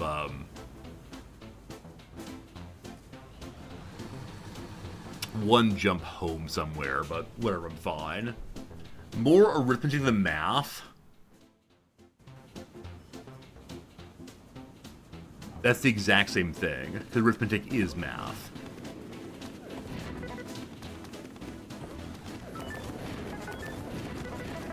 Lovely. Good enough for us. Good enough for us. I'm not saying that arithmetic is all of mathematics. I'm saying arithmetic is a subset of mathematics. Because when I go to my elementary school and I say, may I talk to the math teacher? What do you teach? They say arithmetic. When I get the math book, they say, here, this is your math book. It contains arithmetic. Story time. Ba-dum, bum, bum. Bum, bum, bum, bum.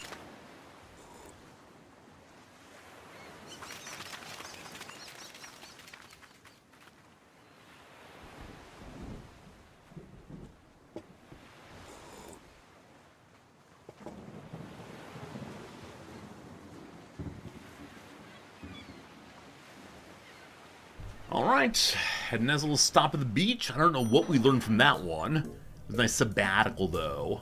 And then immediately, back to it, team. Time for a countdown. Yes, welcome back. Tick, tick, tick. Time keeps ticking down. Let's get to work. Oh, yes. I love what you've done with your hair. Oh, did we get a haircut? I don't recall what our hair looked like. Here we go.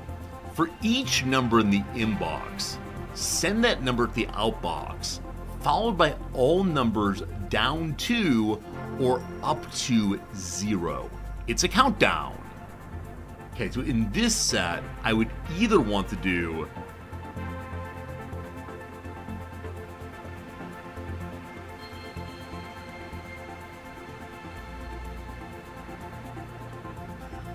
I don't know how to think about -7. Because I want to say, if they're in sequence, it would be, for example, 620 -7. Or -7026. How do you do a countdown? I mean, is it just distance from 0 on the number line? So -7620?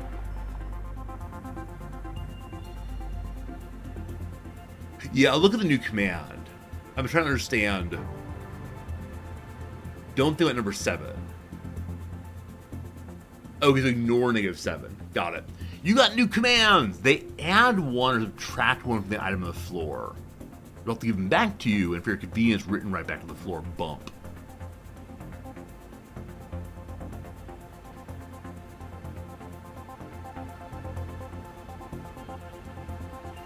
Oh, all numbers! I'm sorry. The all numbers here is not saying all numbers here. I thought it was saying just all of the numbers in the inbox. I understand. So for 6, it's 654, etc. to 0. Got it. Okay. So, pick up something.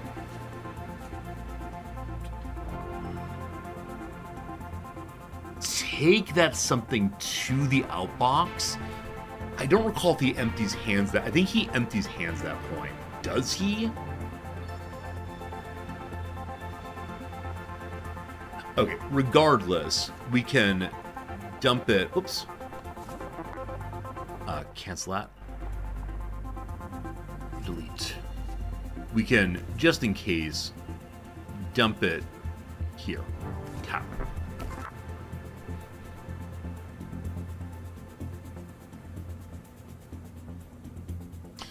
Then we go back and we bump one negative from this location. We then go to the outbox again.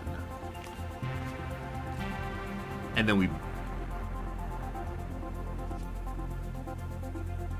we could either set the next one down and bump 0 more and more and more. Okay, I think some kind of loop would be better here. So, if it's 0,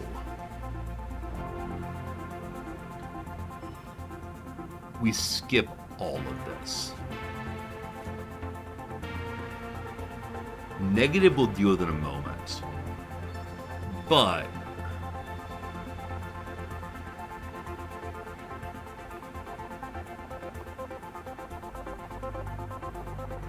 okay, after the outbox, we then bump one less on this and do that over and over and over again until it's 0.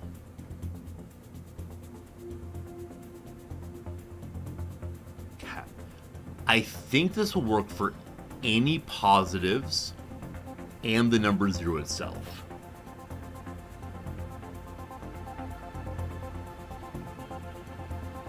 Now, in-ray negatives will have to do the other direction, I believe. So if negative, jump down to here, for instance, we'll still want to copy to there, and then bump positive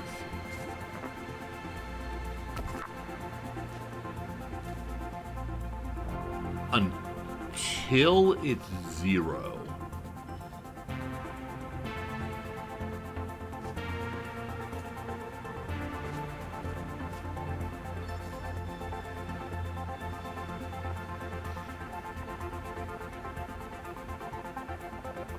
So you then go back up here.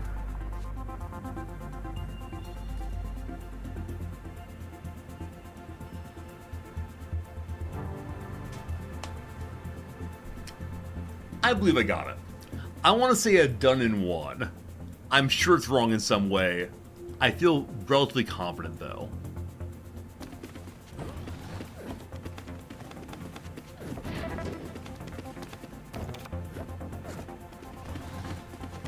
Okay, I don't need to replace after every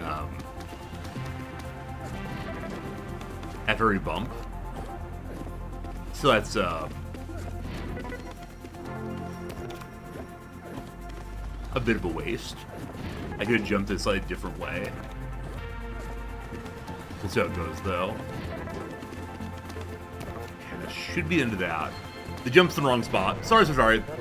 Sorry, so sorry. Alright. Try again. This is called a nested loop. They should be avoided. Nested loop. I see why it'd be called that. Because,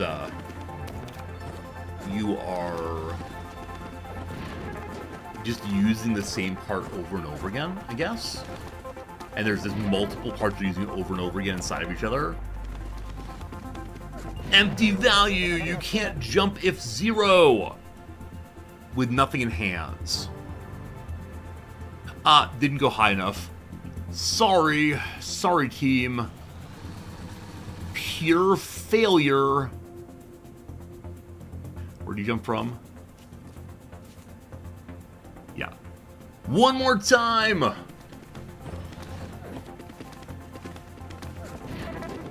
So what makes nested loops no good? I mean, here, fine, whatever, but, I mean, in the real world of programming, which is actually the world I really care about, because I've decided that I'm going to use streaming to get me to the actual real money job.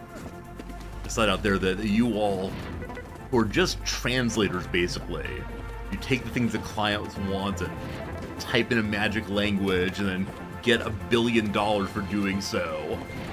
I have a friend who's been bouncing from angel investor venture capital company sponsored startups for like 10 years now. And every single one, he works for like 2 years until the money runs out and then goes to the next one. And I ask him how hard his job is. He says the only hard part's the interview. Well, that's wrong. That's wrong. That's wrong. What did I screw up? It probably loops in some ways. Yeah, we need one more jump. I apologize. Debugging time. So after the positive here, we then need...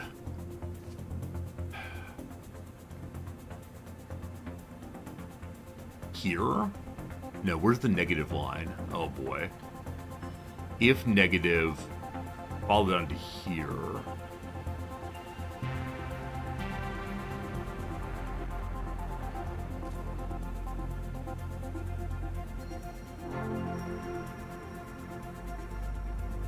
This does nothing. This is a hello world loop.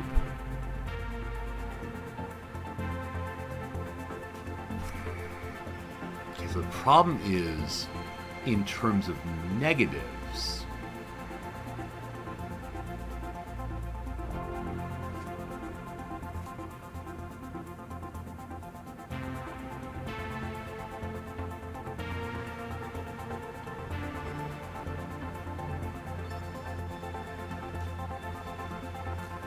but if 0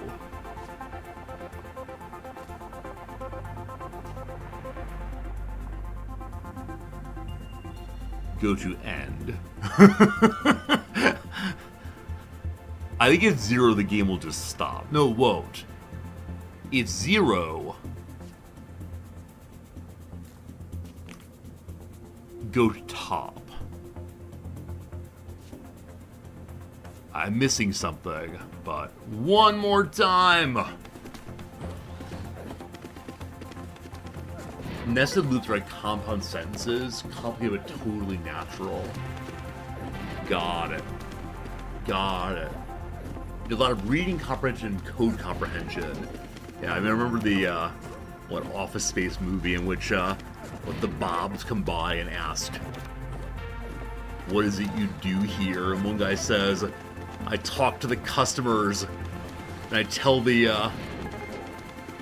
engineers what to do. Why can't the engineers talk to the customer themselves? Oh, what'd I do? Cat.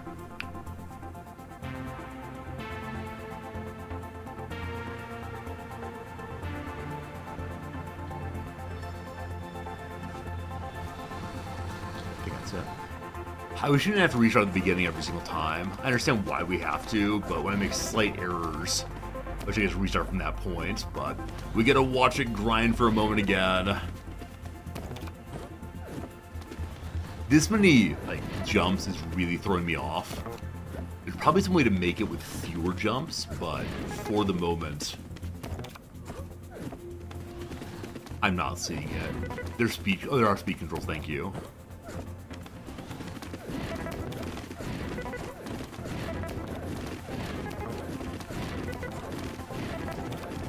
Ah!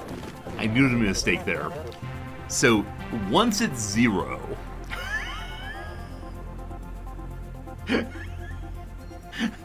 Alright. So, if you're holding a 0, after outboxing it, back to the top. One more time!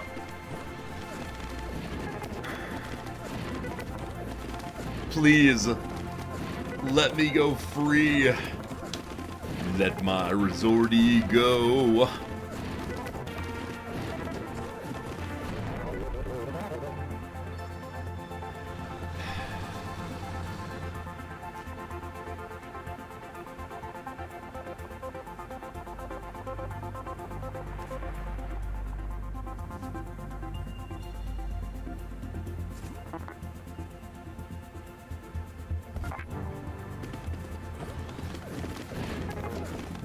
I think I'm somewhere, because of the complexity here, it feels safer for me to just get rid of all of it and start fresh.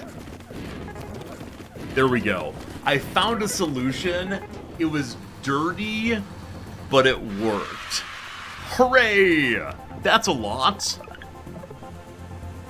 Hooray! That's a lot. Who cares? Mission accomplished. Multiplication workshop.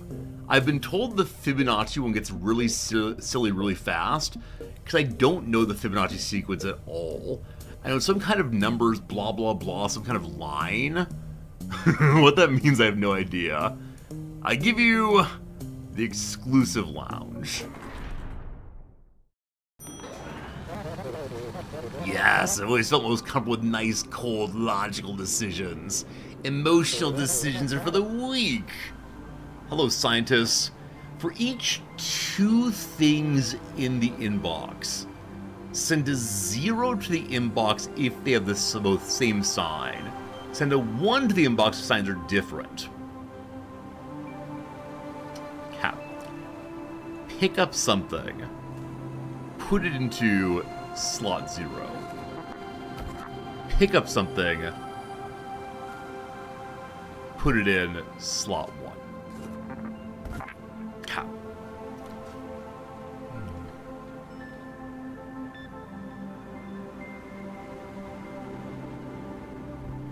Okay. We need to think of how the comparison works. So if I add one of the numbers to the other number, that would only tell me, what's its distance from 0. If I add one of the numbers to itself,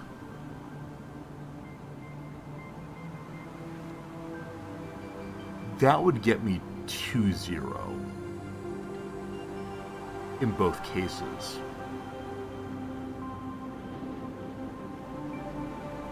If it's negative and I add number to itself, it gives me 0. If I...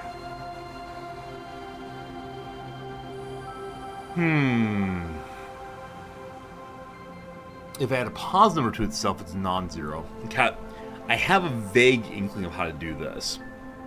So, we're going to pick up from this one. We're going to then add that one to itself. If it is 0, we will then know that that number is a negative number.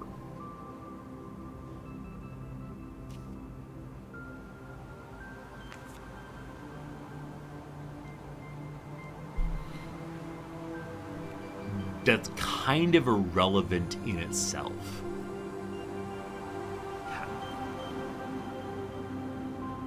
We then want to look at the second one.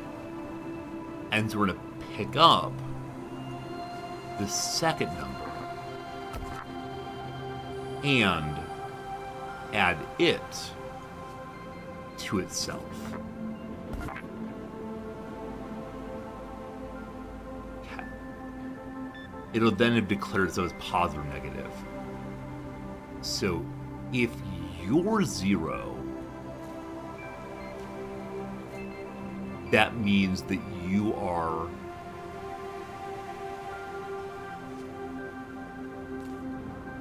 a negative number. And okay, I need to make two separate what happens.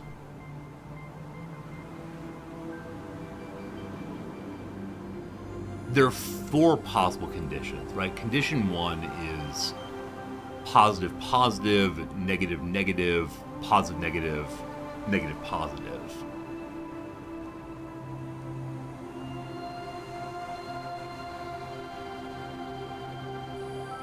I understand the truth table here. I just need to figure out how to make the truth table presented in this method.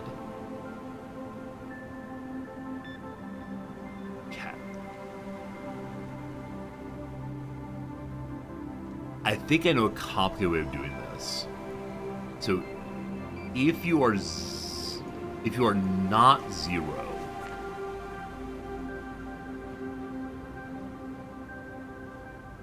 okay, if you are 0, that means you're a negative number. Go away. If you are 0, it means your negative number. Go away.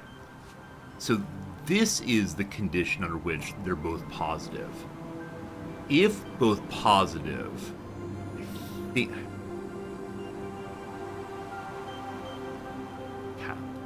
we then pick up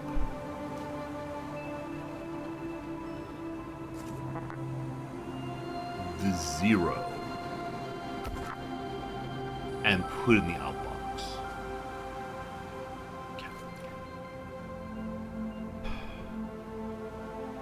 If it's the case that they're both 0, they're both then negative.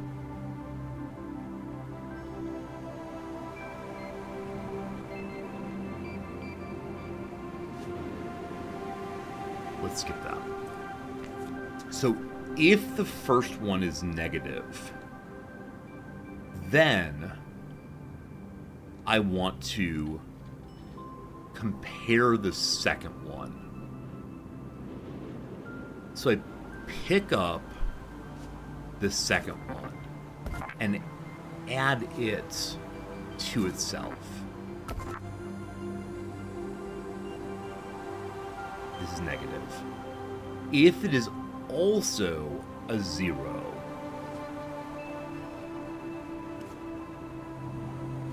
then I want to pick up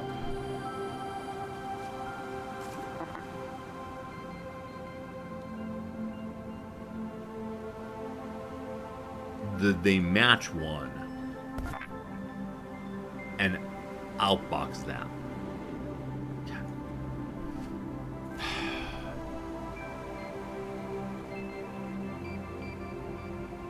So this is if negative, go to here. If negative,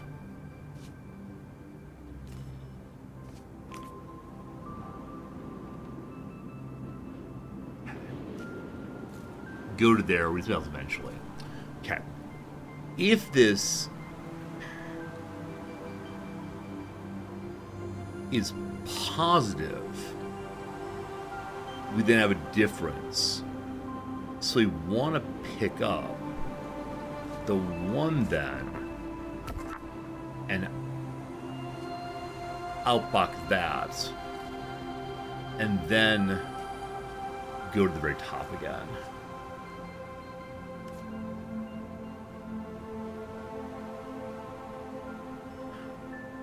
there's at least one condition missing. And that is...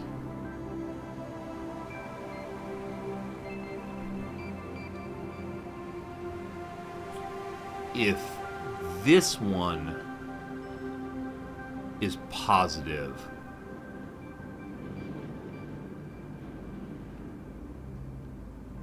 oh, you know what? Is that right? No, it's not right.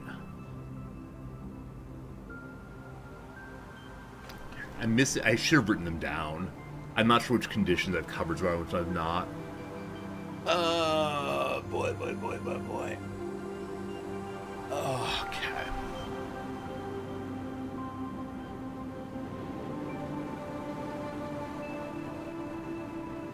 From the top.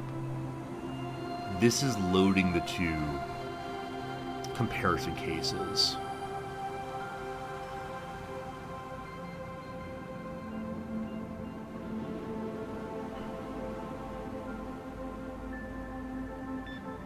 This is picking up the first one, adding it to itself. If it's 0, it means that it was negative.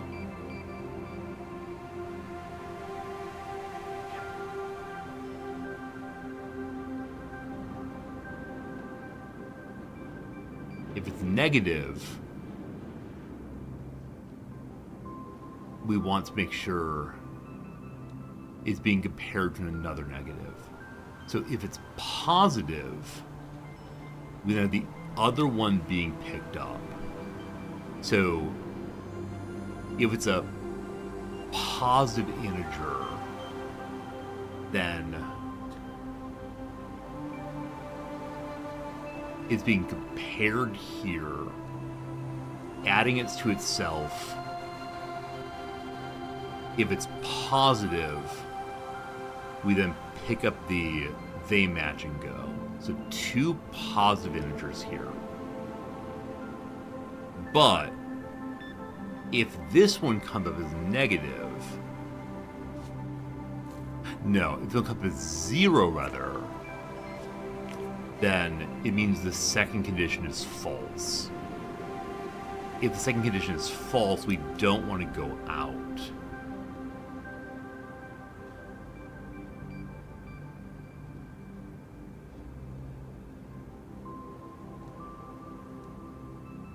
There's some overlap I could use here, but I'm not seeing it at the moment. It might just be that. Okay. After each of the outboxes, I need to have a please go home.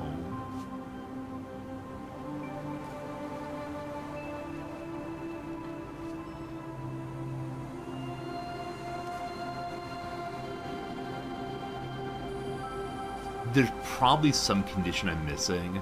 The zeros, hopefully there are no zeros coming in. Welp, here you go, team. Please do something right.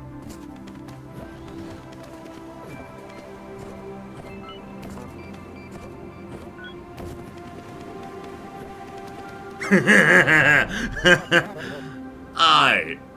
So, what did I see Buddy do there?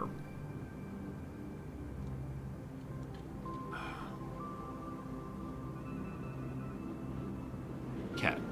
So Buddy correctly loaded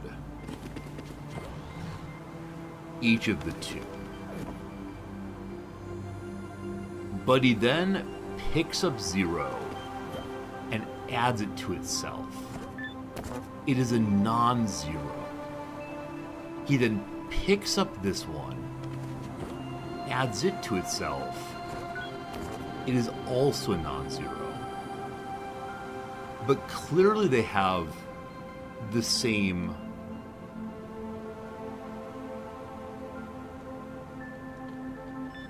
clearly they have different signs.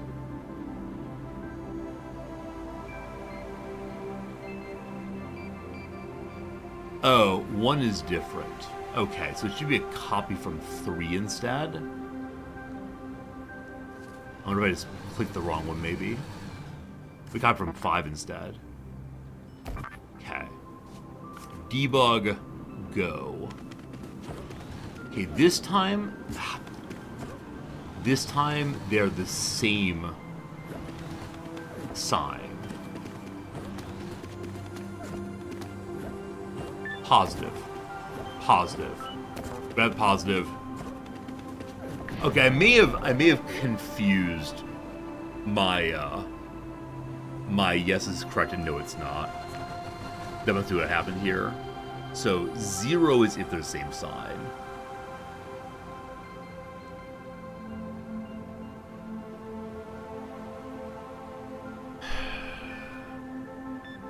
If same sign, grab the 1.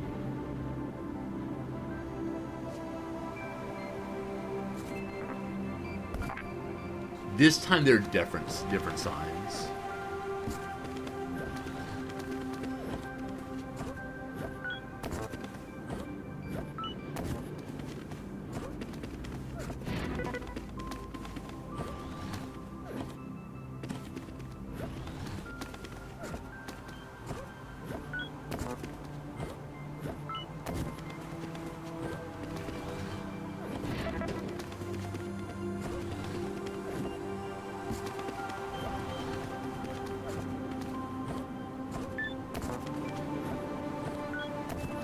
Nope.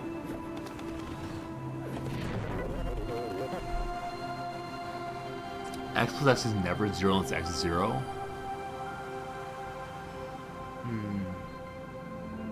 Yeah, I don't know why I was thinking that a negative plus a negative becomes 0.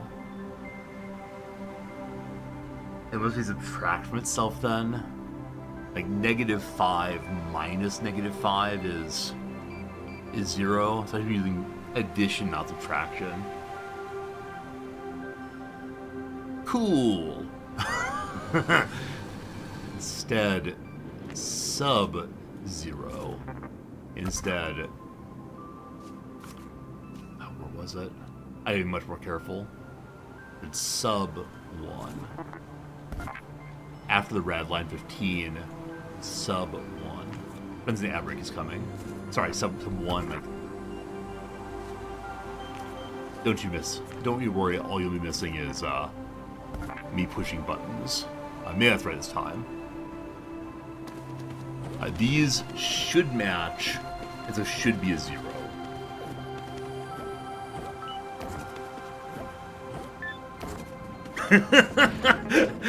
I think that went wrong, but I got very, very lucky, possibly.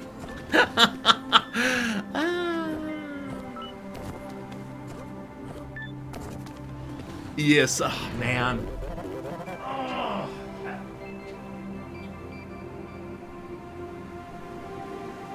X my guess is always 0. Of course it is. God. Of course it is.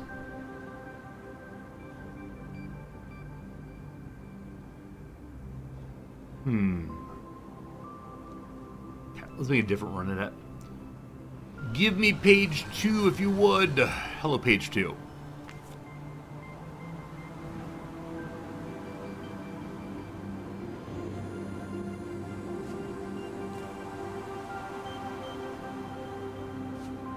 May I skip the puzzle? Nah. I'll get it. I just need to figure out the comparison. Like, how do I compare them? So I need to write down all possible outcomes so I don't miss any of them. But just figuring out, like, are they the same sign requires something I'm not quite sure about. Wait. Jump if negative. If we add a number to itself,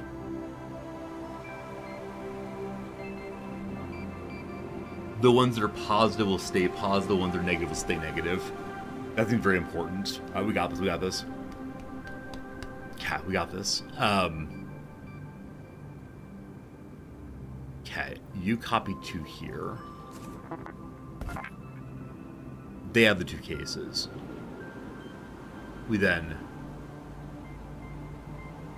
pick up 0. We then add 0 to itself, if t, I'm using a notepad. I'll talk my way through it, but I'm not going to show you what it is. It's just very, very simple.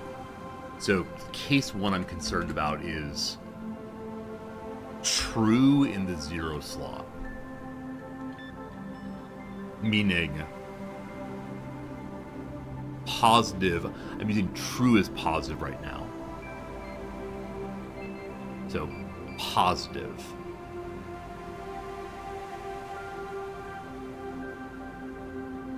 Then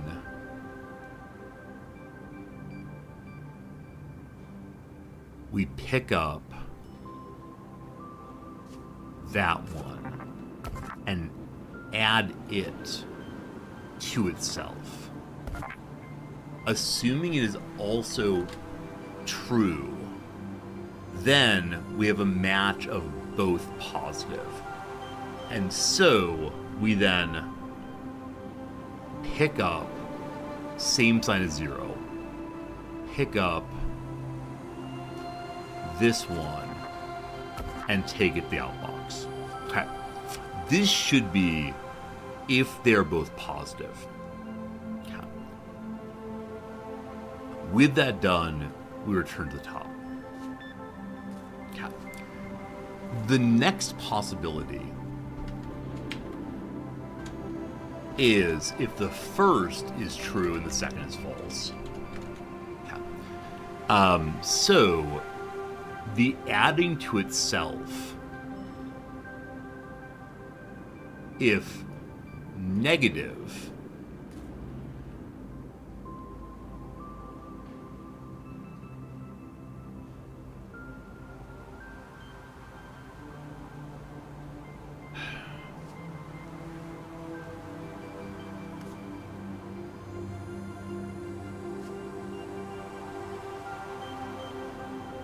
if negative, then we pick up the second one, add that to itself,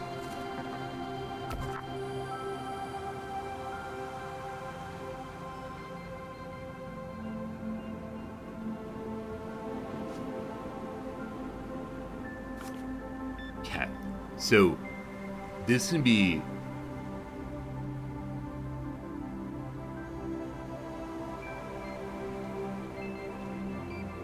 this actually, sorry, this is false, and then true. So if non-negative, pick up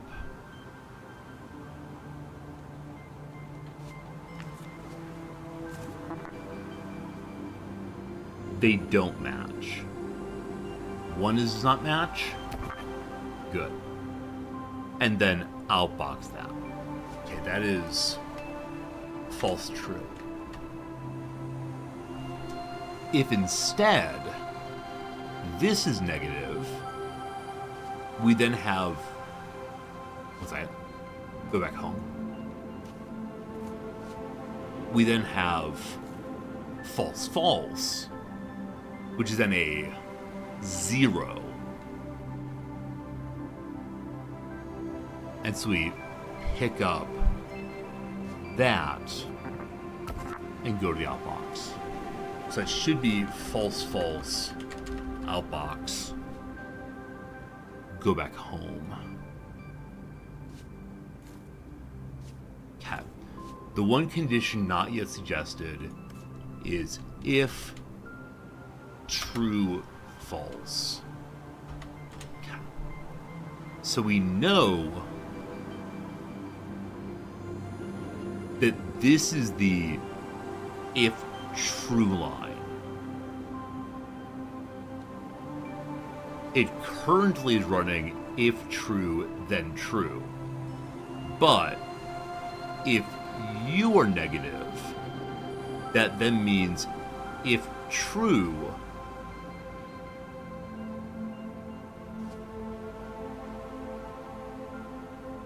then instead copy from 5. An outbox. Ha. Ha ha ha. My friends, I give you...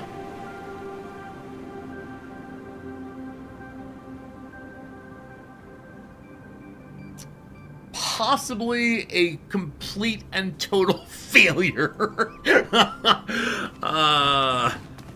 I at least talked through it in a way that felt good to me. You're positive. You're negative. They don't match. Good.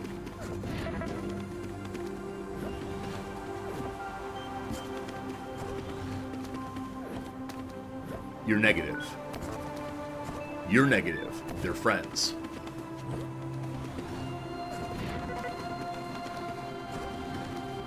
They're both positive. Give me a 0.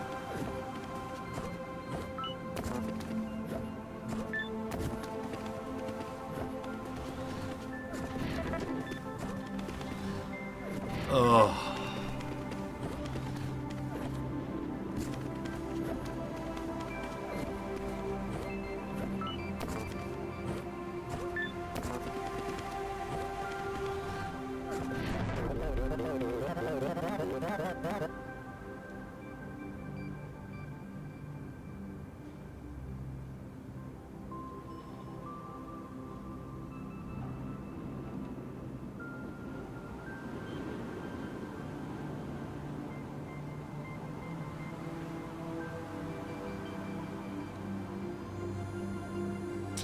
Okay, too many things in the outbox.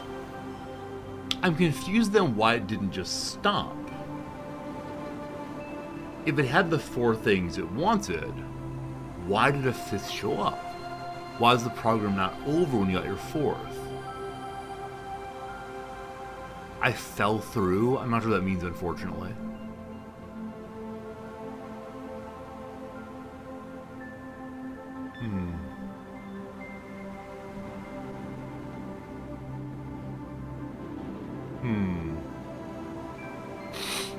Yeah, so something happened strangely there. What's my basis for using add versus using jump if negative? I have no idea. I had an extra thing to the outbox. Well, yeah, I get that. A 4th one's added to the outbox? Okay.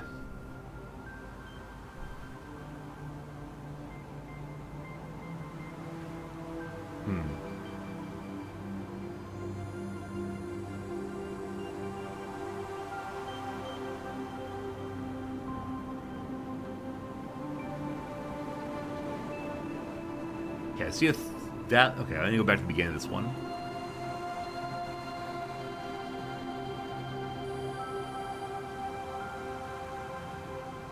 So they drop off the 1. They drop off the next one. Pick up. Add. You're holding a non-negative.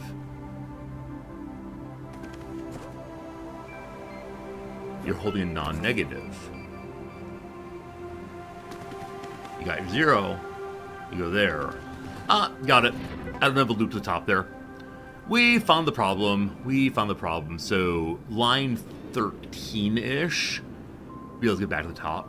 Got it, Okay. Jump to top. That should do it. Maybe. I just needed to move away from positive and negative to true and false, and it becomes much, much easier for me. I just need to write down all possible cases, or truth tree here. That is the way in which I teach these things, the way in which I learn these things. It's just not zeros and ones, but instead truths and false. And I realized I can just define one as the other, but, whew. Maybe we're good. My basis for using add, though, is because it gives me is the thing positive or negative. Now, is it the case that that's the best way of doing it? The adding versus something else, I don't know. It just intuitively made sense to me as a way of resolving what's going on. Who knows? Whew. Whew. How do you feel?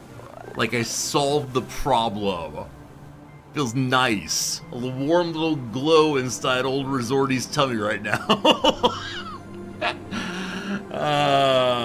It's positive negative before I add it. I mean, right. I could have just said, are you negative? But I don't know. If you wanna buy the game yourself and play, you're welcome to do so. We don't need efficiency here. We just need Resorty hopefully figuring things out.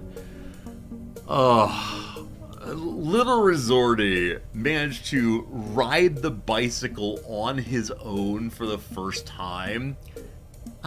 I'm doing it, Dad. I made it down the whole hill. Well, you're not doing the Tour de France, kid. Kick. That's what's happening here, team. That's what's happening. Little baby Resorty is just finding a way to ride down the hill on his bicycle. Hey, we got words. That's fun. It seems like only yesterday we were learning about adding. Fond memories. We worked so hard back then. Cat. For each 2 things in the inbox, multiply them and add the, an outbox result. Don't worry about negative numbers for now. You got labels. They can help you remember the purpose of each tile on the floor. So you can name them instead of having numbers. You know what would really help with multiplying something? If they gave me a multiplication command.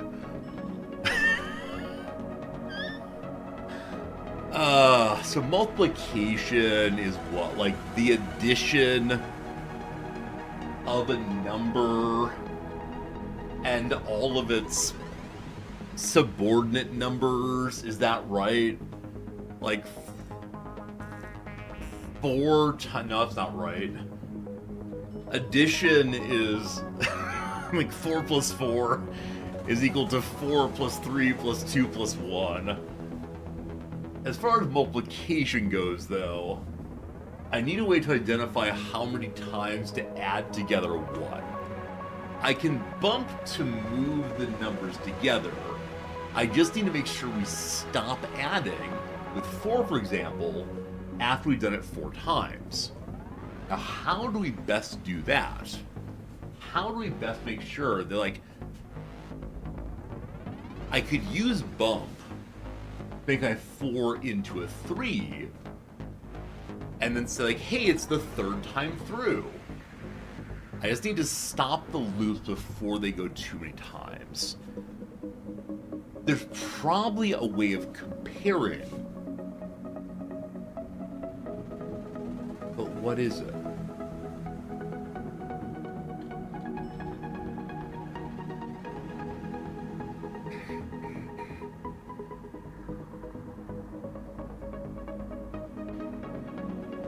Oh, it is not multiplied by itself. It is multiplied by a second thing.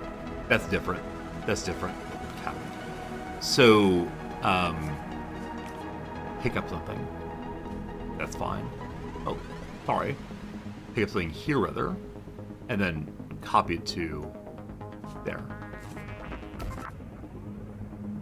Pick up something. Copy it to there.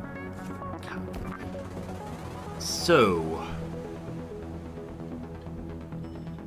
4 multiplied by 5 means add 4 together 5 times.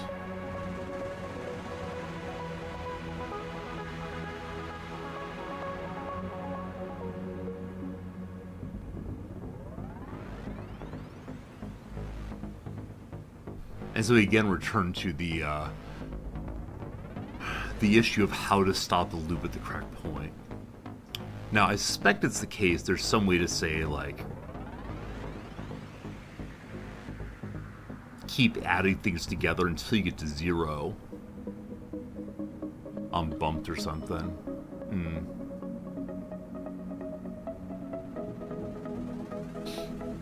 I'm currently digging around in my brain I'm currently looking for any particular way.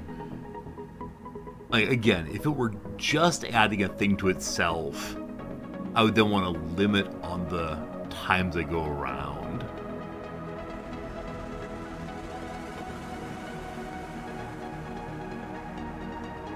I'm guessing the bumps are part of the story. So, what am I going to do? So I can just, add the second number to the first number. So this is the basic mechanic of adding things together. So that is multiplying. Is that true even? 4 times 5. No, that's wrong. That's adding each other, not multiplying.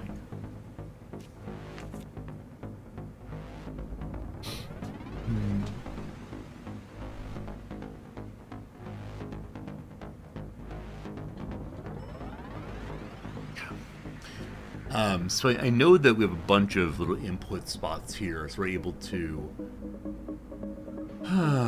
figure out what we need exactly.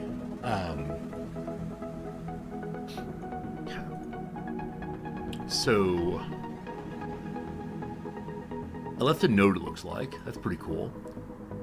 It says, in-ray multiplication. No multiplication in game. With addition, you can multiply something by itself. You can tune this and add powers together. This is how you multiply by yourself. So let me think about the bumps. So assuming just test case 5 by 4, that's 20. Yeah. So using the bump, 5 plus 5 plus 5 plus 5, right? That would do it, but there's no particular limitation, not just keep adding 5s then. Also, I'm sure that some of you are solving this right now in chat. I'm trying to figure out myself. I appreciate your thinking. I just don't want to have it solved for me until I can try. So that'd just be an infinite series of 5s. We do have a 0 hanging out.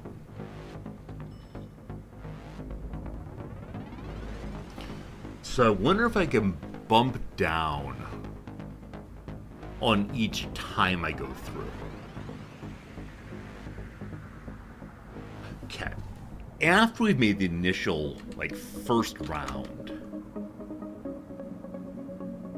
I'll then have a 10. We can... I need to be very, very careful I'm not thinking about the particular problem. I just don't want to use X and Y or I'll get confused.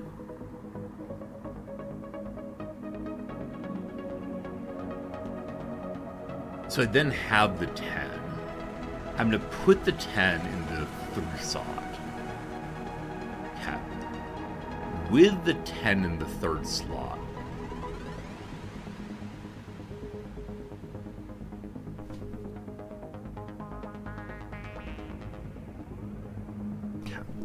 I'm then going to bump down the second number by 1.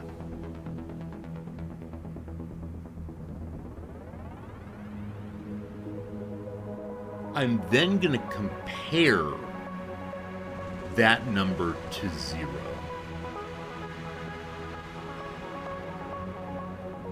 How do I do that? Because if the bump down hits 0, we have done all the multiplication we need to.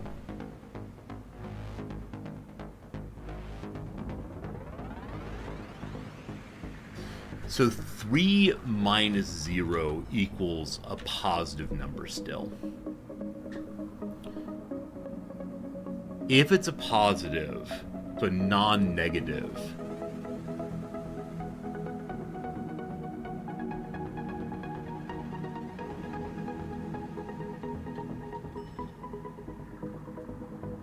then loop back to the top.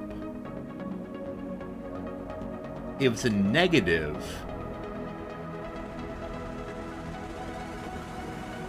or a 0,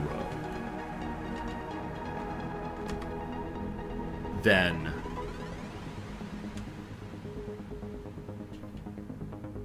the number's finished. And pick up the product, how was it called? Sum, whatever, and dump it out. Okay. I don't think that this makes any sense to anyone but me, but I believe I've talked about the problem where I think I know what to do. It's a matter of just getting it done now. Okay. So I'm going to have the second number in 4 also. This will be our bump Q. Okay. I'm then going to add the second number. No. I'm then going to, again, this is unnecessary, but it makes sense to me. I'm going to pick up the first number and add it to itself. I'm then going to put that into 5. Cap. I'm then going to bump down 1 here. I don't recall how bump works. I think you pick it up then. I'm then going to... They're only positive numbers, good. I'm then going to add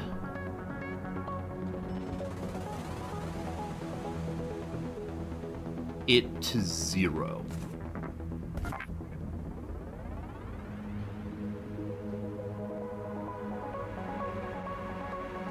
If it's 0,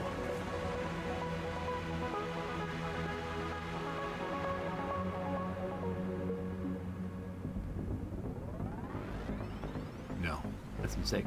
Copy to here. If it's a 0, I then want to pick up here and take it to the outbox because it will be the correct multiplication. If that happens, we then go back to the top again.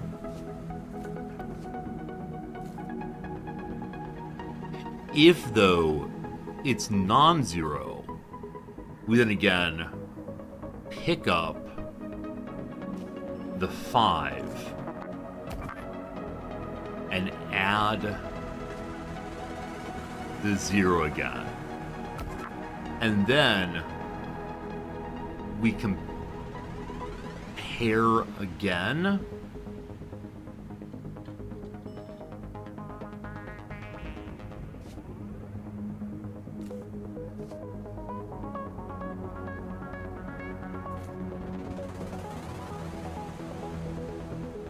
Okay, the awkwardness right now is, does bump pick up in the way I think it does?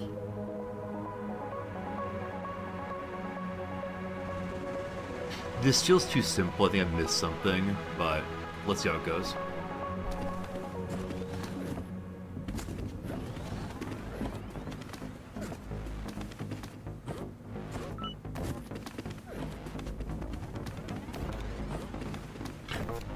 There's a weird bump there. Sorry, mistake. I didn't mean to bump the 0. I meant to add it 0. I saw the bump plus.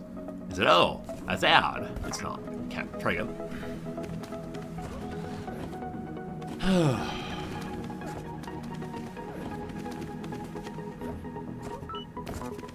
Hey, Pleasure Biscuits, thank you.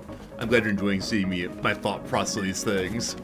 The little brain that could. Little brain that could.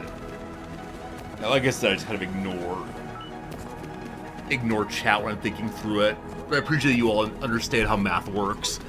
I myself do not.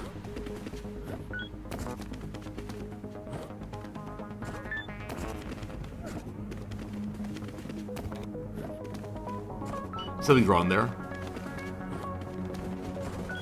No, that's too high. That's too high. So that's the point to say, like, that's the end. That's wrong, though. Okay. So I'm off by 1. So something happened.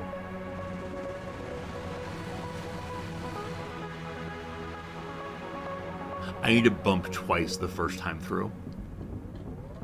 Why that is, I don't quite know. It's something involving, like, already having 1 of the 5 or something. So when I drop the initial number here, I'm going to bump it for a reason I don't fully understand, but that's fine. This will work. Use labels on the floor. I mean, I like the labels, but I don't know how to explain what exactly I'm doing with each of them. Do it again. Do it again.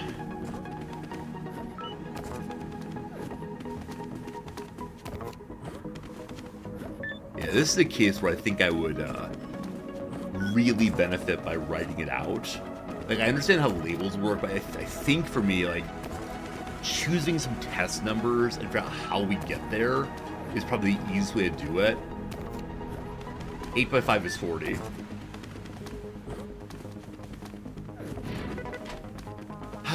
Okay, so under what conditions does this fail? I see we have some zeros coming. The early bump there is going to lead to a -1, and so I probably need a different case for 0.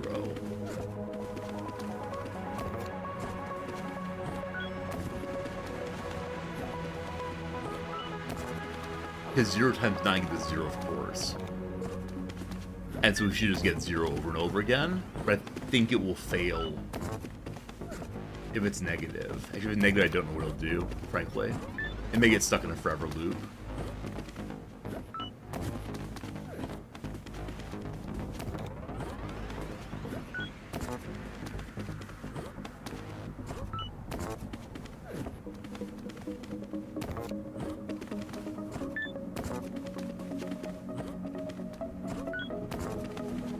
And why do I have an add 0 step? I have no idea why I'd add 0 step there. Maybe it was a misclick or who knows what. Okay, this one I think is gonna get stuck in a loop. That's why.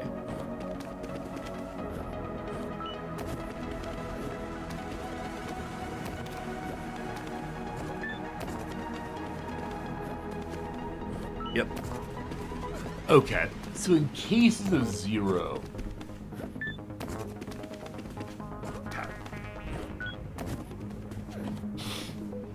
So, if either number is 0, it needs to be handled differently.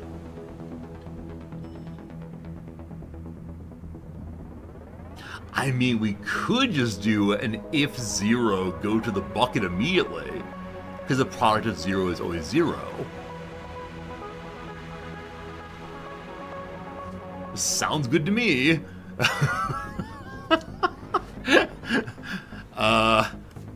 I think this is fine. I think it will solve our problems. Oops. Here. Oh, wrong one, sorry. Jump to 0 instead. I don't see anything wrong with this. Also, get rid of the gratuitous add 0 step. I have no idea why it's there. Alright. All better, all better, all better. It's about 1:38 my time. I should probably go pretty soon. It's the weekend, my wife's home, and I gotta go get a haircut. Johnopolis! Johnopolis, thank you for the generous resubscription. Month 2. I'm glad you've been enjoying hanging out with us, my friend. I never know which people who come by for strategy games will stick around for other games, but it's been a good time, my friend. Thank you very much indeed. Hey. Hey. As long as there are no negative numbers, perfectly good. So the bump down initially, I put in only because I recognized that we were getting off by 1. Is the reason because when it comes to addition, you already have the first multiplication created. Because 6 times 3 requires the 6 times 1 moment? I have no idea. I don't know what words I'm saying, but hey, it worked out. We got it. We got it. We got it. As I mentioned on the big stream, you probably already heard this. If not, my barbershop today includes an interaction called either a beard shape up or a beard makeup. If it's a beard shape up, they'll just make it look a little nicer on the edges. That's all I want. If it's called a makeup, they're going to take mascara and put it into my beard. Now, my beard color is not standard black. Most people in Japan have standard black color hair. So if he comes near me with a mascara, I'm not sure what I'm gonna do. But...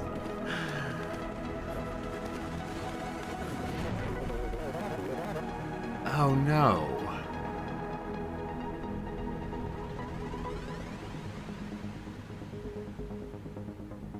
What didn't work there?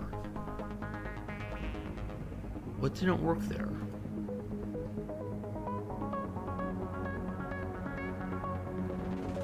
So, at 42, he was supposed to keep adding.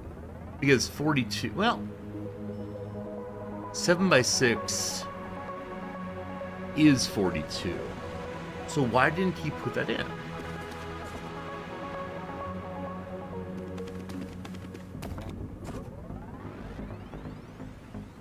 Oh, got it. Because we only cleared one of the numbers here. Got it. So if 0, we know that 0 goes into the outbox. But it also needs to clear the second number. Hey.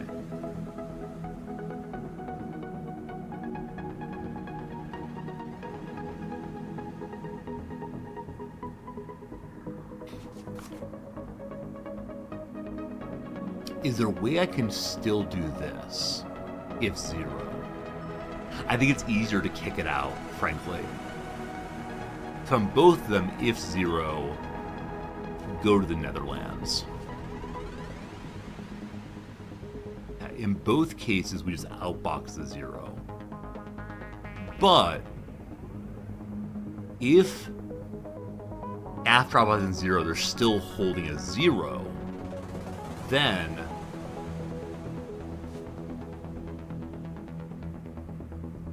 skip that.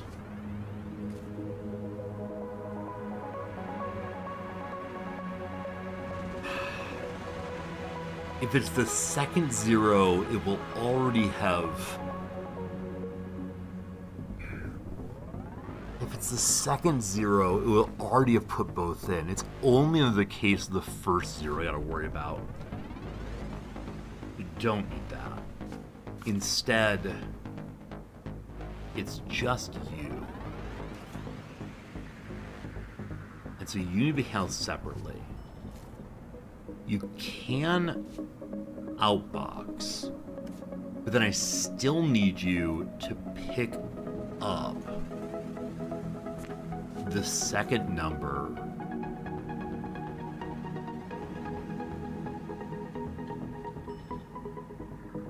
we don't need to drop it off, it just needs to be destroyed. So then just go back to top, I think. Okay, one more time.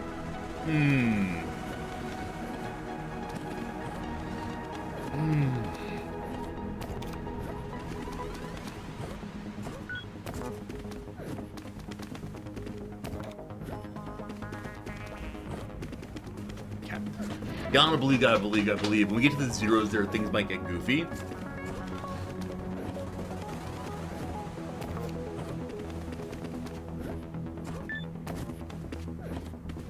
we'll see what happens. So, someone has some doubts right now. So we need to see under the case of both the 5 as, or the 0 as first and 0 second. But it might work as it is. Come on. Come on. Alright, it's a 0. We just drop off a 0. Fantastic.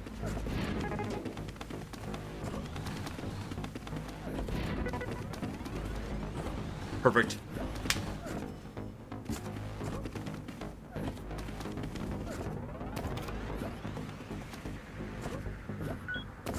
No. Non-perfect. Non-perfect. Okay, it was just the last one.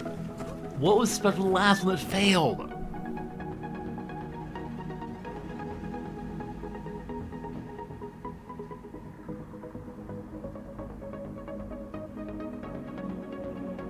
Okay, this is loading the last one. So this is the case where we have the 0 as we destroy the 6. Picked up, perfect. Destroyed. Oh. So because it's a 1, the initial bump turns it into a 0.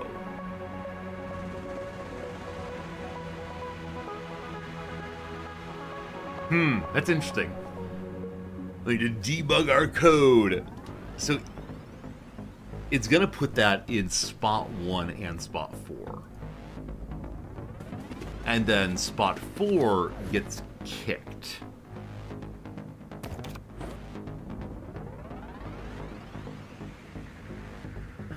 Okay. I need some condition if the kick box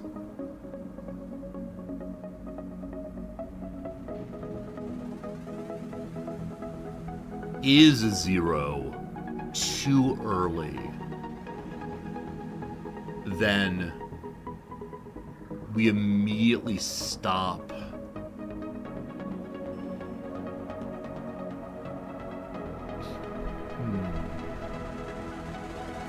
So if the kickbox reaches 0 on the first kick, which is right here. So if you're a 0 here, then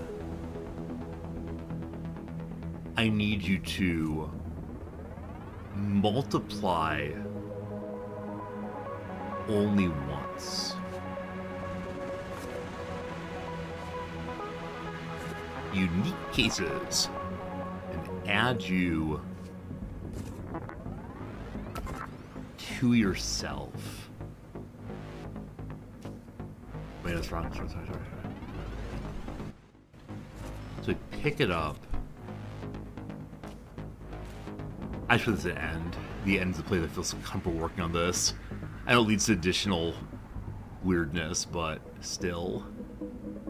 If you're 0, you go to a special case at the end, which we just grab that box again, add that box to itself, and then go to the out box immediately. And then we just go home. Special cases! Special cases!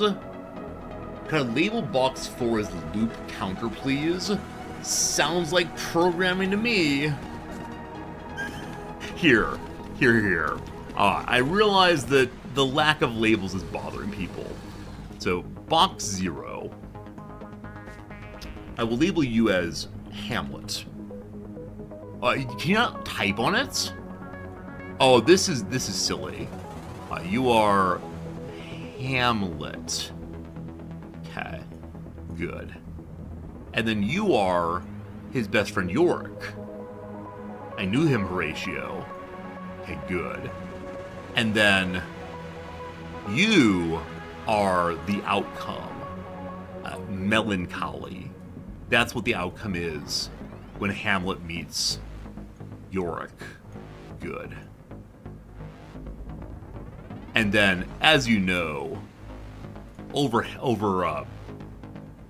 many scenes, what we have an act. There are many acts of the Shakespearean drama. And this is, of course, the script. We make sure we stay on the script, and when we finish the script, the play is done.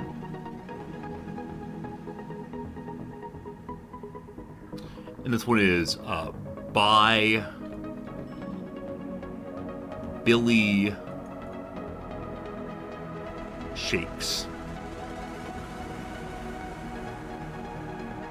There you go. I give you my depression.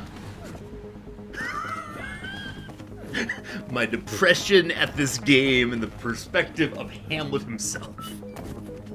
And that's why you watch a humanities professor play this game. This has got to be my last try. I gotta say goodbye after this. It's almost 2 p.m. and Dom's like, I had some lunch probably before haircut o'clock, so. We good? We good? Yeah, there's probably some much easier way of doing this one. I expect we're gonna get a low score for both using too many moves and for also taking too many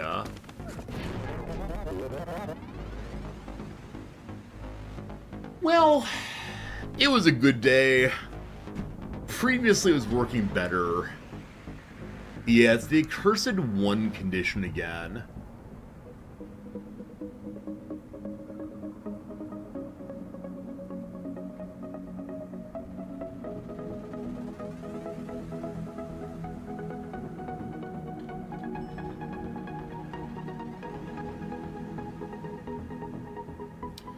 So, when you're a 1,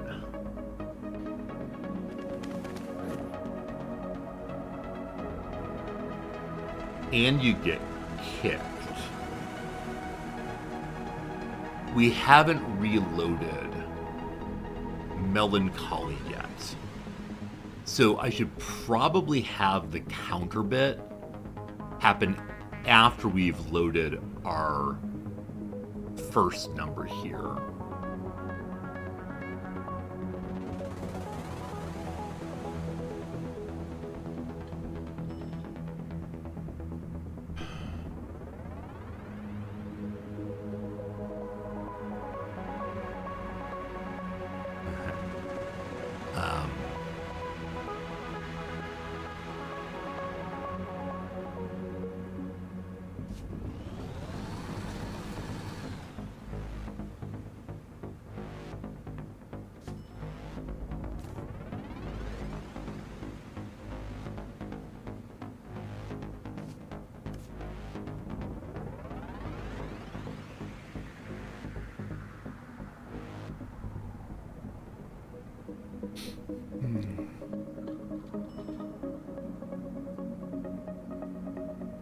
Does that fix it?